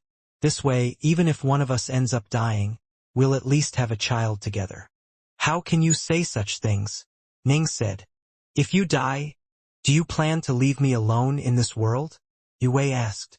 You've experienced so many dangerous events lately. I'm honestly terrified right now. If you were gone, I wouldn't be able to stay alive. When Ning thought of how he had been exiled to the Nilam zone, his heart turned soft. He nodded. Fine. If you want a baby, we'll have a baby. But I'm a Fiendgod, while you are a celestial immortal. It's going to be very hard for us to conceive. We still have to give it a try, Yue said earnestly. Fiend, here I come. Ning chortled, then gently pulled Yue's gauzy clothes off of her. It was a dark, dreamy night. Ning felt as though he was intoxicated by bliss. Whether it was due to sheer luck or whether it was because someone was looking out for them. On the third month of their attempts, Yue, a celestial immortal, became pregnant by Ning, a Fiendgod. After becoming pregnant, Yue spent every day just sitting there, stroking her belly, beaming as she watched Ning train with the sword. In truth, there was no swelling whatsoever in Yue's belly at this point in time, but she still liked to stroke her belly, because she was caressing the child of herself and Ning. Ning completely immersed himself within swordplay, but whenever he paused, he would turn to beam merrily at Yue. Every time he did, he would feel very warm, very happy. It had been so long. Ever since his parents had passed on. It had been so long since he had felt such warmth. This was an intoxicating warmth, one which filled him with vigor. In the future, after his child was born, the two of them would play with the baby together. Those days would be even more blissful, right? Ning suddenly ceased his training. What is it? Yue had been eating some spirit fruit, couldn't help but pause and query him. My primal twin has perfected its mastery over heart force. An excited look was in Ning's eyes.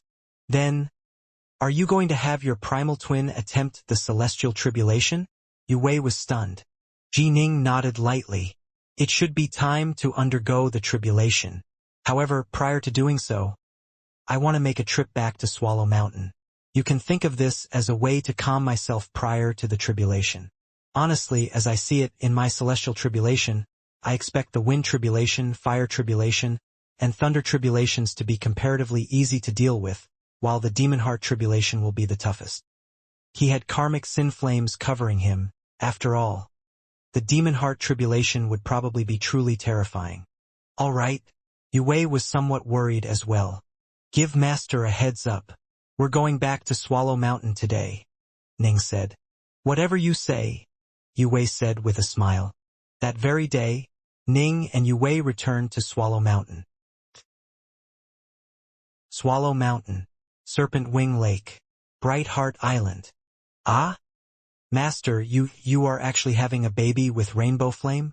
And you didn't tell me? You didn't tell me something as important as this. You're breaking my heart. Wow. Little Qing stared at Yue's belly, utterly excited. Master, let your child be my disciple, all right? You? Based on what? Don't even think about leading that poor child astray. The nearby Uncle White chortled merrily while seated. He was actually the happiest one of them all. An heir. Ning had an heir. If my big brother and my sister-in-law were still alive, I can't even imagine how happy they would be right now. Senior apprentice brother, I insist on being godfather to your child. Mu North Sun was similarly unable to disguise his joy and eagerness. Fine. However, as his godfather, you need to prepare some quality gifts. As a grandmaster of constructs, you absolutely have to bring out some particularly nice things. Ning laughed. Giving his junior apprentice brother something to care about was a wonderful thing. Stop just chatting. Quick. All of you sit. The door swung open, and Autumn Leaf walked in carrying a platter of sumptuous foods. Everyone was gathered here together, eating, drinking, and joking around. Ning's heart grew increasingly calm, increasingly peaceful. For some inexplicable reason, he wanted to come back before his celestial tribulation. Aside from meeting with these familiar faces, he wanted to see Serpent Wing Lake. A boat was drifting about on the surface of Serpent Wing Lake. Ji Ning lay within it, sleeping by himself. Mist gathered in the area around him. Eventually, Ning sat up. He stretched out with his hand, gently gliding it through the water beneath the boat. He said softly, "Father, Mother, when you were alive, you had always hoped that my name would be known throughout the world. And now, your child has accomplished it. In fact, your child's name is now known even in other major worlds. And now, in a few days, your child shall undergo the celestial tribulation. Your child swears this: I will definitely become a true god and a Tao father. I'll stand at the very peak of the three realms. And at that point in time, I'll see you again.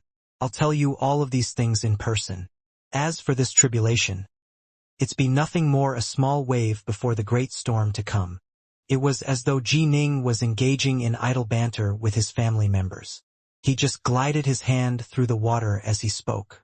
His voice, however, contained a decisiveness and an ambition that would cause the faces of those who heard it to change. A beautiful gorge with many palaces built within it, as well as many flowers, trees, and other forms of vegetation. It was as beautiful as paradise. Two supremely lovely immortal maidens who were even more astonishingly beautiful than Yue were walking through it shoulder by shoulder. One of them was dressed in green, while the other was dressed in gray. The peerless fairy maiden dressed in gray sackcloth clothes was walking barefoot. The gray clothes covering her were completely unable to disguise her beauty. In fact, they gave her a spiritual aura that it seemed as though she transcended the mortal world. Countless male immortals and fiends would go mad just looking at her. She was the leader of the 7 female immortals of the 100 Tombs Mountain, Fairy Deadgrass. The 100 Tombs Mountain, a place within the heaven realm where spiritual energy gathered in abundance. In the primordial era, it used to be a place where many of the most powerful deceased fiendgods would be buried, which was why it was known as the 100 Tombs Mountain. However, because so many powerful fiendgods had been buried there, the place had become even more mysterious. Many flowers and trees had grown in that place, many of which possessed spiritual qualities. In fact, some of them spontaneously trained in cultivation. It was incredibly difficult for flowers and plants to train in cultivation. Since they all came from the 100 Tombs Mountain, they were naturally an extremely unified group. After they were able to take human form, they all appeared as women. The 100 Tombs Mountain had many loose immortals and earth immortals, as well as 6 celestial immortals and 1 pure Yang True immortal. Of those maidens, Fairy Deadgrass was the pure Yang True immortal. She was originally a blade of grass that looked dry and withered, but that blade of grass was incredibly marvelous. No other flowers or types of vegetation were able to survive at all within a very large region around her. After taking human form as an earth immortal, she had been to effortlessly overcome her celestial tribulation, becoming the number 1 celestial immortal of the 100 Tombs Mountain. She was extremely reserved, and the more one interacted with her, the more intoxicated one would feel. In fact, even the celestial emperor of the 3 realms had been smitten by her. He had wanted to sneak in to court her, but who would have thought that upon entering the 100 Tombs Mountain, the celestial emperor would have been physically kicked out. A single word echoing throughout the entire heaven realm. Scram! The celestial emperor had slunk away in disgrace. After that, many in the 3 realms began to hypothesize that Fairy Deadgrass had to have a true god or Tao father behind her. However, given that Fairy Deadgrass was arguably one of the most peerless beauties of the entire 3 realms, it wasn't strange for her to have attracted the attention of a true god or a Tao father. Elder sister. The green-robed fairy maiden's eyes glistened with tears. Little sister Violet Grass died such a miserable death. She was just a little girl, but that Ji Ning showed her no mercy at all. My husband went all out to defend her, and even sent a mental message ordering him to stop.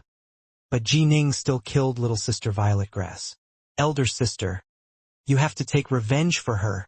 A cold light flashed through the eyes of Fairy Deadgrass. She said calmly, We 7 female immortals of the 100 Tombs Mountain. We aren't killed so easily.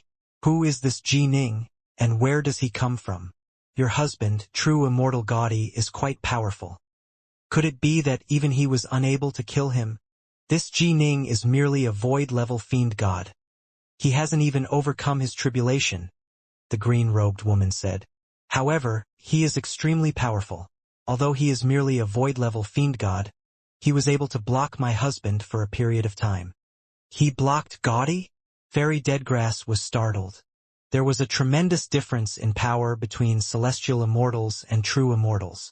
To block a true immortal, only the rarest and most monstrously talented celestial immortals of the 3 realms were capable of such a thing. According to what my husband said, although he wanted to kill Ji Ning very much, Ji Ning's power has indeed reached the threshold of Empyrean gods and true immortals, the green-robed woman said. In addition, the Xia Emperor of the Grand Xia insisted on protecting Ji Ning. And a true god or Tao Father Master stands behind Ji Ning, right? I forgot to tell you this, but this Ji Ning has trained in the 8-9 arcane art as well. Fairy Deadgrass' body stiffened. Understood. Fairy Deadgrass stood there pensively. The green-robed fairy maiden stood next to her, waiting impatiently. She knew very well that her elder sister was capable of many things. Naturally, she was hoping that her elder sister would help out. Elder sister? The green-robed fairy maiden called out softly. The 7 female immortals of the 100 Tombs Mountain Violetgrass was the youngest, and she had always followed you. I only met her a few times after she overcame her tribulation to become a celestial immortal. Although there isn't much of a relationship between us. No matter what, she came from our 100 Tombs Mountain. If memory serves, after she left you, she went to follow Azure Fox. Right? Fairy Deadgrass said. Right? The green-robed woman nodded. I'll go meet Azure Fox tomorrow, Fairy Deadgrass said calmly. There were many female immortals in the 100 Tombs Mountain, including a large group of Earth Immortals and Loose Immortals. Due to the 3 calamities and 9 tribulations, most found it hard to live for more than 1,000,000 years. Thus, the earliest ones who were born, such as Fairy Deadgrass, didn't have much of a connection to the latecomers. They only had close connections to the others who were also born early on. Violetgrass was one of the latecomers. She had first followed many powerful figures, but had actually been lucky enough to become a celestial immortal. If it weren't for that, Fairy Deadgrass probably wouldn't even remember who she was. The 5th world. Within that towering palace, the gatemaster of the Seamless Gate, Azure Fox, was accompanying her guest, Fairy Deadgrass. Little Sister Deadgrass, I've already told you the full details to this story. Gatemaster Azure Fox shook her head. To tell you the truth, our Seamless Gate wants to kill Ji Ning more badly than any of you do. If he doesn't die, then he will become a dangerous variable that will impact our plans to subjugate the Grand Xia. He already has the power to impact the situation right now, much less in the future when he grows more powerful. Thus, the earlier we kill him, the better. However, I haven't been able to find a good opportunity to do this. After all, he's very tough to kill with the 8-9 arcane art protecting him. And once we fail in killing him, the immortals that we send to deal with him might end up being killed by the figure standing behind him. Fairy Deadgrass frowned. She was an incredibly proud figure, but there was no way she would blindly rush into danger. Azure Fox. An enraged bellow rang out, and a long-haired man came storming in with a terrifying look in his eyes. Black Heaven. Gatemaster Azure Fox and Fairy Deadgrass both watched him enter. He was one of the marvels amongst the countless celestial immortals of the 3 realms, celestial immortal Black Heaven. From the primordial era to the current era, no one had ever been able to determine for sure exactly how powerful celestial immortal Black Heaven was. However, what they did find out suggested that he was most likely just as powerful as a supreme celestial immortal. Still, when he engaged in fights, he often used many strange, heterodox techniques that caused even Empyrean gods and true immortals problems. For example, when true immortal Gaudi had gone to kill Ji Ning had been able to use his archery to block him. Celestial immortal Black Heaven, however, he would have been able to rely on his heterodox techniques to escape. Thus, the Empyrean gods and true immortals of the three realms treated him as they would an equal. Violet Grass died. You, the exalted gatemaster of the Seamless Gate. Why the hell didn't you help take care of her? Do you remember the words you told me? Back then, celestial immortal Black Heaven was livid. He would never forget that little girl who had just started to take human form, and who had followed him around addressing him as Old Geezer. He had always beamed merrily towards that little girl. I was unable to do anything. I couldn't make it in time. Gatemaster Azurefox shook her head. Damn! A cold light flashed through Black Heaven's eyes. The God King has 300 seamless gates under his command. If you can't even protect one of your maids, do you really think you are worthy of being one of the Gatemasters? Black Heaven, you go too far. A dark, cold light flashed through Azurefox's eyes as well, and her azure hair began to float upwards. I go too far? You're the one who went too far by letting Violet Grass die. I taught her step by step, helping her establish her foundation, so that she could quickly become a celestial immortal, and a supreme one at that. I never imagined that. Damn, you letting her take on missions was one thing, but you actually let her take on such a terrifyingly dangerous mission. Black Heaven was truly enraged. That stupid kid. She didn't break the talisman I gave her. A hint of tears could be seen in Black Heaven's eyes, but the tears quickly vanished. Celestial immortal Black Heaven felt such regret. He had roamed the three realms for his entire life, living in a carefree manner from the primordial era to the present day. He rarely came to truly care for someone, but he ended up treating that silly little girl who thought herself to be supremely clever as one of his own children. Who would have thought that they would have ended up being parted by death so soon? In truth, when Violet Grass had been at the verge of death, she had thought of celestial immortal Black Heaven. Long ago, Black Heaven had pounded his own chest and boasted proudly, "If there's anything you need, come find me. I'll give you 3 promises to accomplish 3 tasks for you. No matter how major the task is, I'll be able to accomplish it. Keep bragging, Old Geezer. You are just a celestial immortal, and you claim to be able to accomplish anything, no matter how major." Black Heaven had just smiled, not taking her seriously, but he had forgotten that when Violet Grass was in a truly dangerous situation, such as when she had seen how powerful Jining was, how would she possibly dare to break the talisman he had given her? She was afraid that Black Heaven would have thrown his life away as well. Thus, the 2 talismans she had shattered belonged to true immortals. Humph! Gatemaster Azurefox's gaze flashed past celestial immortal Black Heaven. She let out an angry snort, then said, "I made a mistake. I wasn't able to protect Violet Grass. This time, I'm not going to quibble with you over this." Gatemaster Azurefox was one of the most loyal followers of the God King, and so she knew very well that of the powers on her side, celestial immortal Black Heaven, a mere celestial immortal, was behaving in a far too relaxed and unrestricted manner. This relaxed manner caused Gatemaster Azurefox to feel as though something was off. This was why she swallowed her anger, unwilling to truly make an enemy out of Black Heaven right now. In all honesty, Gatemaster Azurefox couldn't be blamed for this matter. All the members of the Seamless Gate were risking their lives in their ventures. When the time came, even the Gatemaster herself would go into battle. This battle against celestial immortal unity wasn't that dangerous a mission either. Violet Grass had only died due to bad luck. The 3 realms were being rocked by a storm. Who would dare say for certain that one person would definitely survive? However, Gatemaster Azurefox could tell that celestial immortal Black Heaven was truly enraged, and so she didn't bother to explain. In addition, Black Heaven was on their side. Logically speaking, as a celestial immortal, he should be forced to obey the orders that came from his superiors. Only major powers, those linked to major powers like Fairy Deadgrass, and the most supreme of Empyrean gods and true immortals were able to left alone to their own devices without being assigned any missions. Black Heaven, however, was also left alone and unburdened. This was truly quite strange, and this caused many of their celestial immortals to address him reverently as Exalted Immortal Black Heaven. This also caused Gatemaster Azurefox to feel some nervousness. For an inexplicable reason, She felt as though if she were to truly go fight against Black Heaven, the results would be poor. Black Heaven, don't blame Azure Fox. She had no idea that Ji Ning was this much of a monster. The nearby fairy Deadgrass sighed. When I learned that Violet Grass had died, I immediately rushed over here.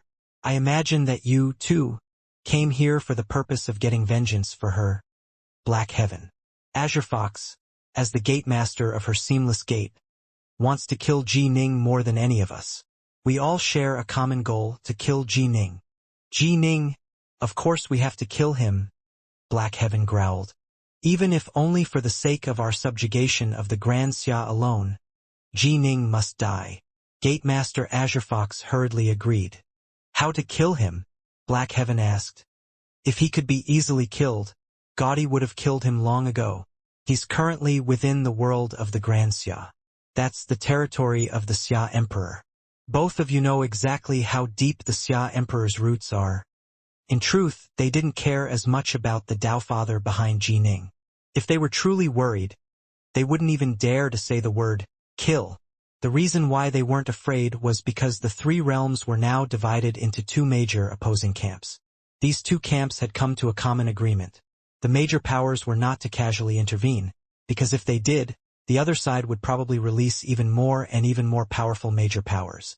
The Xia Emperor's roots go deep. If we don't go all out against him, there's no way we'll have a chance to kill Ji Ning, Gatemaster Azure Fox said. The price of doing that, however, is too great. The best plan of action right now is to have the Marquises of the Grand Xia assault the Xia Emperor first. This was what the Seamless Gate usually did. They would recruit some of the Marquises, then use them to assault the other Marquises. A full frontal assault. If the Seamless Gate truly had enough of an advantage to carry out such an assault, why would they have worked so furtively all these years?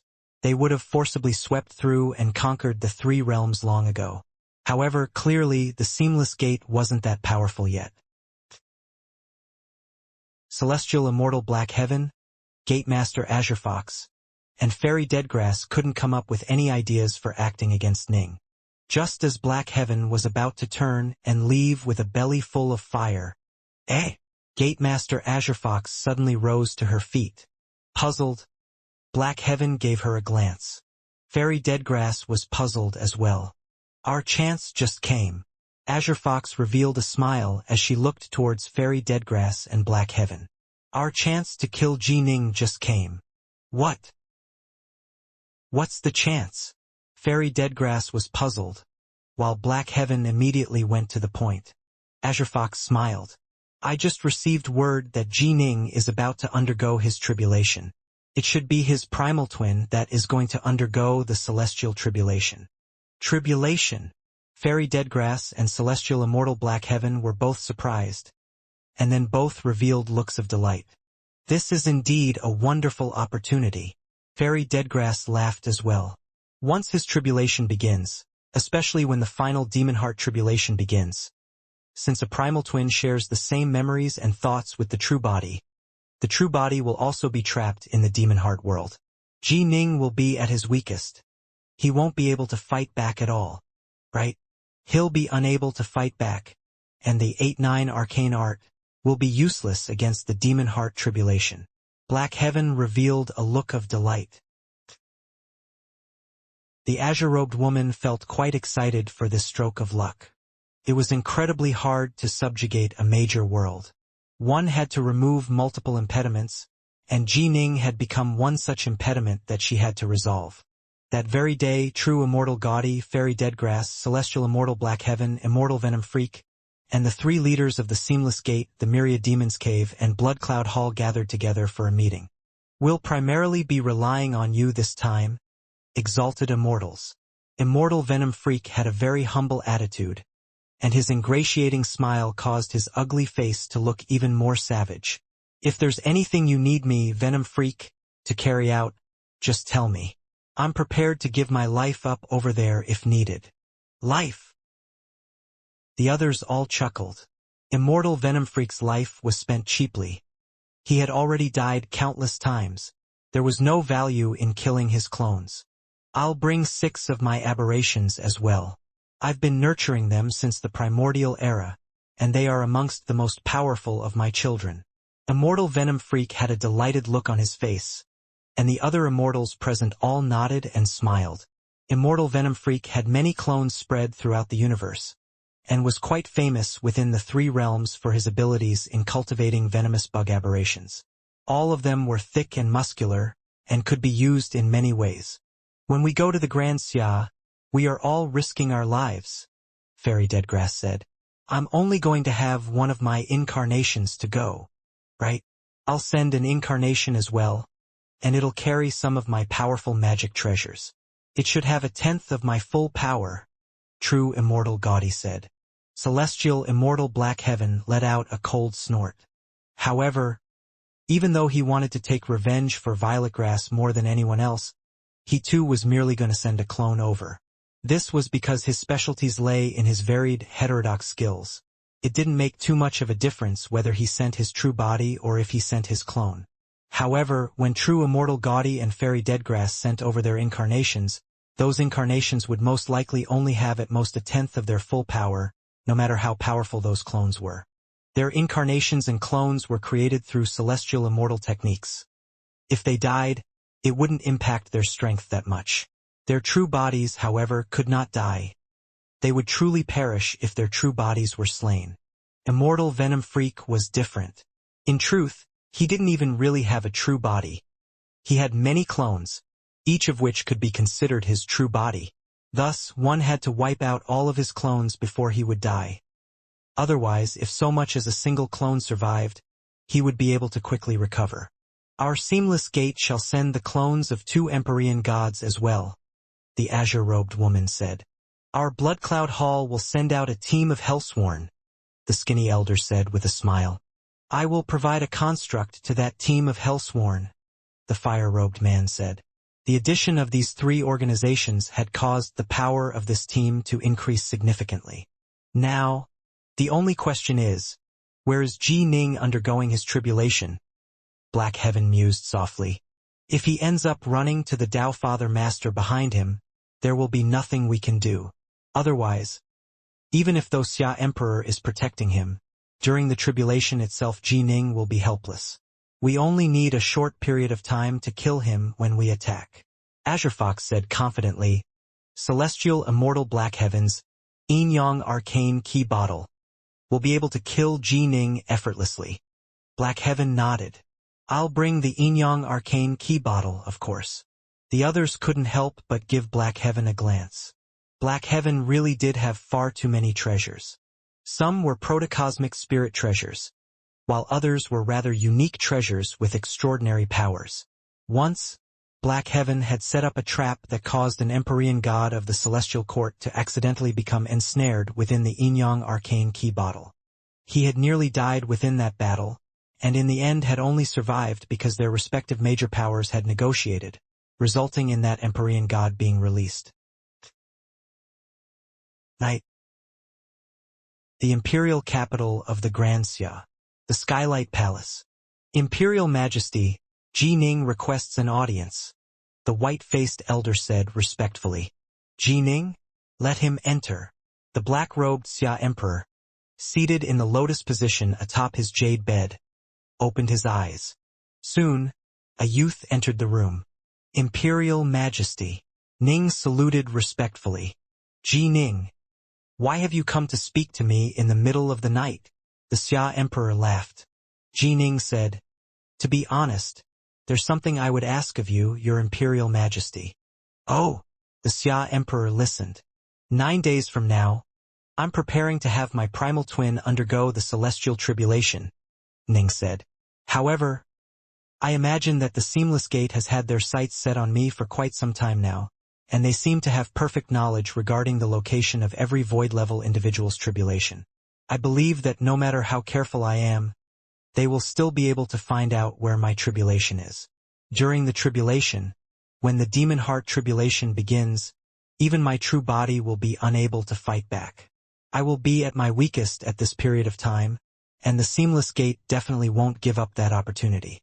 Thus, I've come to ask you to help, Your Imperial Majesty." The Xia Emperor laughed. "Ha ha! Don't worry about this. Undergoing the celestial tribulation is an important matter. I'll naturally protect you with all my might. In truth, Ning felt rather resigned. Unless his master, Patriarch Subhuti, actively reached out to him, there was no way for Ning to contact him, much less return to the world of the Crescent. If that wasn't the case, he would have returned to the Crescent world for his tribulation, which would have been much safer. After all, the other major powers were unable to even locate the Crescent world. The star-seizing world left behind by Daoist Three Lives was also very safe, but until he was acknowledged as the true heir, he wouldn't be able to enter at all. And so, in the end, he had come to ask the Xia Emperor for help. One of the reasons why Ji Ning had revealed his sharpness last time was for this. However, it probably won't be enough for me to guard you during your tribulation. The Xia Emperor frowned. When you undergo your tribulation, you will be completely defenseless. Although the Seamless Gate won't be strong enough to defeat me, they still might be capable of some other tricks, such as tearing through space to arrive at your tribulation area, resisting my forces for a short period of time, then killing you. Ning nodded. There were figures within the three realms capable of killing him. For example, magic treasures that contained and was able to unleash extremely powerful true fire or true water would be capable of completely annihilating him. However, under normal circumstances, he would be able to fight back. He wouldn't be so foolish as to allow himself to be trapped within those treasures. How about this? I'll take you to the seat of awakening of my master, the Xia Emperor said with a laugh. You definitely won't encounter any problems while undergoing your tribulation at my master's place. Ning was both surprised and delighted. The Xia Emperor's master? Dao Father Crimson Bright? If he could receive protection from a Dao Father, his tribulation would become far safer. Having a powerful backer really did make a difference. As for his own master, Patriarch Subhuti Shish, he was the ultimate arbiter of whether or not his disciples would even be allowed to return to the Crescent world. By contrast, Dao Father Crimson Bright had openly taken control over dozens of major worlds and countless minor worlds. However, it was precisely because of how secretive he was that Patriarch Subhuti had become known as the most mysterious Dao Father of the three realms. But, would the Dao Father permit me to enter? Ning hesitated slightly. Let me report this matter to my master first. If his place won't work, then I'll take you to my big brother's place. The Xia Emperor laughed. Big brother? Ji Ning instantly thought of the Xia Emperor's lifelong friend, Dao Father Raindragon. Yet another Dao Father. A seat of awakening, aka Bodhimanda, is the place where a Buddhist or a Taoist gains enlightenment. Thank you, Your Imperial Majesty. Ji Ning was utterly delighted. The Xia Emperor nodded. The celestial tribulation is the greatest, most dangerous tribulation any immortal cultivator will face on his path. One cannot be overconfident in dealing with it. Since you have karmic sin flames around you, your demon heart tribulation will definitely be quite extraordinary. Ning nodded. Right. Demon heart. Last time, when the karmic sin flames had unleashed 3 rounds of tribulations upon him, Ning had realized how terrifying his demon heart tribulation would be. In truth, he didn't know for certain if he would be able to withstand it this time. Then I'll leave now, Your Imperial Majesty, Ning said. Go. I'll decide upon your tribulation area within the next 2 days, the Xia Emperor said. Ning immediately left. This trip had been worth it. The Xia Emperor's promise of assistance, if a Dao Father truly was going to protect him, then he would have no outside factors to worry about during his celestial tribulation. Damn! The day after Ning had gone to speak to the Xia Emperor, the azure-robed woman had previously been seating calmly in the lotus position atop her jade bed. Now her face changed. She immediately barked, "Hurry up and invite true immortal Gaudi, true immortal Deadgrass, celestial immortal Black Heaven, celestial immortal Venom Freak, Empyrean God Three Sons, and Empyrean God Beastleave. Also invite the leaders of the Myriad Demons Cave and Blood Cloud Hall." All right. The maid outside immediately acknowledged the order. A short while later, Everyone had arrived within the palace. Empyrean god Azure Fox, Empyrean god Three Sons, and Empyrean god Beastleve were of the Seamless Gate. True Immortal Gaudy and True Immortal Deadgrass were both pure young True Immortals, while Celestial Immortal Black Heaven was equivalent to them in status. Immortal Venom Freak had the lowest status of the group. Empyrean gods and True Immortals were major figures of the three realms, after all, and when they took on masters, their masters were usually Tao Fathers. In fact, within the three realms, almost all Empyrean gods or True Immortals had a Tao Father or True God supporting them. Thus, even though Ji Ning might have a Tao Father master, they wouldn't really care that much. The only thing causing them some nervousness was the fact that Ji Ning had trained in the 8-9 arcane art. The situation has changed. After everyone arrived, the azure-robed woman spoke out in a solemn voice. What happened? They all looked at her. They knew that she must have invited them all over to discuss matters pertaining to Ji Ning. The faces of Black Heaven and Venom Freak instantly changed. Of the people present, these two cared about this matter the most. The azure-robed woman said solemnly, I just received word that the location of Ji Ning's tribulation has been set. Where? Black Heaven immediately asked. He asked the Xia Emperor to protect him. The Xia Emperor, wanting to be cautious, didn't summon his own forces. Instead, he reported this to Tao Father Crimsonbright, asking for Ji Ning to be allowed to undergo his tribulation at Tao Father Crimsonbright's seat of awakening. Tao Father Crimsonbright has already given the nod and agreed, the azure-robed woman said. This news was actually top secret. The Xia Emperor hadn't even told his subordinates about it, and very few people by the side of Tao Father Crimsonbright knew about it. The Seamless Gate, however, had found out right away the accuracy and lethality of their intelligence. It was the best in the three realms. It had reached an utterly terrifying level. However, the people present didn't have any desire to ponder about such matters. All of them knew exactly how formidable the Seamless Gate's intelligence network was. Tao Father Crimsonbright? If it's at his seat of awakening, then we have no chance at all. Are we going to have to invite a major power? They all began to worry. Forget about their incarnations and their clones.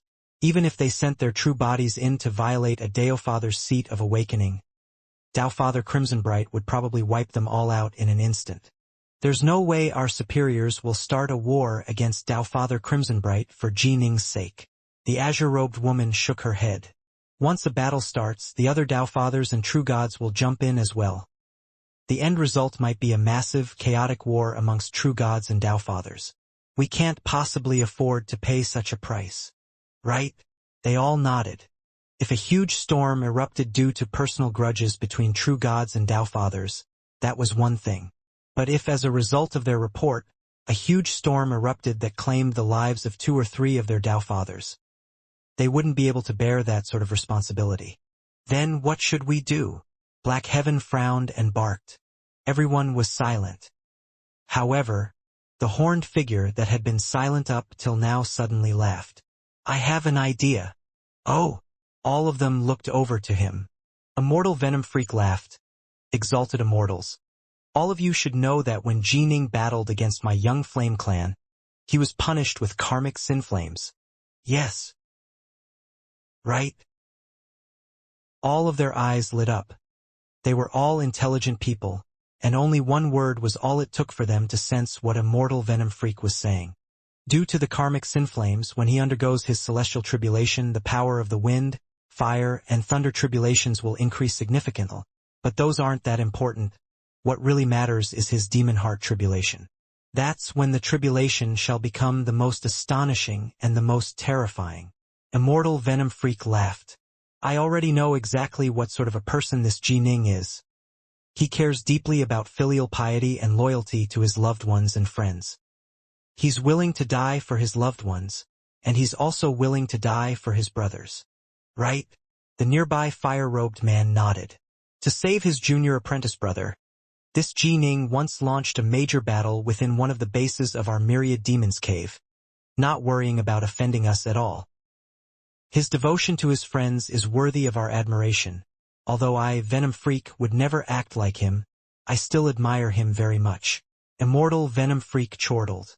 The greatest strength of a person like him is that his devotion can make his Tao heart incredibly, terrifyingly strong. But at the same time, his devotion is also his weak spot. Once it crumbles, then his Tao heart will also crumble. Now, since Jining overcame karmic sin flames, it's not very likely that we will be able to make the devotion he feels for his loved ones crumble.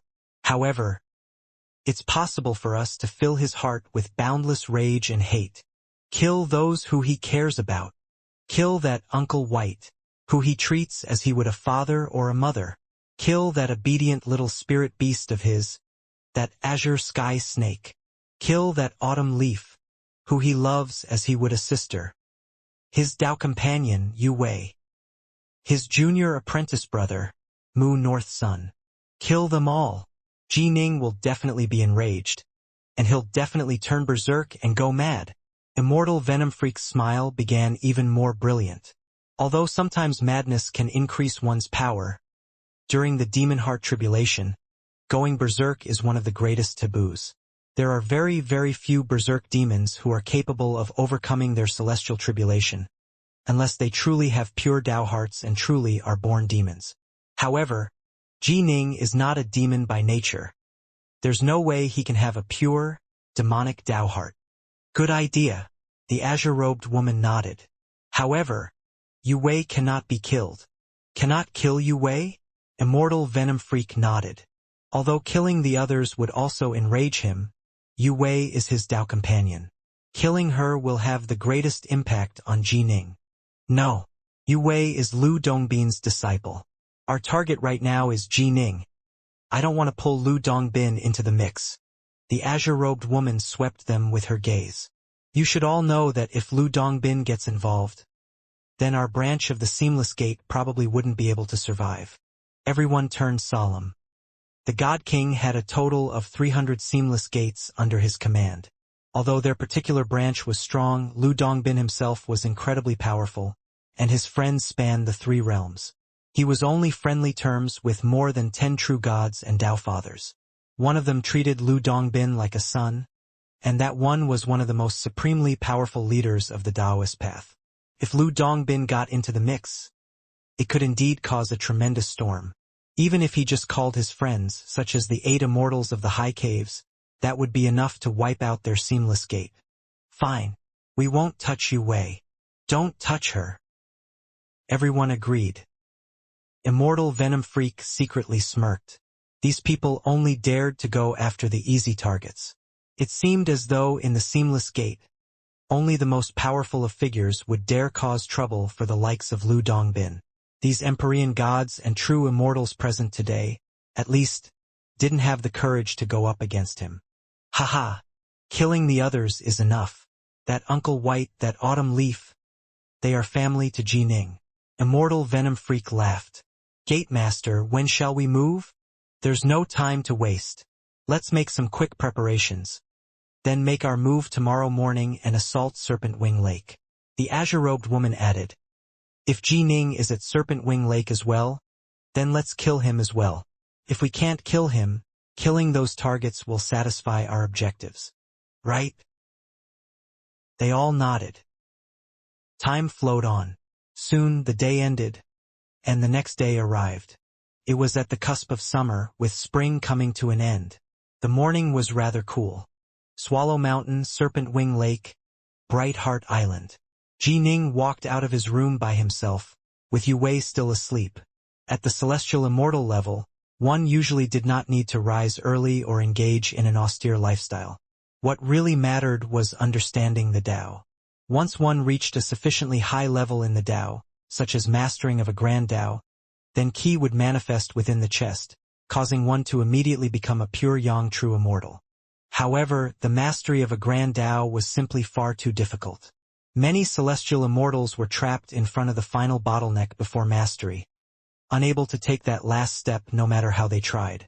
Thus, Yu Wei's life was quite relaxed. She wouldn't even get out of bed until the golden crow had risen high into the sky. Whoosh, whoosh, whoosh. As Ning walked towards the waters of the lake, he could make out the rustling sound of the waves of Serpent Wing Lake striking against the shore. Even when there was no wind, this massive lake would have 3-foot-tall waves, and so the sound of the waves striking against the shore was heard quite often. Ning held a dark north sword in his hand, resting it over a shoulder as he strode past many buildings. Young master! Young master! Many of the servants and maids of Brightheart Island called out to him as he walked past.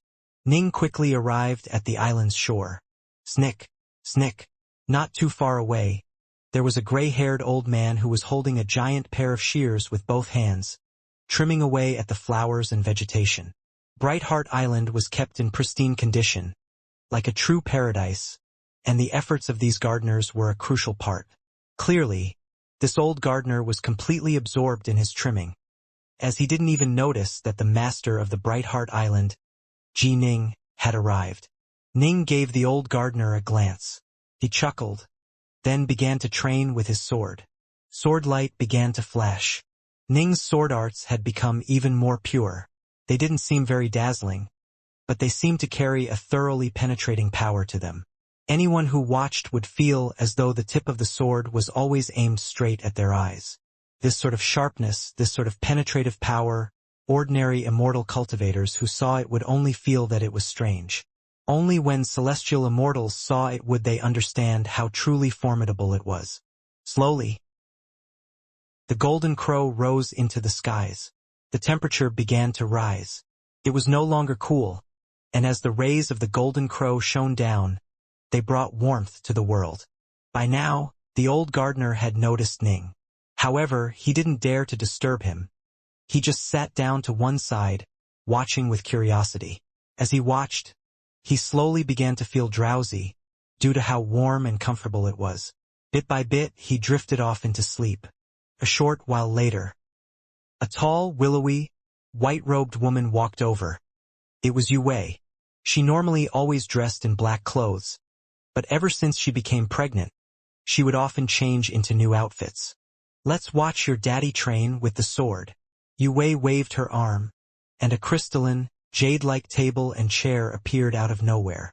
With a second wave, she caused some immortal nectars and spirit fruit to appear. As she sat down, she noticed the old gardener snoozing off in the distance. She couldn't help but smile, then turned her head to watch Ning train with the sword. The waters of the lake washed up against the shore repeatedly. The warm morning sun shone down upon them. The old gardener snoozed contentedly, while her Dao companion trained with the sword. Yue stroked her stomach. What a beautiful scene. You woke up. Ning came to a halt and walked over to her. You are about to go for your celestial tribulation. Of course I had to come watch you train. Yue laughed. How do you feel? Superb. Ning smiled. My heart feels very peaceful, and my insights into the Tao of the sword continue to rise. To be honest, I can sense that I am very close to the final bottleneck in the Tao of the sword. In perhaps another half-year or year, I'll be able to reach that bottleneck. It wasn't too hard to reach the bottleneck. Breaking through it to gain full mastery of the Tao of the sword, however, was incredibly hard. Still, Ning had once experienced the 1,000-year dream, which his master, Patriarch Subhuti, had provided to him so as to help him get a taste in advance of what it would be like to have full mastery of the Tao of the sword. Given that he also was in control of a hint of a sword force, he felt confident that it would be much easier for him to break through this bottleneck than it was for ordinary celestial immortals. However, even though it might be easier, not even Ning knew how long it would be before he would actually make the breakthrough. Only when he mastered the Tao of the sword would he have his true body undergo its tribulation. If he succeeded and became an Empyrean god, then his life would have truly changed. But all of it was dependent upon him mastering the Tao of the sword. Why don't you train for a bit longer? First reach the bottleneck, then have your primal twin undergo the tribulation, Yue said. My primal twin is in control of heart force. It's more than strong enough by now. Even if I do improve slightly in the Tao of the sword, it won't be of that much help to me, Ning said. Their words were naturally sealed off from the surrounding area, preventing anyone else on the island from listening in. Ning's words were correct. With his full mastery over his third-level heart force, his natural level of power was already that of a supreme celestial immortals. Even if a mere primal Taoist was somehow so monstrously talented as to be able to take perfect control over the third stage of heart force, that primal Taoist's power would also rise to that of a supreme celestial immortals. Heart force was an extremely mysterious form of power. Generally speaking, only Empyrean gods and true immortals could slowly begin to grasp it, while a number of true gods and Tao fathers had some degree of skill in it. It was far too rare, however, for anyone at the void level to have gained insights into it. As for primal Taoists doing the same, this had never before happened. Ning's primal twin was now in perfect control of his third stage heart force. Its power had similarly skyrocketed to the supreme celestial immortal level. For a key refiner, this sort of power was absolutely enough to overcome the thunder tribulation, while the wind tribulation and fire tribulation were even less dangerous. Only the most unfathomable tribulation, the demon heart tribulation, remained a threat. Insights into the Tao of the sword wouldn't be of much help to fighting the demon heart tribulation. And my subconscious is whispering to me that the next few days are the best period of time for undergoing my tribulation, Ning said. Oh, Yue nodded. Just as Ning and Yue, this loving pair of Tao companions, were chatting together, in the skies above a location deep within the southern seas of the Xianxia, a spatial rift suddenly appeared. An awe-inspiring group flew into the world, each member of the group possessing powerful auras. The leaders were true immortal Gaudi, Fairy Deadgrass, Empyrean God Beastleave, and Empyrean God Three Sons. Although these were merely their incarnations or clones, in possession of just a tenth of their full power, they were still definitely at the Empyrean God or true immortal level of power. They were significantly more powerful than Ji Ning, who could be considered to have just barely reached the minimum threshold of that level of power. Celestial Immortal Black Heaven and Immortal Venom Freak were also present, and behind them were a group of black-robed figures. Every single black-robed figure had an astonishing aura that was filled with savagery and brutality. The first time Immortal Venom Freak had seen this group, he couldn't help but feel nervousness. The Hellsworn of Bloodcloud Hall. They are legendary Deathsworn who came forth from the Infinity Hells. What are these Infinity Hells? The 18 Hells of the Netherworld shouldn't be able to produce terrifying figures. Immortal Venom Freak had just recently joined, after all. There were many secrets which he did not know, and he didn't dare to ask too many questions either. We've arrived at the Xianxia, True Immortal Gaudi said. Venom Freak, you weren't confident in being able to teleport from the fifth world to Serpentwing Lake, but now that we are at the Xianxia, it shouldn't be a problem, yes? Yes, it will be easy. Forget about Serpentwing Lake. I can teleport us straight to Brightheart Island. Immortal Venom Freak smiled, confidence in his eyes. For the sake of killing Ji Ning, I gained a thorough understanding of Brightheart Island of Serpentwing Lake. I know its layout intimately. Good. True Immortal Gaudi nodded. Then use a greater teleport. A blood-red pearl appeared in the skies. Whoosh. Immortal Venom Freak waved his hand again. None of them resisted as they were drawn into that blood-red pearl. This pearl was merely a heaven-ranked magic treasure that contained a holding space within it. The likes of True Immortal Gaudi and the others could easily destroy it from the inside and emerge as needed. In addition, they could see what was going on in the outside world, so they weren't worried about Immortal Venom Freak playing any tricks on them. And if he really did, the Seamless Gate would never spare him. The Seamless Gate was able to keep track of everything they were doing, after all. Let's go.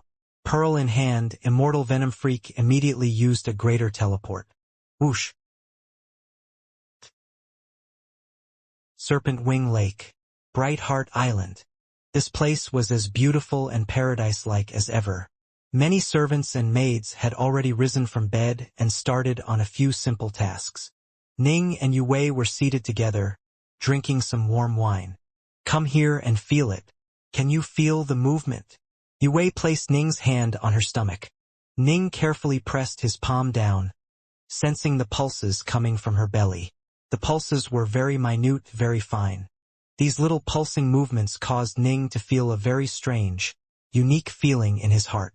This feeling was a powerful, protective urge. The urge an eagle might feel to protect its chicks. Ning was filled with a desire to ensure that nothing would happen to this little soul. Yue looked at Ning, looked at the expressions on his face. Rumble. This was a soundless, formless spatial ripple, but this ripple, the ripple of greater teleportation, caused more shock and alarm to Ning and Yue than the collapse of the ground below them. Not good. That's greater teleportation. Ning immediately turned around. I can't let them harm senior apprentice sister. When Ning had sensed the pulses, he had immediately understood that even if he had to die, he would ensure the safety of the two of them. Senior Bear. Senior Reds now. Something bad has just happened. As Ning turned, he immediately called out to the 7 Empyrean gods. As he did, he instantly saw the ugly, horned man who had just appeared far away. Young Flame Freak. Ning instantly recognized this man, the ancestor of the Young Flame clan. The horned man grinned savagely, and his hoarse, ear-piercing voice that sounded like a jagged knife sawing through a table instantly rang out throughout Bright Heart Island. Ji Ning. What a coincidence! His power, filled with the celestial immortal's energy, echoed throughout the island. Swish, swish, swish, swish, swish, swish. A large number of people suddenly appeared next to Young Flame Freak. The leaders of the group caused Ning's eyelids to twitch. He instantly recognized true Immortal Gaudi. If it hadn't been for the Xia Emperor, he probably would have been forced to ask Senior Reds now and the others to intervene. And this time, Gaudi wasn't alone. Next to him were 3 figures whose auras were no weaker than his. For Empyrean gods or true immortals? Ning felt tremendous shock.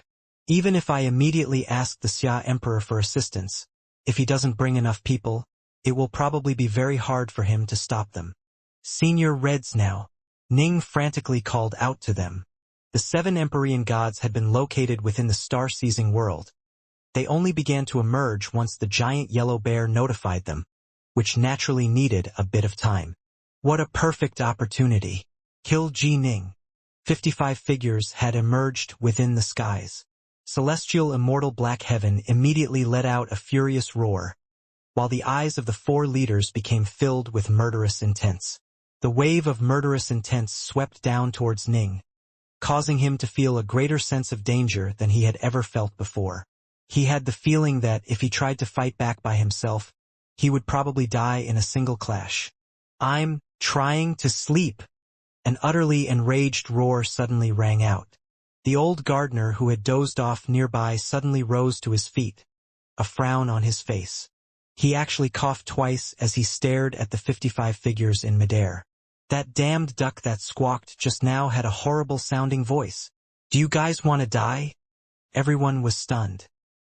Ji Ning and Yue stared in shock at the old gardener.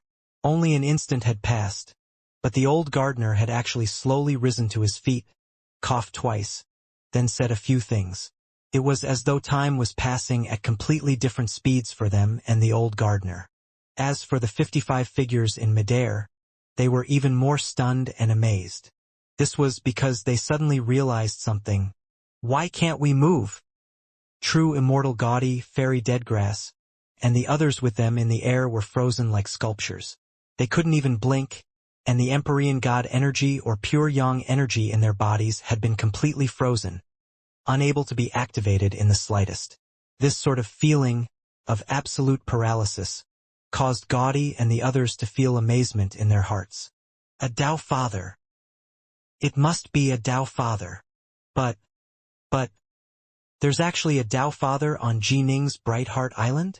None of them had imagined that their assault would result in them kicking into a steel plate like this.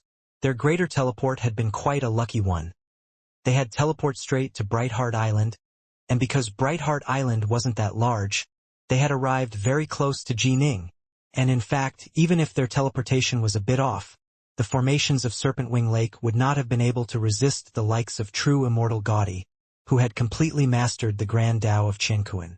But now they realized they weren't lucky at all. In fact, their luck was terrible to the extreme. Senior. Both Ji Ning and Yue hurriedly called out respectfully to the man. The old gardener still held those gardening shears in his hands as he lazily sauntered over. Upon hearing both Ning and Yue addressing him respectfully as senior, he nodded. Good. You know how to be respectful to the elderly. Ning and Yue instantly felt speechless. An exalted Tao Father had first pretended to be a gardener, and now was putting on airs as an old man. He had completely destroyed the image which Ji Ning had of Tao Fathers in his mind. You brats that are hanging up there in the air. The old gardener raised his head, looking at the 55 figures frozen in midair. He immediately said, You woke this old man up with your yammering. Anything you want to say before you die? As soon as he said these words, True Immortal Gaudy and the others in midair suddenly felt as though their mouths could now move. We offended you by accident, Senior. True Immortal Gaudy said respectfully. Senior, please let us leave. Fairy Deadgrass said a very soft voice. The forces of the Seamless Gate were all behaving in an extremely humble manner. However, they had quickly recovered from their initial shock. If this was a Tao Father, he probably wouldn't casually act in a way which might start a war. The Tao Fathers on both sides were still holding back for now. Perhaps this Tao Father they had run into might mock them for a bit, but let them live. As far as they were concerned, the death of an incarnation or a clone wasn't too big a deal. What really mattered was the important treasures they were carrying. In fact, they had multiple top-grade pure Yang treasures with them. This was the reason why their incarnations and clones were capable of unleashing such tremendous power. Celestial Immortal Black Heaven had been so enraged that his clone had even brought a protocosmic spirit treasure. It seems we've passed through this latest crisis. Ning and Yue both let out secret sighs of relief. However, Ning knew very well that the Seamless Gate was so powerful that not even his master, Patriarch Subhoodie, would casually act against their minor figures. This Tao Father who apparently loved to play games probably wouldn't act too recklessly either. Ji Ning, kid, the old gardener suddenly called out.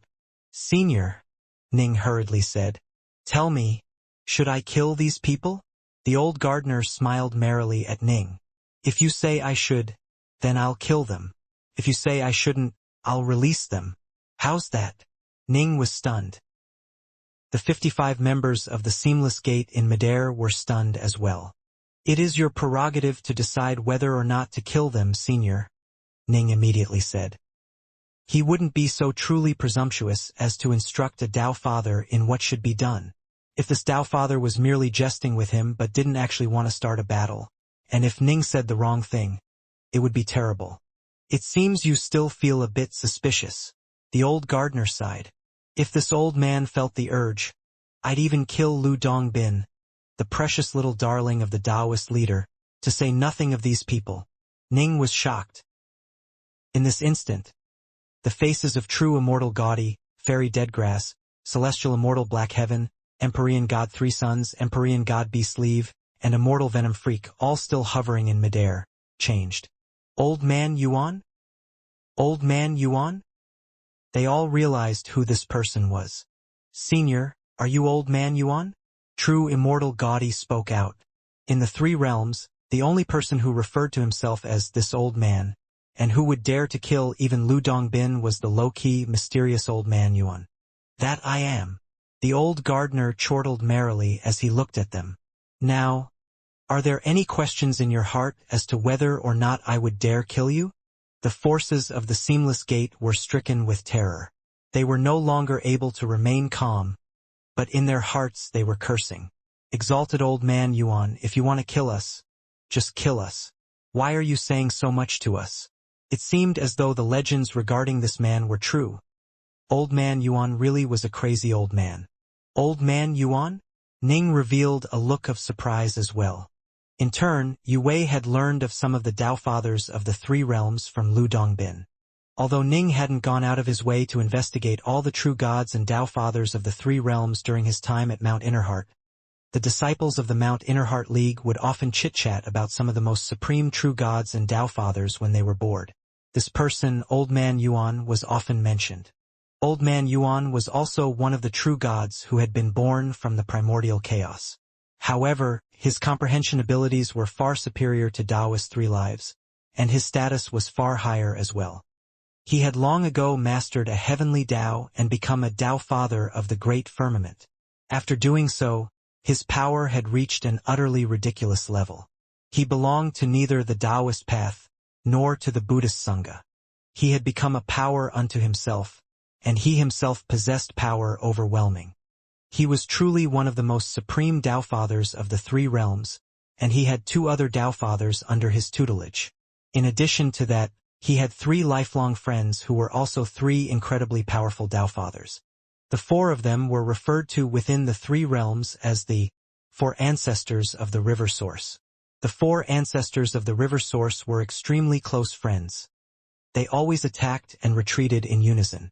All four of them were incredibly powerful Tao fathers, and if one also factored in their various disciples and friends, they would be considered an incredibly powerful force of the three realms. As for Old Man Yuan, he was the most powerful member of the four ancestors of the river source. He was their leader. How powerful was he exactly? No one knew for certain. Some said that Old Man Yuan was, logically speaking, weaker than the two leaders of the Buddhist Sangha and the Taoist path. Others said that Old Man Yuan should be comparable to those two leaders. In short, this was a crazy yet terrifyingly powerful old man. Damn! True Immortal Gaudi and the others felt misery in their hearts. The three realms were currently divided into two major alliances. The likes of Patriarch Subhuti had long ago chosen an alliance, but the four ancestors of the river source had remained neutral. In the end, nobody would be able to avoid getting drawn into the war between these two alliances. But for now, before battle had truly begun, both sides were actively courting the four ancestors of the river source. They had to. The four were simply too powerful. These were not four ordinary Tao fathers. All four of them had been born as true gods of primordial chaos, and stood at the very top of power amongst Tao fathers. Old Man Yuan, in particular, was one of the utmost supreme major powers of the three realms. If Subhuti dared to kill these 55, the major powers behind the Seamless Gate would probably strike back. They were enemies, after all. But if Old Man Yuan was the one to kill them, the major powers behind the Seamless Gate definitely wouldn't intervene. They had been working so hard to have the four ancestors of the river source join them. How would they dare to offend this old man now? Now you should realize that I wasn't joking with you, right? The old gardener beamed merrily as he looked at Ning. This old man is going to ask you again. Should I kill them? If you say yes, then I'll kill them. Ning no longer hesitated at all. He nodded. You should. Nice. The old gardener nodded with satisfaction. That's more like it. Senior. The paralyzed members of the Seamless Gate, still hanging up high in the sky, were filled with terror. Begone! The old gardener casually tossed out his giant gardening shears, sending it flying upwards. This was clearly a pair of ordinary gardening shears. It would probably break apart if one tried to use it to cut an ordinary rock. And yet, it now went flying towards the midair bodies of the true immortals and Empyrean gods. Even the clones of such figures would have bodies that were incredibly tough. Snick! It was liking cutting through paper. The body of an Empyrean god was bisected, and then his auras vanished. He was deader than dead. Snick! Snick! Snick! True Immortal Gaudi, Fairy Deadgrass, and Immortal Venom Freak were utterly terrified. They repeatedly called out Senior, but snick, snick, snick. They were still cut to death by the gardening shears. In the blink of an eye, all 55 members of the Seamless Gate had been slain. Although the metal shears had moved quite slowly, no major powers had appeared to intervene. Ning's eyes lit up as he watched. Wonderful. Those bastards had actually attacked Ning's home. It was wonderful to see them killed. Oh ho, although those little minions of the Seamless Gate only sent their clones and incarnations over, they brought a few nice things with them. 3 top-grade pure Yang treasures, and a protocosmic spirit treasure. The old gardener waved his hand, and the items left behind by the deceased members of the Seamless Gate flew forward to levitate in the air before Ji Ning and Yue Wei. They don't suit this old man. You take them. Ning blinked. Yue Wei was stunned as well. Them? What in the... After apprenticing himself to Patriarch Subhuti, Ning had been forced to painstakingly adventure through the Crescent world. Thanks to tremendous luck and hard work, he had acquired a single protocosmic spirit treasure, the Rahu bow, and the bowstring had been broken. At that, this old man Yuan was even generous than his own master. What, aren't you willing to accept them? Old man Yuan stared. I am. Ning was so frightened he repeated himself 3 times. How would this junior dare to refuse the gift of a senior? He immediately waved his hand, accepting the treasures. That's more like it. If you were going to do something, just do it. Don't hem and haw and dawdle about like a girl, Old man Yuan said with a laugh. I've already spent several months living here at your Brightheart Island. Several months? Ning was puzzled. This gardener had been here for far longer. I've just been possessing this old gardener, Old man Yuan said with a merry chuckle.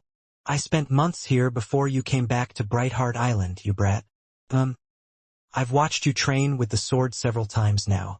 Your sword arts aren't bad, but your control over heart force is even better.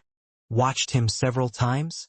Aside from this time, Ning couldn't recall a time when the old gardener had been nearby. Oh, right. Given Old man Yuan's power, he would be easily able to watch Ning train with the sword, even from a tremendous distance. Poet? Old man Yuan said, puzzled. Why is it that you seem to be so stupid? Stupid.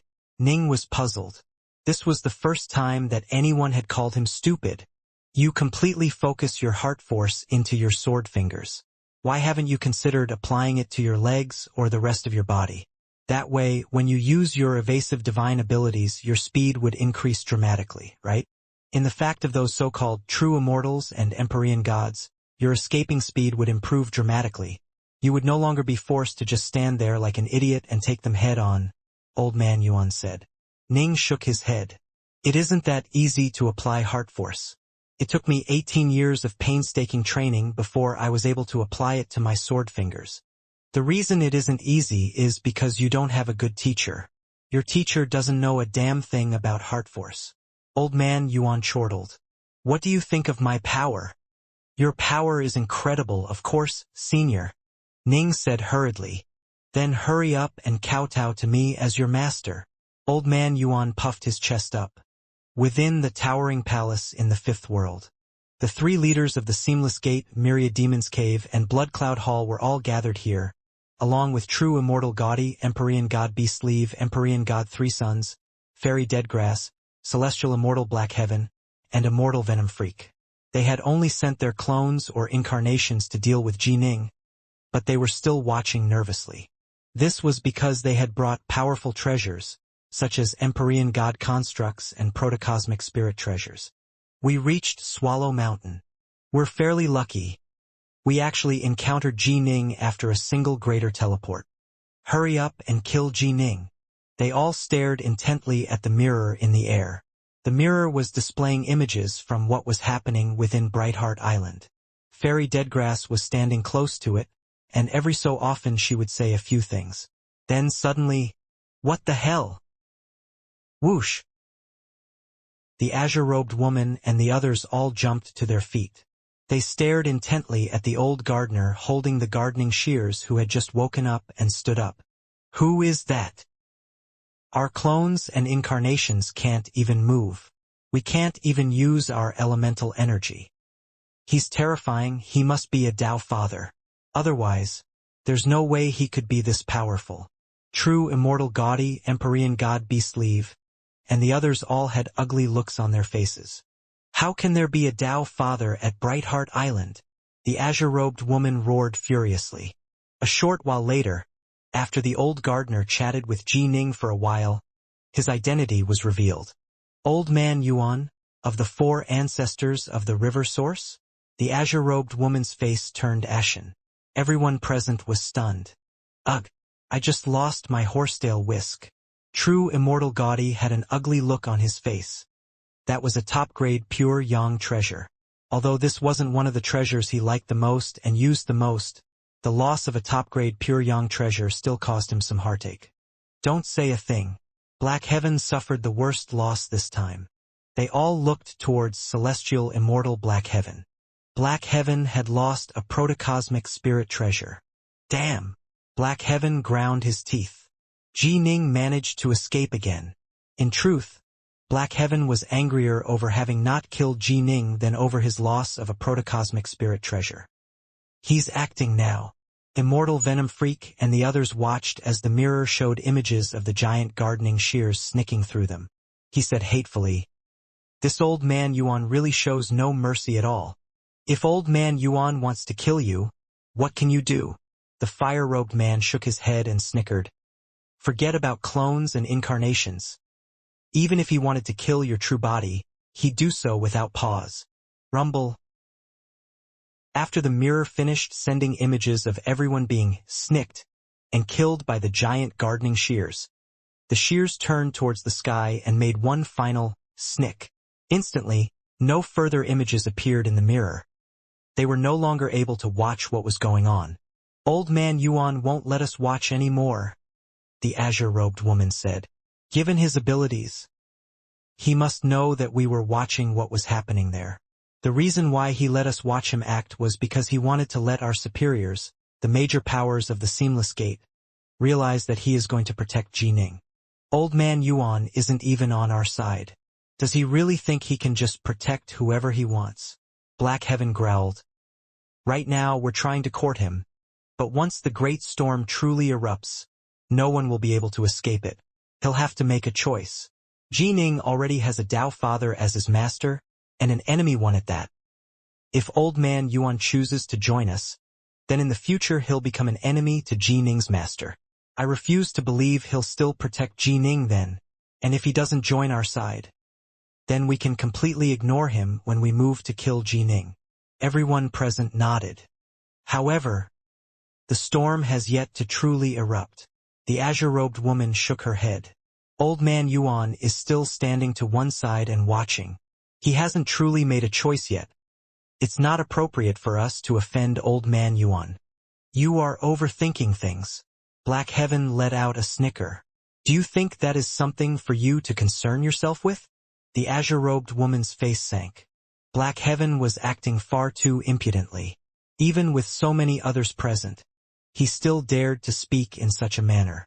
Alas, Black Heaven wasn't under her command, and she still wasn't sure of his true power. In addition, the number of treasures he had was completely bizarre. When he had sent his clone to the Grand Xia, he had carried 2 mighty treasures with him. A top-grade pure yang treasure known as the Yin-Yang Arcane Key Bottle, and a protocosmic spirit treasure known as the 9-Leaf Snow Lotus. "That's for the God King and the other major powers to worry about," Black Heaven said coldly. "I trust that the God King will quickly send an order as to whether or not we are to kill Ji Ning. So stop worrying your little head over it." Humph! The azure-robed woman's face sank. She no longer said anything. Black Heaven gave the azure-robed woman a glance, a hint of mockery in his eyes, then turned and left. He felt tremendous distaste for this gate master of the Seamless Gate, Azure Fox, because Violet Grass had died on her orders. As for any anger that the gate master might feel towards him, he didn't care about it at all. The world of the Grand Xia. Ning couldn't be bothered to worry about the Seamless Gate right now. It was old man Yuan that he was faced with, and he felt a headache coming. Take him as his master? He could tell that since old man Yuan had come to personally inspect him, the old man had definitely decided that Ning was moldable talent. Today, he had first asked Ning whether or not he should kill the forces of the Seamless Gate, and then immediately killed them upon Ning giving the nod. This caused Ning to feel quite delighted. Clearly, old man Yuan wanted Ning to feel positively towards him. And now, the old man had gifted him with the many treasures the Seamless Gate's forces had left behind. This, too, was to make Ji Ning feel grateful towards him. Next, the old man had suggested that he work on applying heart force to his legs or to his entire body. These words had indeed caused Ning to feel a desire to learn such a method. Finally, he had asked Ning to accept him as his master. He's really put effort into this. Ning understood this. It seems this old man Yuan really does want to take me as his disciple. This is how the world is. Some people desperately want to become a Dao Father's disciple, yet never will. When I wanted to become Dao Father Crimsonbright's disciple, he didn't find me worthy. Even Master Subhuti only accepted me as his disciple because he saw that I was the sole successor to the star-seizing hand of his good friend, Taoist 3 lives and a decent cultivator.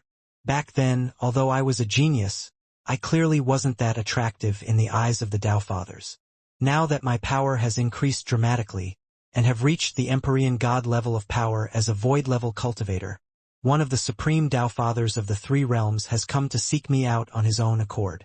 If your potential was truly astonishing, the Dao Fathers would seek you out on their own accord. Ning now was qualified for a Dao Father to do so. He truly was an astonishing piece of unpolished jade. But what should I do? What exactly should I do? Ning hesitated. Is he a friend or a foe of my master, Subhuti? Or do they have no relationship at all? This was what Ning was worrying about. This old man Yuan killed the forces of the Seamless Gate, but the Seamless Gate didn't even make a single peep about it. The major powers behind the Seamless Gate haven't responded or reacted at all. The 3 realms are facing a great storm, and there is no way that the major powers behind the Seamless Gate can possibly be frightened by Old Man Yuan. Clearly, then, Old Man Yuan is on passable terms with the Seamless Gate, while my teacher, Subhuti, is an enemy to them. What if Master Subhuti and Old Man Yuan are enemies? If I were to apprentice myself to Old Man Yuan without getting Master Subhuti's permission, then in the future, how could I possibly face Master? This was Ning's concern. As the saying goes, the Tao is not to be lightly transmitted. There was a saying regarding one who taught the Tao: one day as a teacher, a lifetime as a father. This meant that one was to revere and honor one's master as one would one's father. Subhuti had transmitted complete Fiendgod body refining techniques, key refining techniques, sword arts manuals, and even supreme divine abilities like the 8-9 arcane art, Hoi's archery, and the torch dragon's eye to Ning. For Ning's sake, he had even toiled painstakingly to create the obscuring wind of the 9 heavens, divine ability, and the supreme sword formation, the greater thousand swords formation. After Ning had been exiled into the Nilam zone, his master had come to search for him. His master had shown him benevolence in transmitting the Tao to him and in saving his life. No matter what, if he was going to take on a new master, he first had to get the nod from Master Subhuti. When Ning had expressed the desire to take part in the conclave of immortal destiny in the hopes of being able to have a true immortal or a Dao Father as his master, Immortal Xianxia was in full agreement. Naturally, he hoped that Ning would have even higher accomplishments. Before becoming Subhuti's apprentice, Ning had first spoken with the giant yellow bear, who had verified that Subhuti and Taoist 3 lives had been good friends. If they had been enemies, things would have been tricky. Why are you hesitating and hemming and hawing? The nearby Old Man Yuan frowned. Senior, Ning said, I need to get my master's permission first. Your master? Old Man Yuan suddenly seemed to have thought of something. Laughing, he waved his hand. Whoosh. Someone suddenly appeared out of nowhere. It was Immortal Xianxia, a wine cup in his hands and a befuddled look on his face. Immortal Xianxia had been seated atop his mountain, watching the dawn sun rise while drinking some immortal wine. Who would have thought that he'd suddenly be teleported here? Disciple? Immortal Xianxia looked at Ning. Then he looked at Old Man Yuan by Ning's side. Old Man Yuan's face changed, and his figure changed as well, becoming a bit thinner. Master! Immortal Xianxia instantly grew excited upon seeing him. Falling to his knees, he said excitedly, Master, I've finally met you again. Hey, don't overstate our relationship, Old Man Yuan said hurriedly. All those years ago, I saw that you were borderline suicidal, and also saw that you were decently talented, and so I took pity on you and casually transmitted a set of sword arts to you. I have plenty of sword arts in my possession, and so teaching you one of them didn't really mean anything. What's more, your talent is too mediocre and your comprehension abilities are too weak. How could you possibly be qualified to call me master? You'd cause this old man to lose all face. He had first praised Immortal Xianxia as decently talented, then immediately described him as mediocre and weak. Still, everyone knew what he meant. Clearly, Immortal Xianxia would be considered decently talented when compared to the countless cultivators of the three realms, but he was far from being qualified to become Old Man Yuan's disciple. Although these words were rather unpleasant, Immortal Xianxia didn't feel the slightest bit of anger.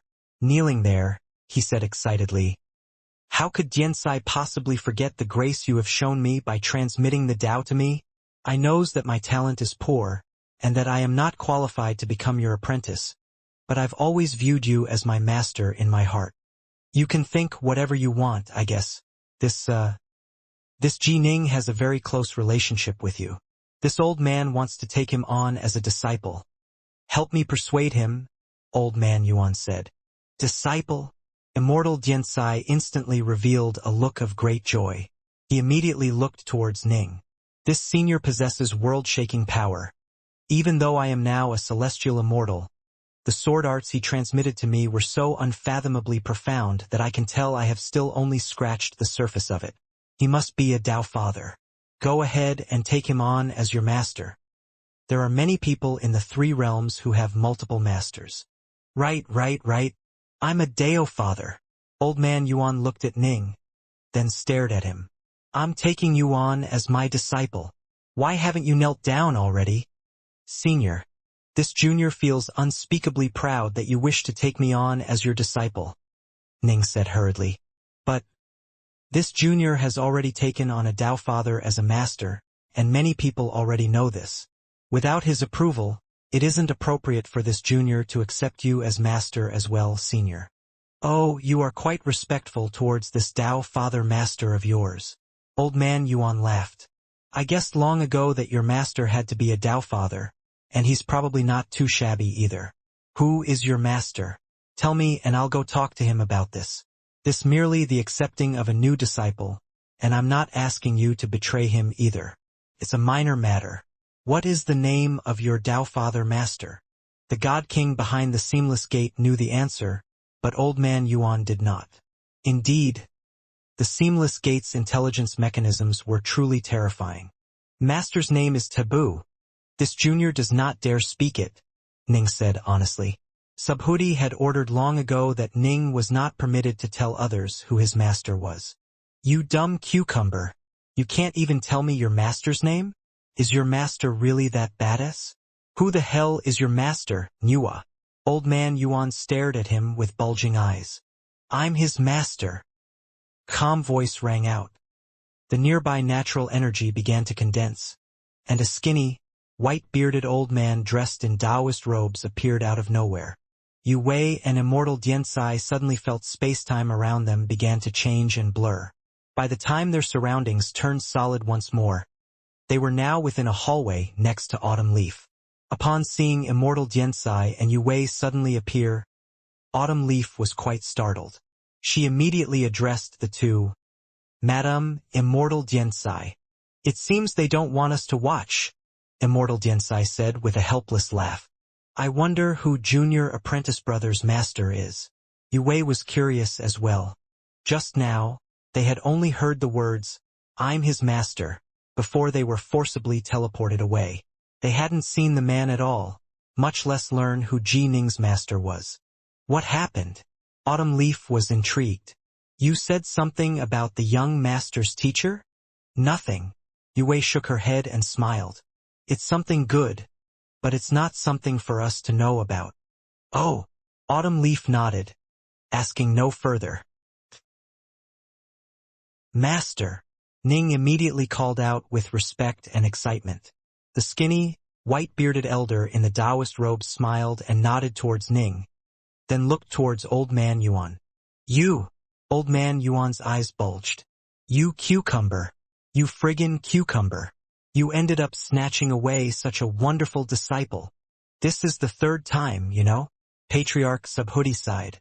"Why do you always come after the disciples that I take in and teach?" Ning blinked. "The third time?" It seemed as though Old Man Yuan had gone after two of his fellow disciples as well. "Ahaha. All I can say is that you are formidable in teaching students, Subhuti." Old Man Yuan laughed. Since it's you, Subhoodie, that makes everything easy. We came to an agreement last time, right? Go ahead and tell me whatever it is that you want. This old man has plenty of treasures, and I'm willing to spend them. I'm not afraid of any demands that you might make. Ji Ning, are you willing? Subhoodie looked towards Ning. I'll follow your orders in all things, master, Ning said respectfully. If it didn't make things tough for his master, there would be no issues. More importantly, Master Subhoodie had to know more about Old Man Yuan than Ning did. Ning trusted that Master Subhoodie wouldn't steer him wrong in this decision. Subhoodie nodded slightly. He can be both considered one of your disciples as well as one of mine, Subhoodie said calmly. I'm only going to ask one thing of you, that you stand with us on our side. You... Old Man Yuan's face became unsightly to behold. Subhoodie frowned. Are you still unwilling to make your choice? It's merely a matter of taking on a disciple, and I'm not even asking him to switch sides. He'll be our jointly shared disciple.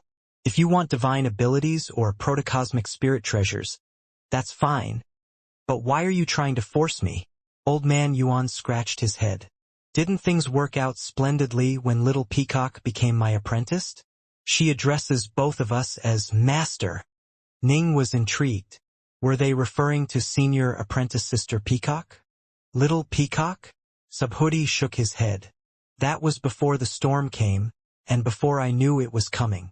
Now that the storm is already here, of course you have to make your choice. Otherwise, there's no way I'll permit my disciple to become apprenticed to you as well. How can you? You are absolutely... You old blockhead. Old Man Yuan was infuriated. Humph. Subhoodie snorted coldly. Then let me ask you this. If Ji Ning becomes your apprentice and you end up joining the Seamless Gate, what is Ji Ning supposed to do? Is he supposed to choose to stand with me? Or is he supposed to choose to stand with you? If he stands with the Seamless Gate, then I'll definitely strike and annihilate such a vile disciple. But if he stands with us, then you'll move to kill him as well. After all, by then it will be a life and death battle. No one will be able to escape it. Old Man Yuan's face grew even uglier to behold now. Ning, standing to one side, now understood everything. Right? If he took on two masters who ended up in opposing enemy camps, then no matter which side Ning was on, he would end up becoming enemies with one of his masters. If you want him to become your disciple, then I imagine you don't want to make things difficult for him. You don't want him to eventually be killed by one of his masters, right? That's why you have to stand with us. Only by doing so will Ji Ning not suffer such a sad fate, Subhoodie said. So long as you agree, Ji Ning can take you on as master. You? Old Man Yuan had a complicated look on his face. Ning just stood there watching quietly. The four ancestors of the river source. They were a formidable power within the three realms. Most likely, whichever side Old Man Yuan chose would be the side the Tao Fathers who followed him would choose. Why are you forcing me on this? This isn't just a personal matter. I have all my friends and disciples and granddisciples to worry about. Old Man Yuan was truly upset now. There's nothing to negotiate. Subhoodie shook his head. Don't make things difficult for Ji Ning. But didn't things work out perfectly when I took on Little Peacock? Old Man Yuan snapped back irritably. That's because you haven't made your choice yet. Once you do make your choice in the future, if you choose to join the Seamless Gate, Little Peacock will have to make her choice as well. Will she follow you, or will she follow me? Subhoodie sighed. I've already done wrong by Little Peacock. I don't wish for Ji Ning to face the same tough situation in the future. Old Man Yuan suddenly grew angry. I don't get it. Why are all of you so damn stubborn? I don't understand either. All of us were born from the same primordial chaos. We were like brothers. All of us are standing together now. Why is it that you are roving about on your own? All four of you four ancestors of the river source act in the exact same manner. You don't give a damn about your old friends and friendships. Subhoodie was no longer calm either. In fact, he was so angry that his eyebrows were twitching, and as he spoke he pointed angrily at Old Man Yuan. The rest of you are in Yuan's debt, but we aren't, Old Man Yuan replied angrily. And Pangu's primordial world shattered long ago. This is now the era of the three realms. That old, undying bastard just wants to take over the three realms. Let him. Do you Dao Fathers really care who is in control of the three realms? Do you have to risk everyone's lives over this question? You say that I don't care about old friends and friendships? If I didn't, I would have joined the seamless gate long ago. Subhuti was now truly enraged. How can you be so? Their voices suddenly turned silent. The distant figures of Patriarch Subhuti and Old Man Yuan's turned blurry as they angrily but silently yelled at, argued with, and cursed at each other. Ning wasn't able to hear a single word of it. It seems they don't want me to hear this. Ning mumbled to himself. They said something about an old undying bastard who wants to take over the three realms. Who? He must be a truly terrifying major power of the three realms. Ning had no choice but to just stand there silently and watch. As for the two distant Dao Fathers, both of them were awe-inspiringly famous figures of the three realms who stood at the very pinnacle of power amongst Dao Fathers. Both had multiple Dao Fathers amongst their disciples, and both also had many Dao Fathers who were their resolute allies. Both possessed tremendous power in every sense of the word. In addition, both were born from the primordial chaos of the universe. And right now they stood there arguing, each trying to convince the other. A long time passed. The two Dao Fathers actually argued for 2 full hours.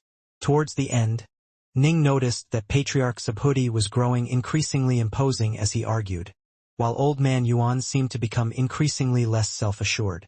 Boom! The area around him suddenly trembled. Now, Ning could once more hear the voices of the two Dao Fathers. Ji Ning. Old Man Yuan charged over, an ugly look on his face. He snapped angrily. That master of yours is like a big hunk of wood. You just can't talk to him. Those who walk different paths can't make plans together. I really can't be bothered to talk to him any longer. You are quite talented, kid. Although that rotten blockhead is very skilled in some respects, he's complete crap in heart force. Since we aren't destined to become master and disciple, then forget it. This is a technique for applying heart force which I developed. Although it's not a complete system, it might be of help to you in some way. I'll give it to you as a gift. As he spoke, he pointed a finger towards Ning. Instantly, a streak of light shot out from his finger into Ning's forehead. An ocean of information instantly filled Ning's mind. Subhuti. Old Man Yuan turned to point at Subhuti, then cursed. In terms of fleeing abilities, you are number 1 in all the 3 realms. You'll be able to flee and survive, but how many of our other old friends will be able to survive? All those years ago, 3 lives and the others all perished. How many more do you want dead? If we retreat, even more will die. In fact, all of us might die. Subhuti said angrily. Fine. We'll wait and see. The enraged Old Man Yuan turned and walked away. After taking 2 steps away, the now ordinary old gardener suddenly slumped supinely to the ground as a streak of light shot into the skies, disappearing. Subhuti waved his hand, and the old gardener was instantly teleported away. He was nothing more than an ordinary old man after all. Prior to this, Old Man Yuan had simply been possessing him. Subhuti walked towards Ning, who was completely filled and preoccupied with the enormous amount of information regarding the application of heart force. It was awe-inspiring. It was unfathomably profound. When Ning viewed the awe-inspiring collection of information, he couldn't help but feel veneration towards Old Man Yuan. Incredible. Old Man Yuan's true power, however, most likely didn't lie in heart force. After all, in terms of heart force, Ning could tell that Old Man Yuan shouldn't be as powerful as Hui had been. Old Man Yuan, however, was different from Hui. Hui was extremely focused on his archery, and he had systemized a way to apply heart force to archery in a terrifyingly profound and powerful manner. Old Man Yuan, however, was a jack of all trades. Most likely he liked analyzing heart force and so had come up with multiple different heart force techniques. Some meant for the legs, some meant for the entire body, some meant for the fingers, some meant for the hair, some meant for the sword, some meant for other treasures. There were all sorts of techniques here. However, none of them were truly systemized. From the looks of it, Old Man Yuan had jotted down a few notes whenever inspiration struck him. His most profound techniques regarding heart force actually were in applying heart force to the soul. This allowed the soul to control even more magic treasures. For example, if normally Ning was only able to control the third level of the Greater Thousand Swords formation, if he applied heart force to his soul, he would be able to control the sixth level or even the seventh level. This was a technique which Ning was truly eager to learn. Heart force was like a marshal, with the soul being the soldiers. If one used them together properly, the number of magic treasures one could control would instantly explode. In addition, the amount of heart force that was used up was negligible. After all, it merely served as a commander, without much of it being actually burned away. The increase in power, however, was still astonishing. This was definitely a killer technique for any key refiner. However, none of it was systemized, which meant that no one could simply learn the technique after reading about it. Still, Ning wasn't an uninformed outsider to this art. He was someone who, after learning how to apply heart force through Hoi's archery, had first come up with a way to apply heart force to his sword fingers, then come up with a way to apply heart force to his swords. Ning was capable of creating these techniques himself. Now, after having seen the more profound techniques of Old Man Yuan, he was of course stimulated by them and had new insights. These insights would absolutely be enough to allow Ning to come up with a suitable method for applying heart force to his legs or to his entire body, or even to his soul. Aside from Old Man Yuan's own techniques, there were also techniques which other major powers had devised for the application of heart force. All these non-systemized heart force techniques. This collection was known as the Heart Sutra. The Heart Sutra? With this Heart Sutra, I'll be able to grow dramatically more powerful in every aspect, whether it be dodging in close combat, fleeing, or anything else. My primal twin will become more powerful as well. Ning was unspeakably excited right now. Before this, he was only formidable in his attacks. He was quite lacking in other respects. Thus, almost any Empyrean god or true immortal would probably be able to capture him. Now, however, Ning would be able to improve himself in every area.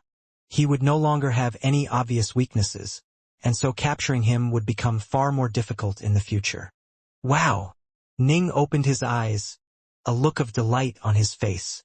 As he did so, he saw his master, Patriarch Subhuti, standing not too far away from him. Ning's face quickly stiffened. "Master!" Ning immediately called out. Ning's heart clenched. He could tell that there were some disagreements between his master, Subhuti, and Old Man Yuan. Was his master going to forbid him from training in the Heart Sutra? "What did Old Man Yuan transmit to you?" Subhuti asked. "The Heart Sutra." Ning didn't dare to hide this. It contains his many experiences with various heart force application techniques, as well as a mix of heart force application techniques from a few other Tao Fathers. However, they are all unsystemized. But they will still be of great benefit to me, especially the one that applies to using heart force on the soul. It will be of tremendous help to me in controlling the Greater Thousand Swords formation, as well as in overcoming the demon heart tribulation. Subhuti gave Ning a glance, then revealed a calm smile. "Your master isn't the pedantic, unflexible sort. Since Tao Father Yuan has gifted you with this sutra, and since he hasn't forced you to become his disciple, go ahead and learn from it. If in the future, Tao Father Yuan decides to stand with us, you shall naturally repay his kindness. If, however, he stands with the seamless gate, then when a war to the death erupts between our two alliances, you'd have to fight against him with all your might. This would be true even if he really was your master, to say nothing of him merely having transmitted a technique." Ning's heart shivered.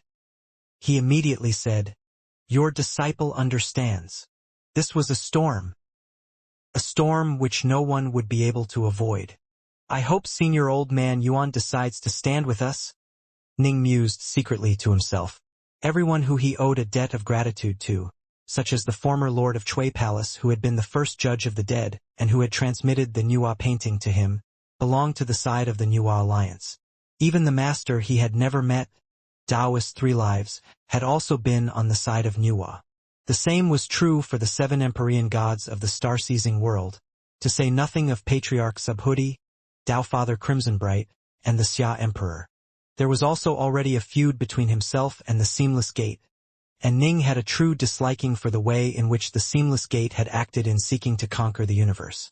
Once they took over the three realms, not only would they pay no attention to maintaining any order, they would instigate countless battles and massacres. This old man Yuan truly is an extremely formidable figure, Subhuti said to Ning. His power is most likely no lower than mine, and he loves to analyze and research many different types of techniques. He's a master in many areas, and in Heart Force he is second only to Hui. In terms of how many Heart Force skills he knows, he's even superior to Hui. Spend some effort on this Heart Sutra, especially in the part that shows you how to apply Heart Force to your soul. You must gain insight into it. Once you do, your chances of overcoming the Empyrean tribulation shall increase by quite a bit. Your disciple understands. Ning nodded. Heart Force as the general, the soul as the soldiers. Once the general commanded the soldiers to unleash their power in an organized fashion, he would be able to control even more magic treasures, while also making it harder for the demon heart tribulation to invade his mind. Against a weak soul, it was easy to create a terrifying demon heart illusion, but against one with a powerful soul, it would be far more difficult. In fact, there were some truly terrifying souls that were so powerful that the demon heart illusions were completely unable to take hold against them. Once Ning learned the art of applying heart force to his soul would instantly become more than 10 times steadier. This, in turn, would dramatically lessen the power of the demon heart illusions generated by the demon heart tribulation of his Empyrean tribulation. Your disciple has a subconscious feeling. If I am able to master this soul heart force technique, my primal twin will be in virtually no danger during the celestial tribulation, Ning said. Should your disciple delay the tribulation? No need. Subhuti shook his head. Ning looked at his master, puzzled. If you wait until you've mastered the soul heart force technique, your primal twin's tribulation will indeed be very easy. Subhuti nodded. But, first of all, it's hard to say how long it would take you to come up with such a technique. After all, there's a tremendous difference between applying heart force to the soul and applying heart force to sword fingers. Second, although your primal twin's tribulation is indeed a tribulation, it's also an excellent and rare opportunity to temper yourself. Temper myself? Ning was intrigued. After having withstood the karmic sin flames, your heart force improved dramatically, Subhuti said. By the same principle, your primal twin's demon heart tribulation will be a tempering experience, as well that will allow your heart force to improve in strength and your Tao heart to grow even more resolute. If you wait until you come up with a soul heart force technique before you attempt the tribulation, ending up in an excessively easy tribulation, it won't have any tempering effect on you. Remember this. Your primal twin's tribulation is a minor matter. What really matters for you should be your true body's tribulation. Subhuti looked at Ning. Your true body has trained in many divine abilities, and its potential is far greater than your primal twins. After all, compared to Fiendgods, key refiners are always at a significant disadvantage. If you look at the three realms, all of the most supreme of powers of the three realms have powerful divine bodies. 3 lives, for example. He clearly didn't master a heavenly Tao, but was still able to kill many Tao fathers. Subhuti looked at Ning.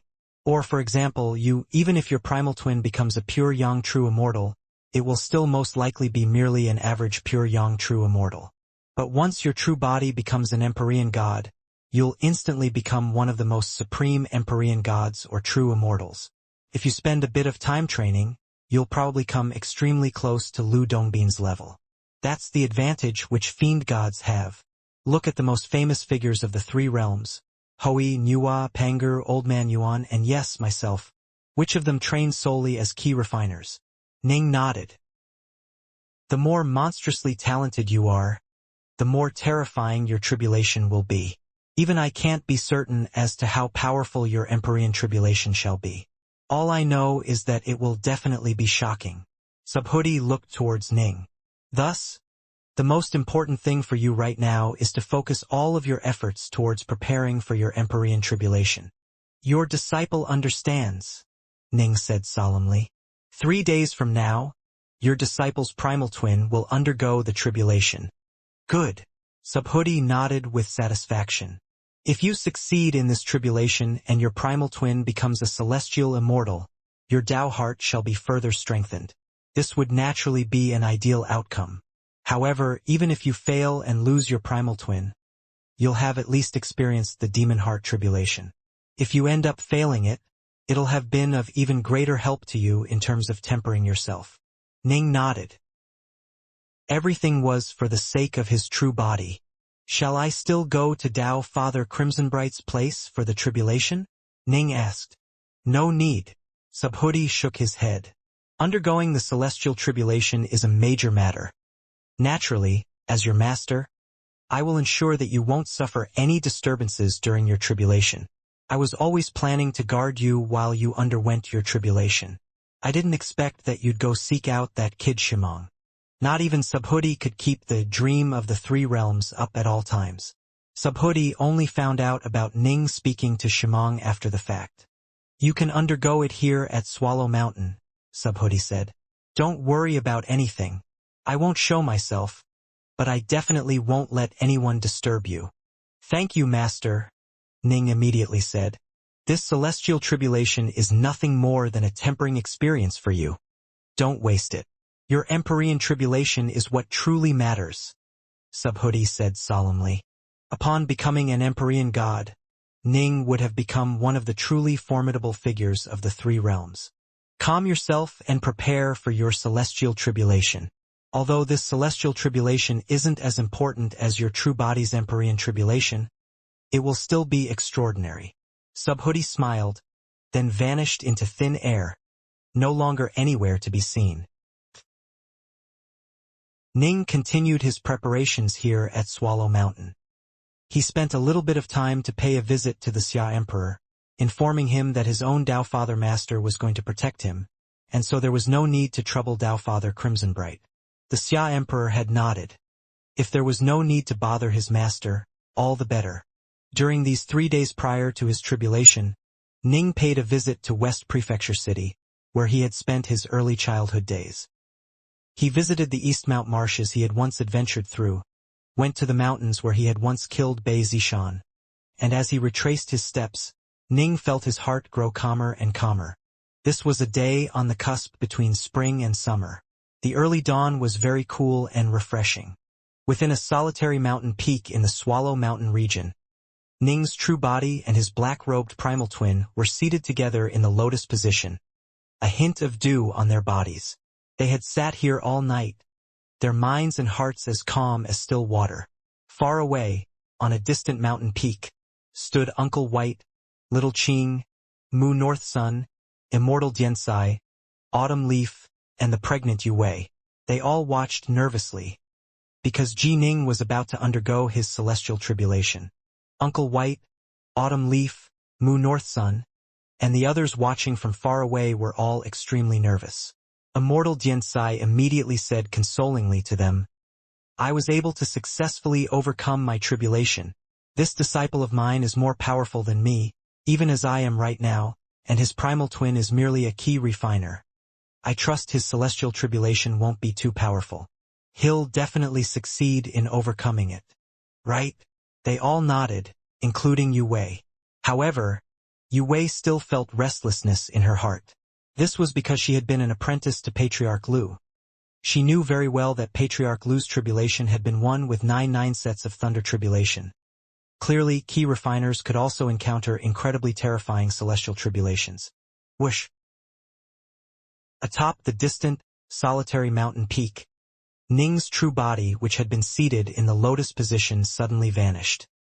He had entered the underwater estate, leaving behind only the black-robed primal twin Ning, who still continued to sit there.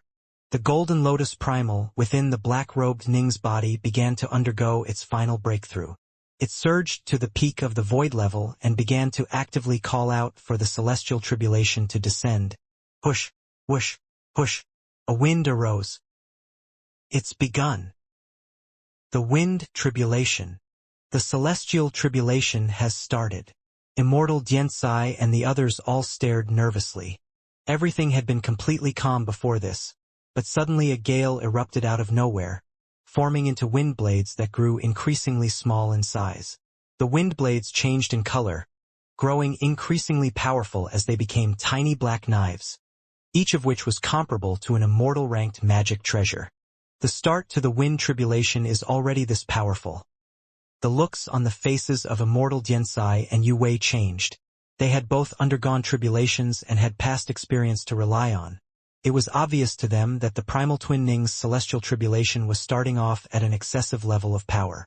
It vastly surpassed theirs, at least. The seated, black-robed Ning just watched calmly. In a soft voice he called out, "Nine Leaf, come out."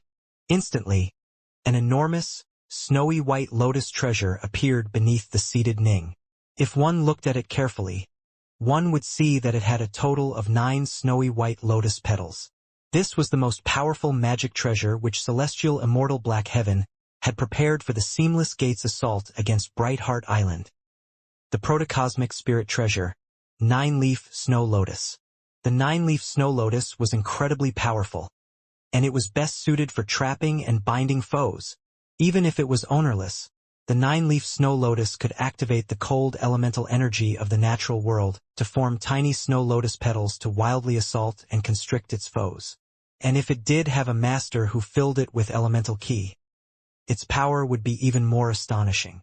Black Heaven had been planning to rely on this protocosmic spirit treasure to bind Ning. From this, one could tell how powerful it was. When Old Man Yuan had wiped out all the forces of the Seamless Gate, he had given Ning all of the treasures the Seamless Gate had left behind. The pure Yang treasures weren't as important for now, and Ning was in no rush to parcel them out to Yu Wei or the others. After all, his tribulation was coming soon, and he had his master to protect him, meaning that this period of time would be very safe. The parceling out of the treasures could wait for after the tribulation. As for the 9-leaf snow lotus, Ning had bound it to himself. This sort of treasure was tremendously helpful towards Ning, and binding it could also be quite difficult. It depended on whether or not the protocosmic spirit treasure was willing to accept the new master or not. The 9-leaf snow lotus naturally had a spirit of its own, one which took the form of a white-robed girl. The white-robed girl was persuaded by the Rahu Bao and the giant bear of the underwater estate, and given that Ji Ning was indeed a monstrous talent, and that she had seen a Dao Father strike out on behalf of Ning, she quickly accepted and acknowledged Ning as her master. As a result, Ning was able to easily bind this protocosmic spirit treasure. If the 9-leaf snow lotus had been unwilling, binding her would have been a true pain. Most likely, only a pure Yang true immortal would have been able to bind her forcibly, after spending an enormous amount of time. However, once she became willing, Ning was able to effortlessly bind her. Whoosh, whoosh, whoosh. Ning was now enthroned on his 9-leaf snow lotus. Countless snowflakes appeared around him, each of which had the form of a tiny little snow lotus leaf. In the thousands and tens of thousands, they completely surrounded Ning and protected the area around him. Although they were best suited for wrapping around and binding a foe en masse, they could also be used to defend. If they had to protect a large space, their defensive power would drop a bit, but since the treasure was as a protocosmic spirit treasure, its power was still quite extraordinary. Swish, swish, swish, swish, swish, swish.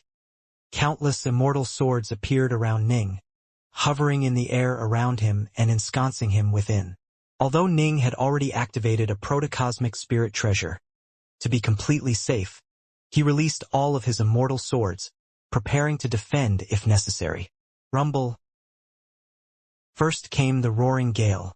Next came all sorts of terrifying skywinds with astonishing power. Still, no matter how powerful the assaults were, the 9-leaf snow lotus protocosmic spirit treasure was able to endure them all. Ning wasn't even needed to use his sword formations at all. The final assault of the wind tribulation has come. The celestial immortal wind. Immortal Xianxia and the other distant spectators all felt their hearts clench. The celestial immortal wind was formless and invisible. No magic treasures or spells could block it. Whoosh! The celestial immortal wind descended, effortlessly bypassing the defending 9-leaf snow lotus. It passed through Ning's skin, going straight into the sulky pearl of primal water within Ning's primal twin. Ordinary people usually had this wind entering through their head, but since Ning's primal twin was created from this sulky pearl of primal water, still, in the face of the celestial immortal wind, it seemed incredibly fragile. Celestial immortal wind would only ever appear during the celestial tribulation. It was a manifestation of the Tao that flowed through the three realms, and no power or magic treasure could oppose it. If one's Tao heart was not strong enough, the celestial immortal wind would incinerate one's body and reduce it to ash. Thus, one's Tao heart had to be firm. Ning had managed to overcome the karmic sin flames tribulation. How could his Tao heart be weak? He could sense the Zifu region within his sulky pearl of primal water begin to tremble, then transform. The pearl itself was being transformed. Once he truly became a celestial immortal, the pearl would completely vanish, and the true core of his primal twin would become a golden pellet, his Jindan. The wind tribulation ended. The fire tribulation came. The weather changed dramatically as an utterly enormous cloud of fire appeared in the skies, causing the temperature to skyrocket. However, Ning continued to simply sit there above the 9-leaf snow lotus. Just by using a little bit of his elemental energy, he was able to activate a large amount of energy of the natural world to cause the temperature to cool once more. For a time, the world was divided between a blazing sky high above and a world of snow down below. Truly, this was a case where fire and snow could not coexist. The fire tribulation has come. However, since that protective treasure Ning has was able to easily defend against the wind tribulation, I trust it won't be too hard for it to resist the fire tribulation. Immortal Xianxia smiled. The power of the wind tribulation is comparable to the power of the fire tribulation. Given how formidable Junior Apprentice Brother's protective treasure is, he should be able to easily overcome it without using up too much energy. Yue said with concern, "What I'm worried about is the thunder tribulation." Indeed, the power of the protocosmic spirit treasure, the 9-leaf snow lotus, was truly astonishing. It didn't require too much energy to be used up, but alas, Ning didn't have a way to apply his heart force through the 9-leaf snow lotus. If he did, not even his swords might be as powerful as the 9-leaf snow lotus. This was a protocosmic spirit treasure, after all. Although Ning had many hundreds of immortal swords, and although the Greater Thousand Swords formation was incredibly powerful, they were still merely top-grade immortal swords. But of course Ning had come up with a way to apply heart force through his swords of the Greater Thousand Swords formation, and so at present the Greater Thousand Swords formation far surpassed the 9-leaf snow lotus in power. He had passed the wind tribulation. He now passed the fire tribulation as well. The celestial immortal fire that came in the end resulted in the sulky pearl of primal water evolving yet again. Finally, the time came for the thunder tribulation.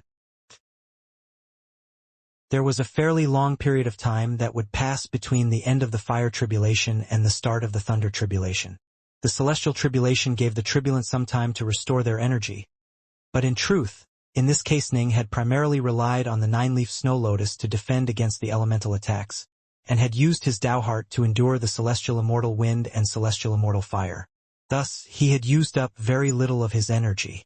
I wonder how many sets of thunder tribulation master will face, Little Qing said worriedly.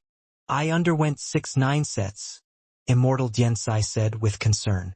This disciple of mine had far more karmic luck than I did, and he also has karmic sin flames around him. His thunder tribulation shall undoubtedly be astonishing. All of them were worried. What none of them realized was that in truth Ji Ning had received supreme transmissions of the Tao from 3 Deofather-level figures, Patriarch Subhuti, Taoist 3 Lives, and Old Man Yuan. Of the 3, Old Man Yuan and Patriarch Subhuti both stood at the very pinnacle of power amongst the Tao Fathers of the 3 realms. While Taoist 3 Lives had never been able to actually become a Tao Father, remaining a true god of primordial chaos, the star-seizing hand, divine ability was awe-inspiringly powerful and one of the top 10 divine abilities of the 3 realms. Ning had acquired so many legacies that even his key refiner tribulation wouldn't be weak, and he also had mastered heart force and was covered in karmic sin flames. An hour passed. Rumble. The calm skies suddenly manifested a pair of enormous black clouds. These enormous black clouds covered nearly the entire sky, causing the world to turn pitch black as they blocked out almost all light. What just happened? The sky turned dark? The G-clansmen within Swallow Mountain, as well as the other clansmen and monsters present, all stared towards the sky in confusion. The entire sky had turned pitch black. As for the dark clouds, they had now completely covered the entire Swallow Mountain area of nearly 100,000 kilometers. How could this? Yu Wei, Immortal Diansai, Mu North Sun, Uncle White, Little Qing, and Autumn Leaf all raised their heads. They had changed looks on their faces, while Yu Wei's face was completely bloodless. The two enormous dark clouds that had blotted out the skies above all of Swallow Mountain slowly began to move towards each other. Because of how enormous they were, these two massive clouds seemed to fly at a very slow pace. But as they flew, crack, crack, a series of cracking sounds could be heard from the skies as one enormous bolt of lightning after another began to snake out from within the two massive dark clouds. Ning, however, just watched calmly. He wasn't surprised at all. Soon, an enormous vortex of lightning and clouds had formed within the skies. The size of this vortex still covered the entire Swallow Mountain region. From its size alone, one could tell how utterly astonishing its power was. Boom! A streak of lightning lashed out from the lightning cloud vortex, striking directly down like the sword of the heavens. Clang! Ning had already risen to his feet. Hundreds of immortal swords hovered around him, while the 9-leaf snow lotus was underneath him. Many hundreds of meters above Ning, an utterly enormous lotus had formed, generated from countless tiny snow lotus petals. The enormous lotus was a barrier to defend against the thunder tribulation. Ning still wanted to use this protocosmic spirit treasure. It consumed very little of his elemental ki, after all. Boom! The first bolt of lightning wasn't even able to cause the protocosmic spirit treasure to shake in the slightest. Bolts of lightning continued to crash down. Soon they were at the fourth 9 set of thunderbolts. Thunderbolts continued to crash down. 5 9 sets. 6 9 sets. This is the 7th 9 set. Autumn Leaf couldn't help but whisper these words. Brightheart Island now had quite an extensive library of books, many of which Ning had acquired after killing other immortals. Autumn Leaf had naturally perused them. Master is almost at his limit. Little Qing was worried as well. This was the 61st bolt of thunder. The enormous lotus flower formed from the 9-leaf snow lotus was already beginning to collapse. Greater Thousand Swords formation, go forth! The black-robed Ning, standing atop the 9-leaf snow lotus, pointed towards the skies. Instantly, a golden sword that had manifested in front of his chest streaked out into the heavens. Boom! The enormous lotus above him had already vanished into thin air. However, a series of layers of lotus flowers appeared around the black-robed Ning. This strike of the Greater Thousand Swords formation contained a hint of his heart force, allowing him to effortlessly block the celestial thunder. The 8th 9 set has arrived. Soon it was time for the 8th 9 set. Immortal Diansai and the other spectators all felt nervous. How was it that a key refiner actually caused an 8th 9 set to appear? Even though Ning had taken on a Dao Father as his master, his tribulation shouldn't be this terrifying, right? The 70th bolt of thunder. A violet streak of lightning crashed down with ice-cold callousness. The black-robed Ji Ning beneath it pointed with his finger, causing the golden sword of the Greater Thousand Swords formation to once more soar into the skies. Rumble. It once more blocked the assault. I hope it is merely 8 9 sets. If it grows much stronger, it may put too much stress on my heart force. Ning was a bit worried as well. 3rd level heart force was very powerful, and it would be easy to use it against 8 9 sets, but if it became the full 9 9 sets, the power of the thunder would skyrocket to a new level. By then, each blow would most likely require Ning to use up quite a bit of his heart force. Once it was used up, he would definitely perish. Ning had never imagined that he would have failed during the thunder tribulation of the celestial tribulation, but he was now beginning to worry. The power of the 8th 9 set was already a bit beyond what he had expected. Boom! Boom!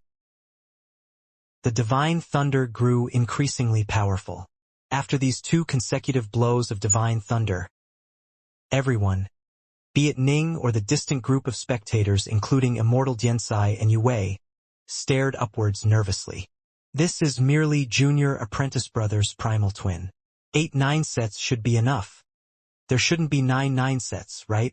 The legendary 9 9 sets, generally speaking, only void-level Fiendgods will encounter them.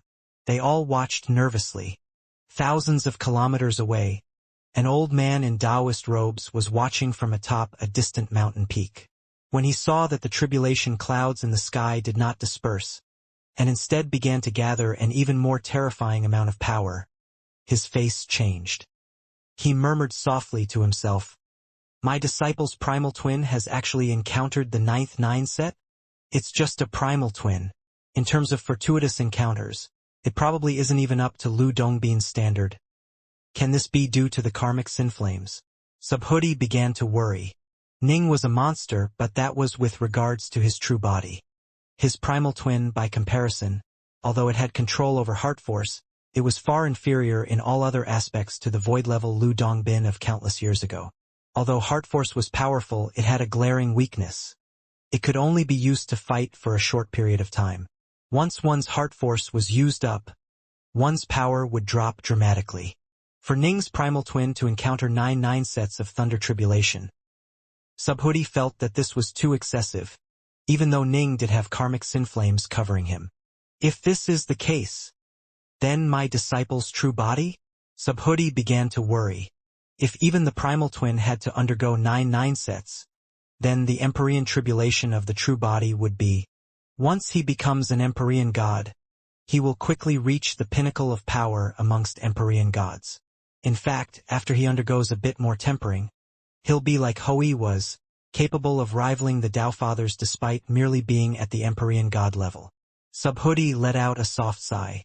It seems not even the heavens are willing to casually permit such a monstrous genius like this to exist. The heavens will insist on unleashing a terrifying tribulation. From the era of Pangu's world to the modern day, countless monsters had their souls shattered by their tribulations. Forget about the Empyrean tribulation. Even this celestial tribulation. Subhuti stared off into the distance, a frown on his face. 9 9 sets. There's more. How can this be?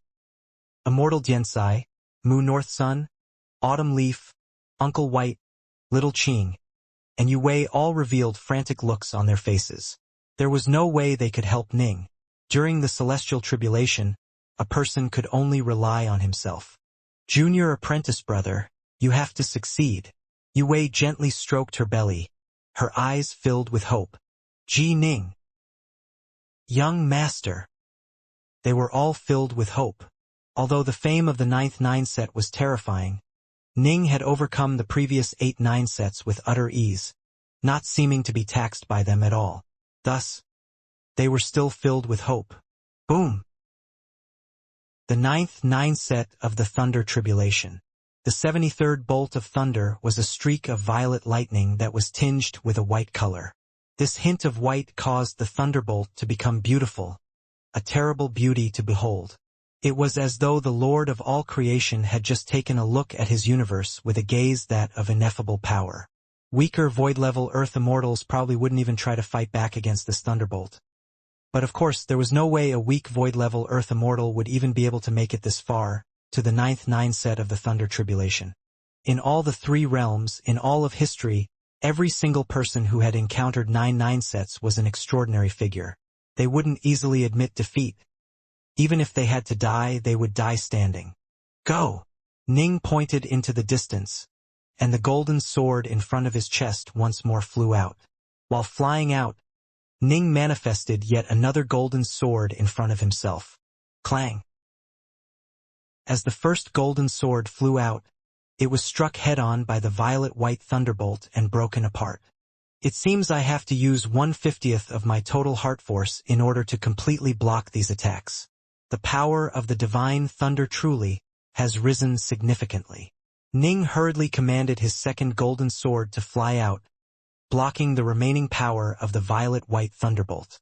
The power of these thunderbolts are greater than the full-strength blows of the likes of celestial immortal infatuation. How could an ordinary void-level earth immortal possibly withstand them? Only by accurately predicting the power of each thunderbolt could Ning ensure that he wasn't wasting too much of his heart force with each blow. He blocked the 73rd thunderbolt. He blocked the first bolt of the 9th 9 set. Immortal Xianxia and the others revealed looks of excitement and nervousness in their eyes. There was a huge increasing in power between the last bolt of the 8th 9 set and the first bolt of the 9th 9 set.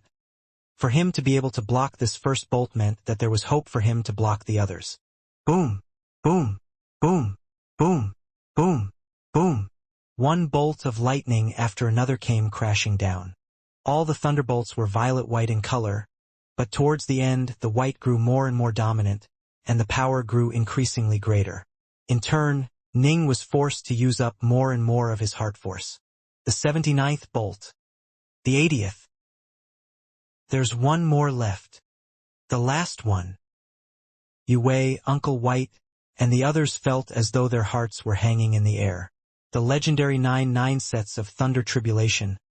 Finally, the last blow of it was going to reveal its force. Not everyone was lucky enough to witness such a thing.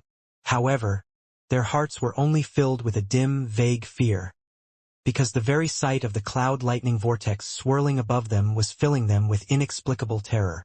Even if it was me, the current me who has become a celestial immortal long ago, I would probably die beneath this below, Immortal Xianxia mused to himself. Ning stood there at the very peak of the mountain, like a sharp sword unfurled towards the heavens. Beneath his feet was the 9-leaf snow lotus, and lotus flowers swirled and bloomed all around him. Hundreds of swords levitated around him, all pointed towards the heavens as Ning raised his head, staring at the tribulation clouds. The final thunderbolt. The final bolt of the 9th 9 set of the Thunder Tribulation. Boom! It was a thunderbolt of pure white, filled with holiness and sanctity. It didn't have even the slightest hint of wildness or savagery. All it held was an exalted, noble aura within it, as it came crushing down from the heavens. This was the true face of the very final thunderbolt of the 9th 9 set. Go!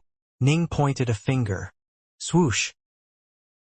The golden sword light flashed with incomparable brilliance, expanding to become an enormous sword that instantly shot into the heavens, striking towards that pure white thunderbolt. Go!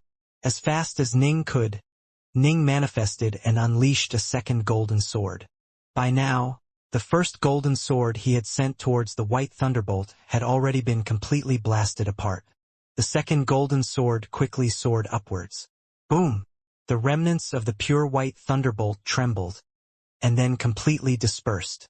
The enormous golden sword continued on its upwards trajectory, stabbing straight into the heart of the cloud lightning vortex in the skies, completely dispersing the entire vortex. One last streak of lightning suddenly appeared out of nowhere, crashing into Ning's body. Ning's body began to emit an immortal aura. Celestial immortal body. The distant spectators, including Immortal Xianxia, Yue, and Autumn Leaf, began to call out in excitement. Success! 9 sets of Thunder Tribulation. The legendary 9 sets. Master actually withstood it. So the final bolt from the 9th 9 set is actually a bolt of completely white lightning. Why did that white bolt of thunder seem so holy and noble? I felt the urge to bow towards it. Ning looked at Uncle White, Yue, Immortal Xianxia, and rest of his distant, celebrating friends. He revealed a smile, but still felt a hint of lingering fear in his heart. The 9 sets were simply too terrifying. I've been very stingy with my heart force, but I still have less than 30% of it left. That final thunderbolt in particular. Even my full-strength sword strike was unable to withstand it. If the Thunder Tribulation is already so frightening, then what of the Demon Heart Tribulation? Ning had a bad feeling. Although this was merely his primal twin's tribulation, the power of the celestial tribulation had still exceeded his expectations. The demon heart tribulation coming up would probably also be as powerful as the most terrifying ones in the legends. "It's a boy! It's a boy!" A distorted voice suddenly rang out in Ning's mind, summoning his memories. Ning opened his eyes. A giant dressed in white furs was holding him. The white-furred giant ordered, "The rest of you can leave." "Father!" The face of the giant caused Ning's heart to tremble. Ning immediately turned to look towards one side. He immediately saw a body covered with sweat that lay on an enormous, fur-draped bed. "Mother! Did I just go back to the moment of my birth?" Time passed, one day after the another. Ning once more lived life in West Prefecture City. Under his father's protection, he began to train. Although Ning had all his memories, he still had to undergo normal training. Still, although the demon heart world had given him a weak body, it was unable to change Ning's memories or his Dao heart. Thus, Ning knew very well that this was the demon heart world. However, even though he knew it, he wasn't able to do anything about it, because there was no way for him to leave this world at all. He had to wait for the demon heart tribulation to come to an end. Only then would this demon heart world come to an end as well. Ning slowly grew up. Because he did possess all of his memories, Ning was able to train very quickly within this demon heart world. In addition, he had control over his heart force. Third-level heart force was simply too powerful. Thus, although he was a child of less than 10 years of age, his power was no weaker than that of a supreme celestial immortals. Thus, everything was changed. In the demon heart world, he had to train normally as a Fiendgod body refiner, but his training speed as a key refiner was incredibly fast. With the assistance of his powerful heart force, he was naturally able to acquire immortal spirit pills. He became a void-level Earth Immortal by age 9, procuring spirit pills for his mother, Wuxia Snow, that would allow her to continue to live. A 9-year-old void-level Earth Immortal. What an utter monster. Within the demon heart world, Ning continued to hide his control over heart force. The fact that he was a void-level Earth Immortal, however, could not be hidden. And so, just like that, a 9-year-old void-level Earth Immortal emerged into the world of the Xianxia.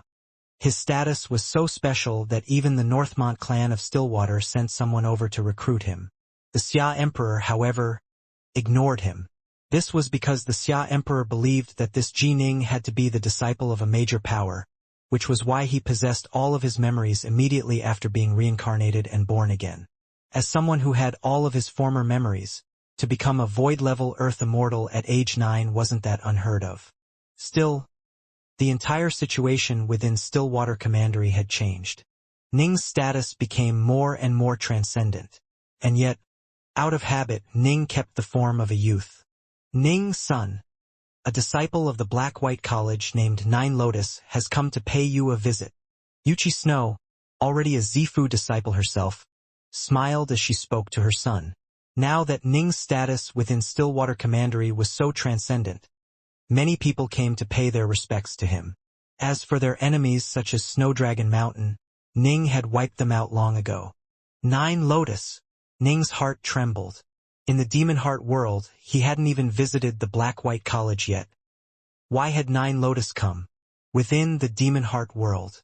Out of curiosity, Nine Lotus had come to meet Ji Ning. By now, Nine Lotus had already grown up to be a slender, elegant beauty. As soon as she saw Ning, for some inexplicable reason, she felt close to him. Ning, however, felt guarded. No matter what, he absolutely could not allow himself to sink down into this demon heart world. Sinking down into it meant liking this world and accepting it in his heart. To like the demon heart world so much that he might abandon the real world, to allow himself to drown within it, to allow his real self in the real world to perish. Within this demon heart world, his parents were both alive and well. This was a world without tragedy for him. In truth, in his heart, Ning did like this world, but thankfully, he had reached the third level of heart force, ruler. No matter what thoughts, likes, and emotions flashed through his mind, Ning remained the master of himself. He constantly reminded himself that these were all nothing more than the illusions of the demon heart world. These weren't real. The feelings I bear for my parents are already having a tremendous impact on me within the demon heart world. I absolutely cannot allow my feelings for Nine Lotus and Yue to be added to the mix as well. Ning knew in his heart that once he allowed love to enter the fray, this demon heart tribulation would become truly dangerous. However, Ning wasn't able to control the demon heart world. As a result of this visit, Ning's had been firmly engraved into Nina Lotus' mind. Thus, she came back repeatedly to visit him. This is my senior apprentice sister, Yue. She's a true genius of our black-white college, Nine Lotus said. But of course, I cannot compare to Immortal Dark North. Yue smiled as well.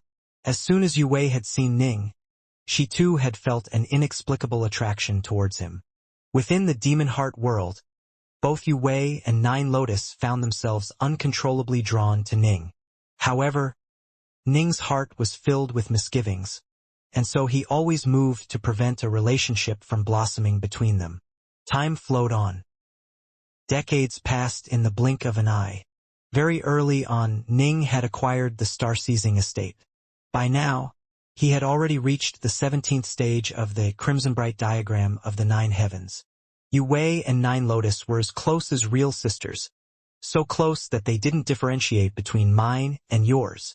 The two of them settled into a residence within Swallow Mountain, not too far from where Ning lived. The two of them felt certain that one day, their sincerity would move Ji Ning. Unlike in the real world, in this demon heart world, Nine Lotus and Yue were both completely devoted to Ji Ning. In fact, both of them threw away everything for his sake, and Nine Lotus gave up her clan as well. Now, in the demon heart world, the storm finally swept through the three realms. Within the demon heart world, Ning allowed his primal twin to undergo its tribulation. The tribulation of the demon heart world was completely illusory, and so the demon heart tribulation lasted for but an instant before it ended, resulting in his primal twin becoming a celestial immortal. With the entire three realms being shaken by this storm, Ning naturally allied with the Northmont clan of Stillwater. Although he didn't truly enter into a relationship with Yue and Nine Lotus, the two of them continued to wholeheartedly pursue him. The Dongyan clan was on very close terms with Ning, and the Dongyan forefather, Ji Ning, Patriarch Unity, and others all joined together into an alliance to weather this storm. The war began. One battle after another began to erupt within the world of the Xianxia. To protect his tribe, Ning was forced to go into battle as well. As the war progressed, however, he found it harder and harder to gain victory in his battles. And finally, he decided to undergo his Empyrean tribulation. There was one major problem with the demon heart world. There was no way to gain insights into the Tao here. This was an illusory world. Every single tribulant knew that in their hearts. As a result, they couldn't advance in the Tao in the slightest. Although Ning had already spent over 100 years in the demon heart world, he hadn't improved in the Tao in the slightest. The only improvement he had was in terms of his Tao heart. He was tempering his Tao heart. He was also able to improve his heart force within this illusory demon heart world. But alas, Ning remained at the third level, the ruler level. Although he did improve slightly, to reach the fourth level of mortal dust was far too difficult. Anyone who could reach that level would be considered one of the truly most powerful experts of the three realms. The terrifying divine archers of the three realms and Old Man Yuan were all at the fourth level. Within the illusory world, Ning could sense that he was gradually becoming unable to defend his clan from the storm, and so he decided to undergo his Empyrean tribulation. The Empyrean tribulation was simply far too powerful. The wind tribulation, the fire tribulation, they nearly caused Ning's death. The thunder tribulation destroyed Ning's true body by merely the 60-second thunderbolt. He had failed. His true body had failed its tribulation, and so the star-seizing estate left him, having gone to search for another successor.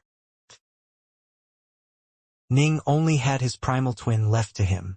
Thus, like many other celestial immortals, he became embroiled into and pushed about by the waves of the storm.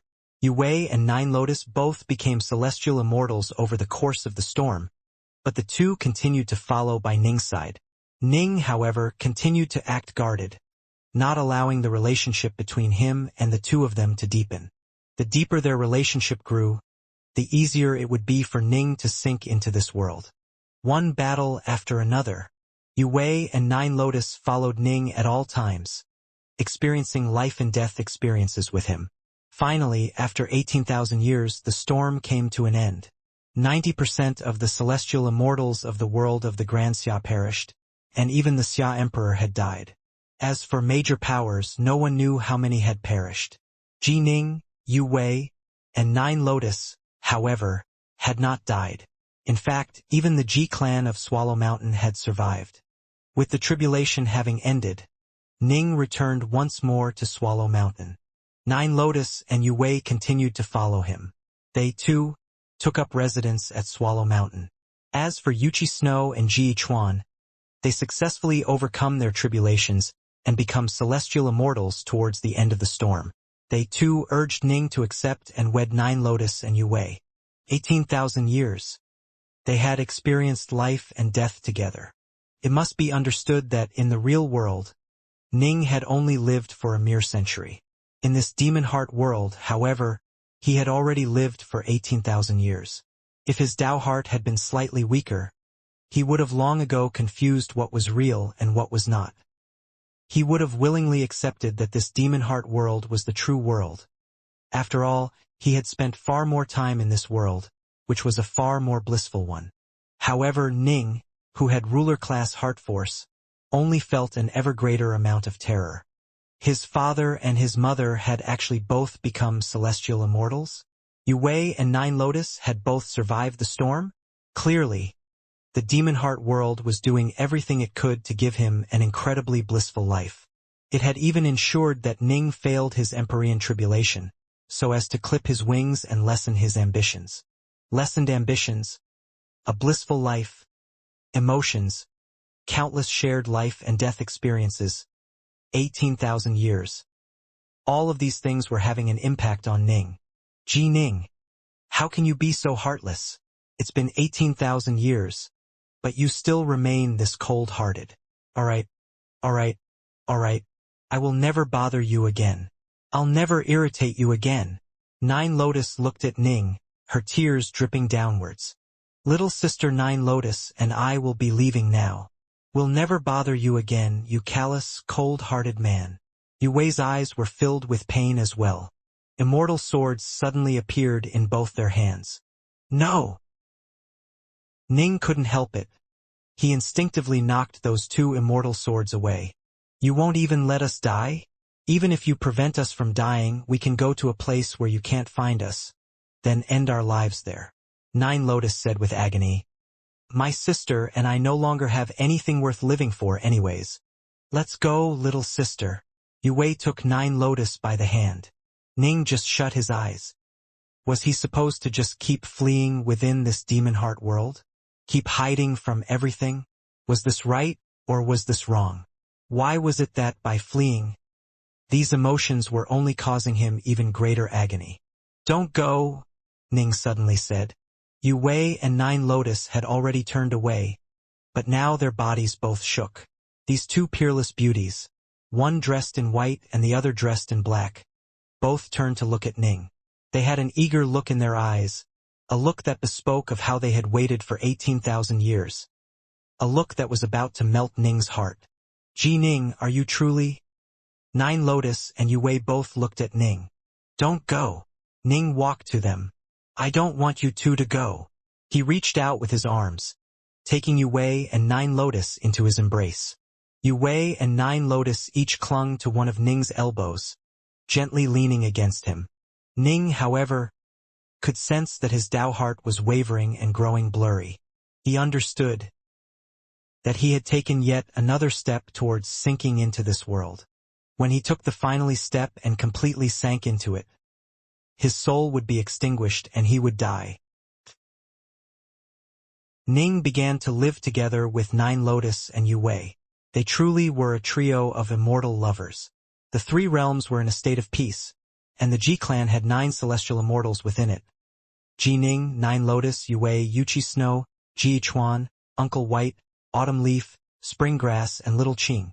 Everyone Ning cared about was alive. And in fact, all of them had become celestial immortals.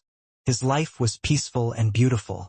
In fact, this was what Ning truly desired in his heart. To be carefree. To do what he wanted to do. To be together with his loved ones. To live a simple, happy life. Both 9 Lotus and Yue bore him children. To teach and rear children could be quite frustrating, but it was also quite blissful and happy. Bliss. Ning had never been so blissful. Not in his previous life and not in this one. This demon heart world, however, truly was very blissful and very perfect. No wonder it is rare for a single new celestial immortal to appear within the world of the Grand Xia, even after the passage of 1,000,000 years.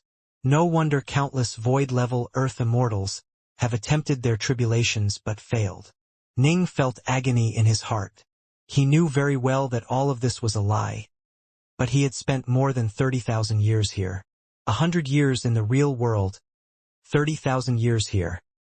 Even Ning's Tao heart was finding it hard to extricate itself from this demon heart world. In fact, he was beginning to feel slightly unwilling to extricate himself. He didn't want to let this all be destroyed. The demon heart world. It was night. A little boat was drifting about in the waters of Serpent Wing Lake. Ning was seated in the lotus position within that boat. He was by himself. Am I really going to sink? Ning could already sense that his Tao heart was growing blurrier and blurrier. Clearly, it was becoming increasingly corroded. Ning stared at the distant Brightheart Island. That island had all the people he loved the most. His father, his mother, 9 Lotus, Yue, Uncle White, Little Qing, Autumn Grass, Spring Leaf, and his children. All of those relationships, all of those emotions. They were like chains that had dug their way deep inside him. As more time passed, the chains only dug deeper and deeper. 30,000 years of life here. It was incredibly hard for him to shake them off. But... Ning gritted his teeth, blood becoming to come out from his eyes, ears, nose, and mouth as he forced the words out. It's all fake. Fake. When Ning said these words, he felt as though a knife was scraping against his heart. It's all fake.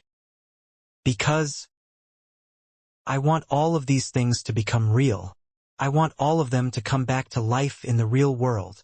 Ning's Tao heart was like a tiny blade of grass that had become completely trapped by countless metal chains. But that blade of grass continued to struggle and grow.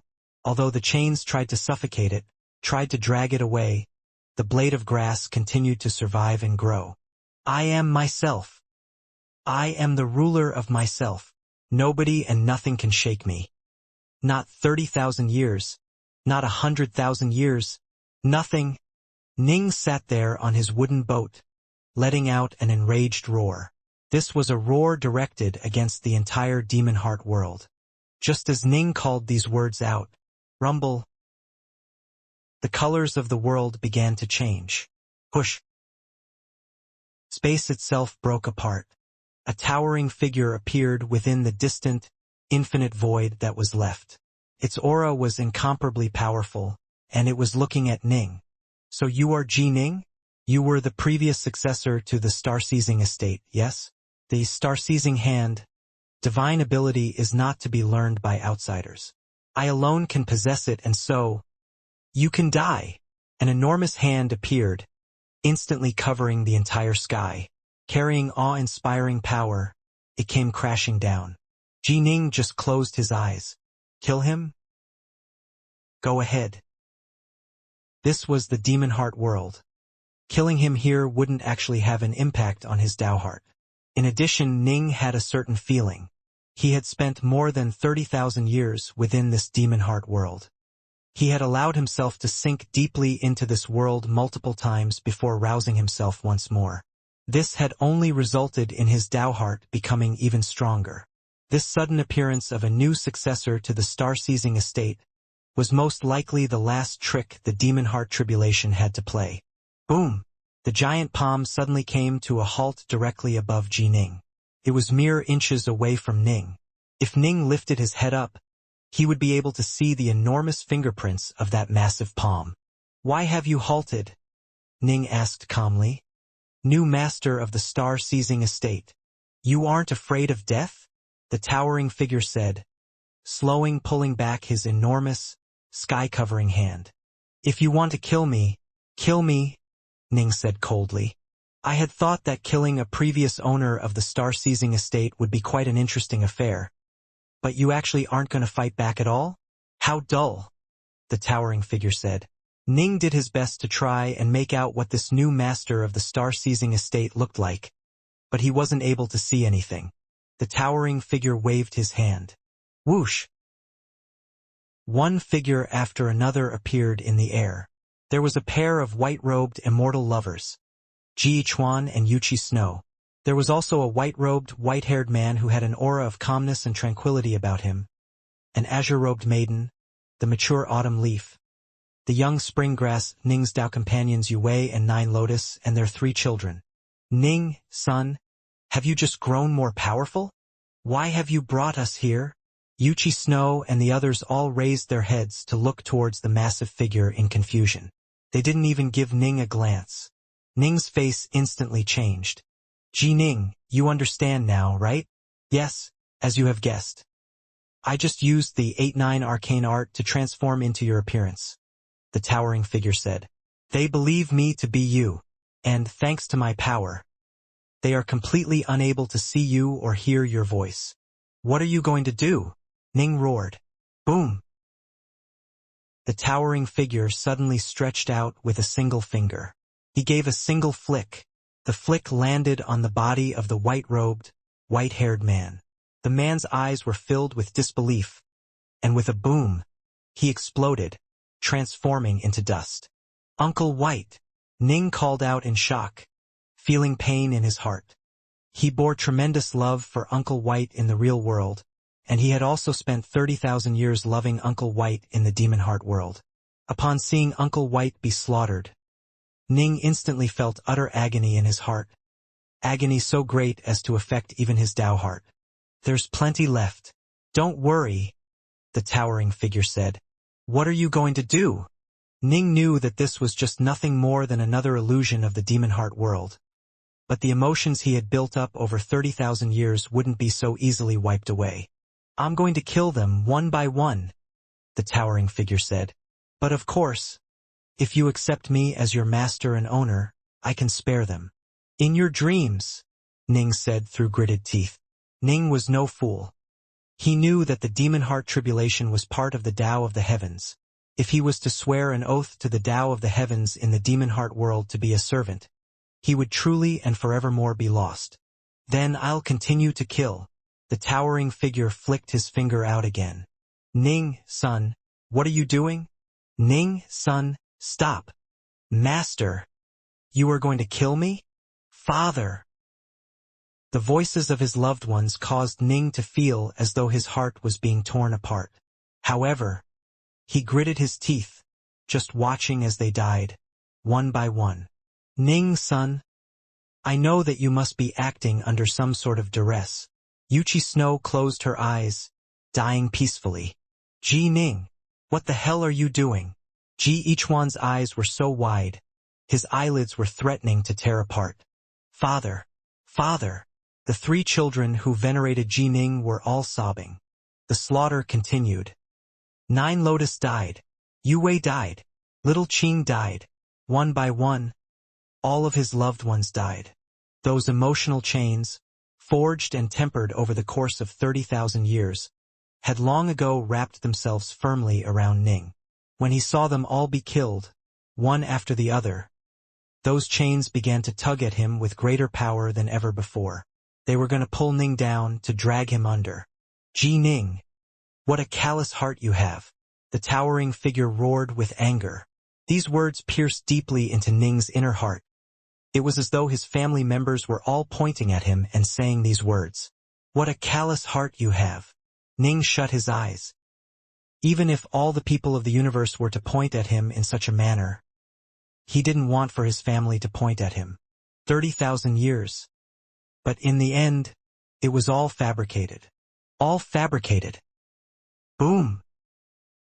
The world completely blew apart. Everything blew apart. Even that towering figure blew apart. The real world. Ji Ning has already spent 3 full months within the Diamheart tribulation. This is simply... I've never even heard of something like this. Immortal Xianxia looked nervously at the seated black-robed Ning. A 3-month-long demon heart tribulation. I really worry as to if Ji Ning can withstand it. His own demon heart tribulation had been far briefer. My master's demon heart tribulation also lasted for 3 months. Yue Wei caressed her belly, a look of worry in her eyes. She still remembered what Lu Dongbin had said to her. Long ago. I was just a hair away from truly sinking into the dreams. Even now, I would be unwilling to undergo the demon heart tribulation a second time. Hurry and wake up. North Sun was truly worried as well. They all knew that the longer the demon heart tribulation was, the more terrifying it would be. Ning's demon heart tribulation had actually persisted for 3 months. This was utterly astonishing. Why has the Primal Twins' demon heart tribulation lasted for so long? Is it due to the karmic sin flames? The distant elder in the Taoist robes was watching quietly as well. All he could do was watch and wait. Ji Ning would have no one to rely on but himself, if he wanted to wake up from the demon heart tribulation. Suddenly, everyone's gaze turned towards Ji Ning, because the black-robed Ning had just opened his eyes.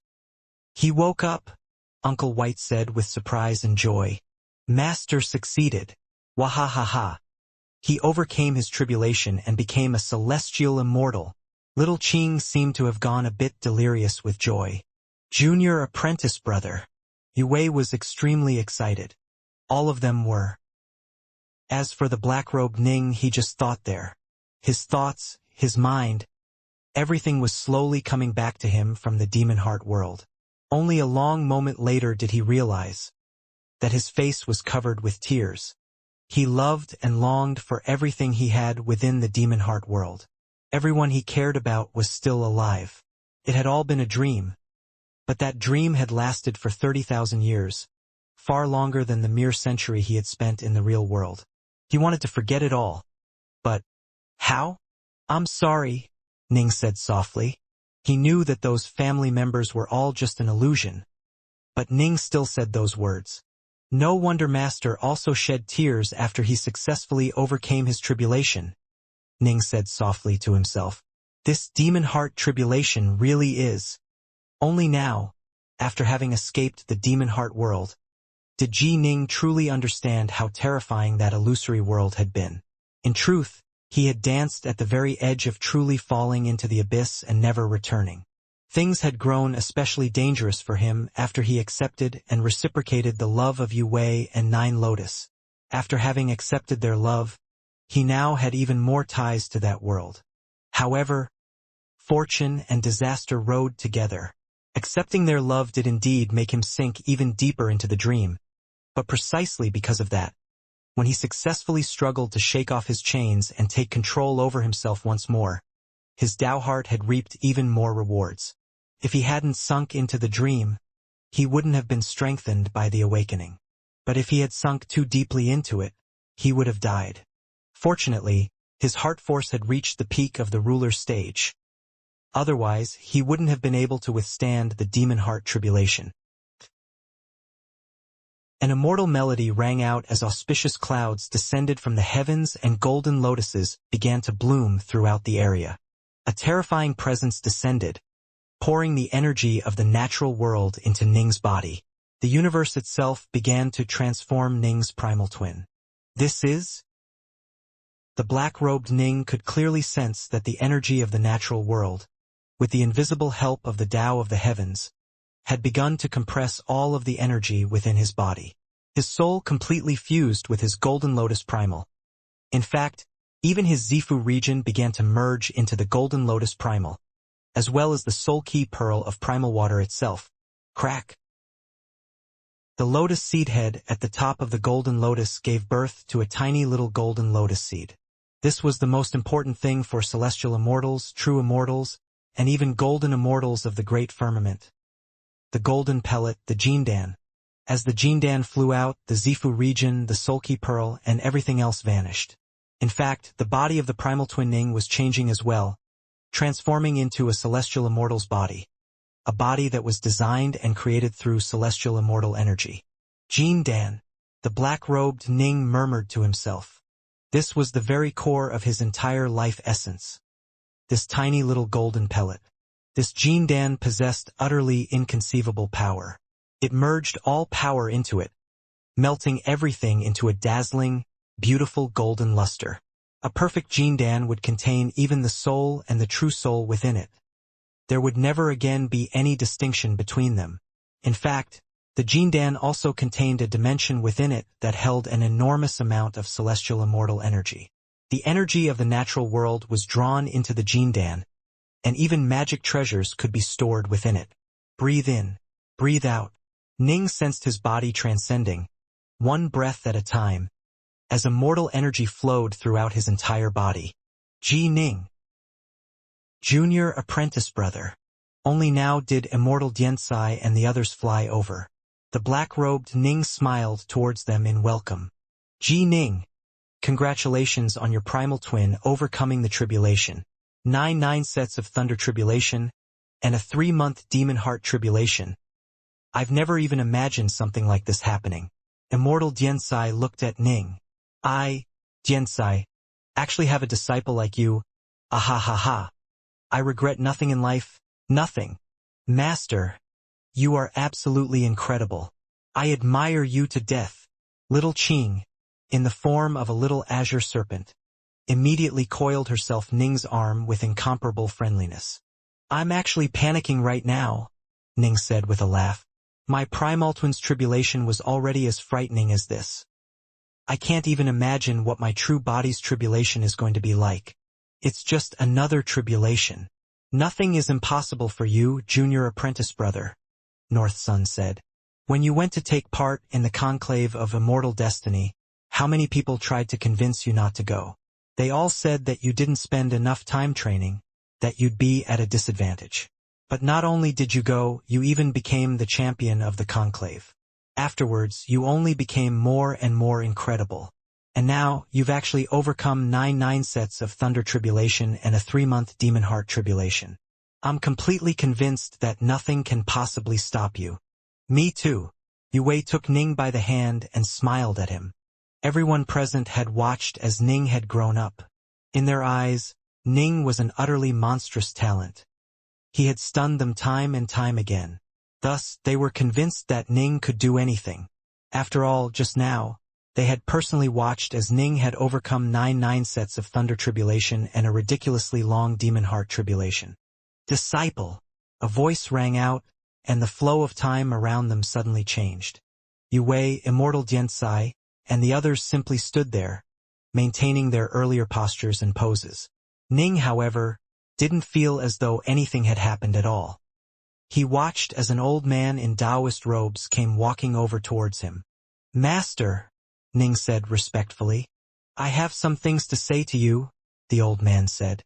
Your primal twin was successful, but I trust you noticed that your celestial tribulation was incredibly powerful. Yes, Ning nodded. His primal twin, logically speaking, should have it much easier than his true body. And yet, it had still been forced to the brink. Your true body's tribulation will undoubtedly be utterly astonishing. There might be some unexpected variables that will cause it to be many times more deadly than this celestial tribulation, Subhuti said. Thus, I order you to master the grand Tao of the sword, master the art of applying heart force to your soul, and reach the 6th cycle of the 8-9 arcane art before you can attempt it. Your disciple understands, Ning said respectfully. Your disciple shall definitely work hard and make plentiful preparations. It is good that you understand. Subhuti nodded. Right? Once you master the grand Tao of the sword, Subhuti said, because you have already condensed the 5 types of ki within your chest, you'll be able to join them together and instantly become a pure yang true immortal. Ning nodded. Now, the war between your Xianxia and the Seamless Gate is about to begin. You won't be able to avoid it. The Seamless Gate will definitely try to come up with another way to kill you, Subhoodie said. As the saying goes, know thyself and know thy enemy. Only then shall you be the victor in every battle. You need to conceal your true power. You absolutely must not let anyone know all of your secrets. Once you are exposed, you'll be in danger. Your disciple understands, Ning said hurriedly. No, you don't. Subhoodie shook his head. I am forbidding you from telling anyone in the future about your full power. That includes both myself and your Dao companion. Ning was puzzled. I can't even tell you or Yue, master? You cannot. Subhoodie shook his head. The intelligence methods the Seamless Gate have available to them are beyond your imagination. If you hide everything in your heart, no one but you will know and the Seamless Gate will not find out either. But if you tell anyone at all, it might be revealed to them. Thus, for the sake of hiding your power, you are not to tell anyone at all about it. Ning felt some amazement in his heart. No wonder the intelligence capabilities of the Seamless Gate were so powerful. So long as he told anyone, there was a chance that it might be leaked to them. This was utterly inconceivable. For example, on the day that you become a pure Yang true immortal, you are not to tell anyone at all, Subhoodie instructed. The process of becoming a pure Yang true immortal doesn't cause much of a disturbance. If you don't tell anyone, no one will know. Ning nodded. It was different from when a void-level Earth immortal became a celestial immortal. A celestial tribulation was involved. There truly wasn't much of a disturbance caused when a celestial immortal became a pure Yang true immortal. Once I become a pure Yang true immortal, I won't be able to hide my pure Yang energy, Ning said. I have a magic incantation that you can use to hide your energy signature. So long as you don't attack someone, they won't be able to realize your true power. Subhoodie handed over a bamboo scroll. Ning immediately accepted it. The storm has come to the three realms. Subhoodie let out a soft sigh. The more the enemy knows about your capabilities, the faster you will end up dying. Your Xianxia, for example. It holds multiple individuals who have broken through to become pure Yang true immortals, but they've been hiding it all along. Some have been hiding it for trillions of years. The abilities of the Seamless Gate. There is far, far too much that you do not know about them. Ning felt astonishment in his heart. So the Xianxia actually had multiple pure Yang true immortals hidden within it? Still, that made sense. On the surface, the Xia Emperor claimed that he was the sole pure Yang true immortal present. If that was true, that really was quite pathetically weak. I've already given you your instructions. Do not forget them. I won't be able to protect you at all times during this storm. In fact, not even the 7 Empyrean gods by your side might necessarily be able to emerge from their Starsizer world to rescue you in time. Subhoodie looked at Ning. If you want to stay alive, you will primarily have to rely on yourself. If my guess is correct. Subhoodie lifted his head. Both sides, the Xianxia and the Seamless Gate, are already secretly preparing to launch the war. I expect that it will explode onto the stage within a month. You have to be careful. After finishing his words, Subhoodie turned and walked away, departing gracefully. Your disciple shall remember your words, Ning said respectfully. What's wrong, Ji Ning? Junior apprentice brother? Immortal Dianzai and the others next to Ning all returned to normal. Just now, the flow of time had been changed for them, and so although Ning and Subhoodie had spent some time chatting, Immortal Dianzai and the others only felt as though an instant had passed. They didn't see Patriarch Subhoodie at all. Naturally, they had no idea as to what had just happened. Nothing. My master was helping to protect me. He just left. Ning laughed. Let's go. Let's go back to Brightheart Island. Right? They all followed Ning in flying back towards Brightheart Island. As they flew through the air, they saw the golden crow beginning to rise. The wind and the rain are coming, Ning mused silently to himself. Within 1 month,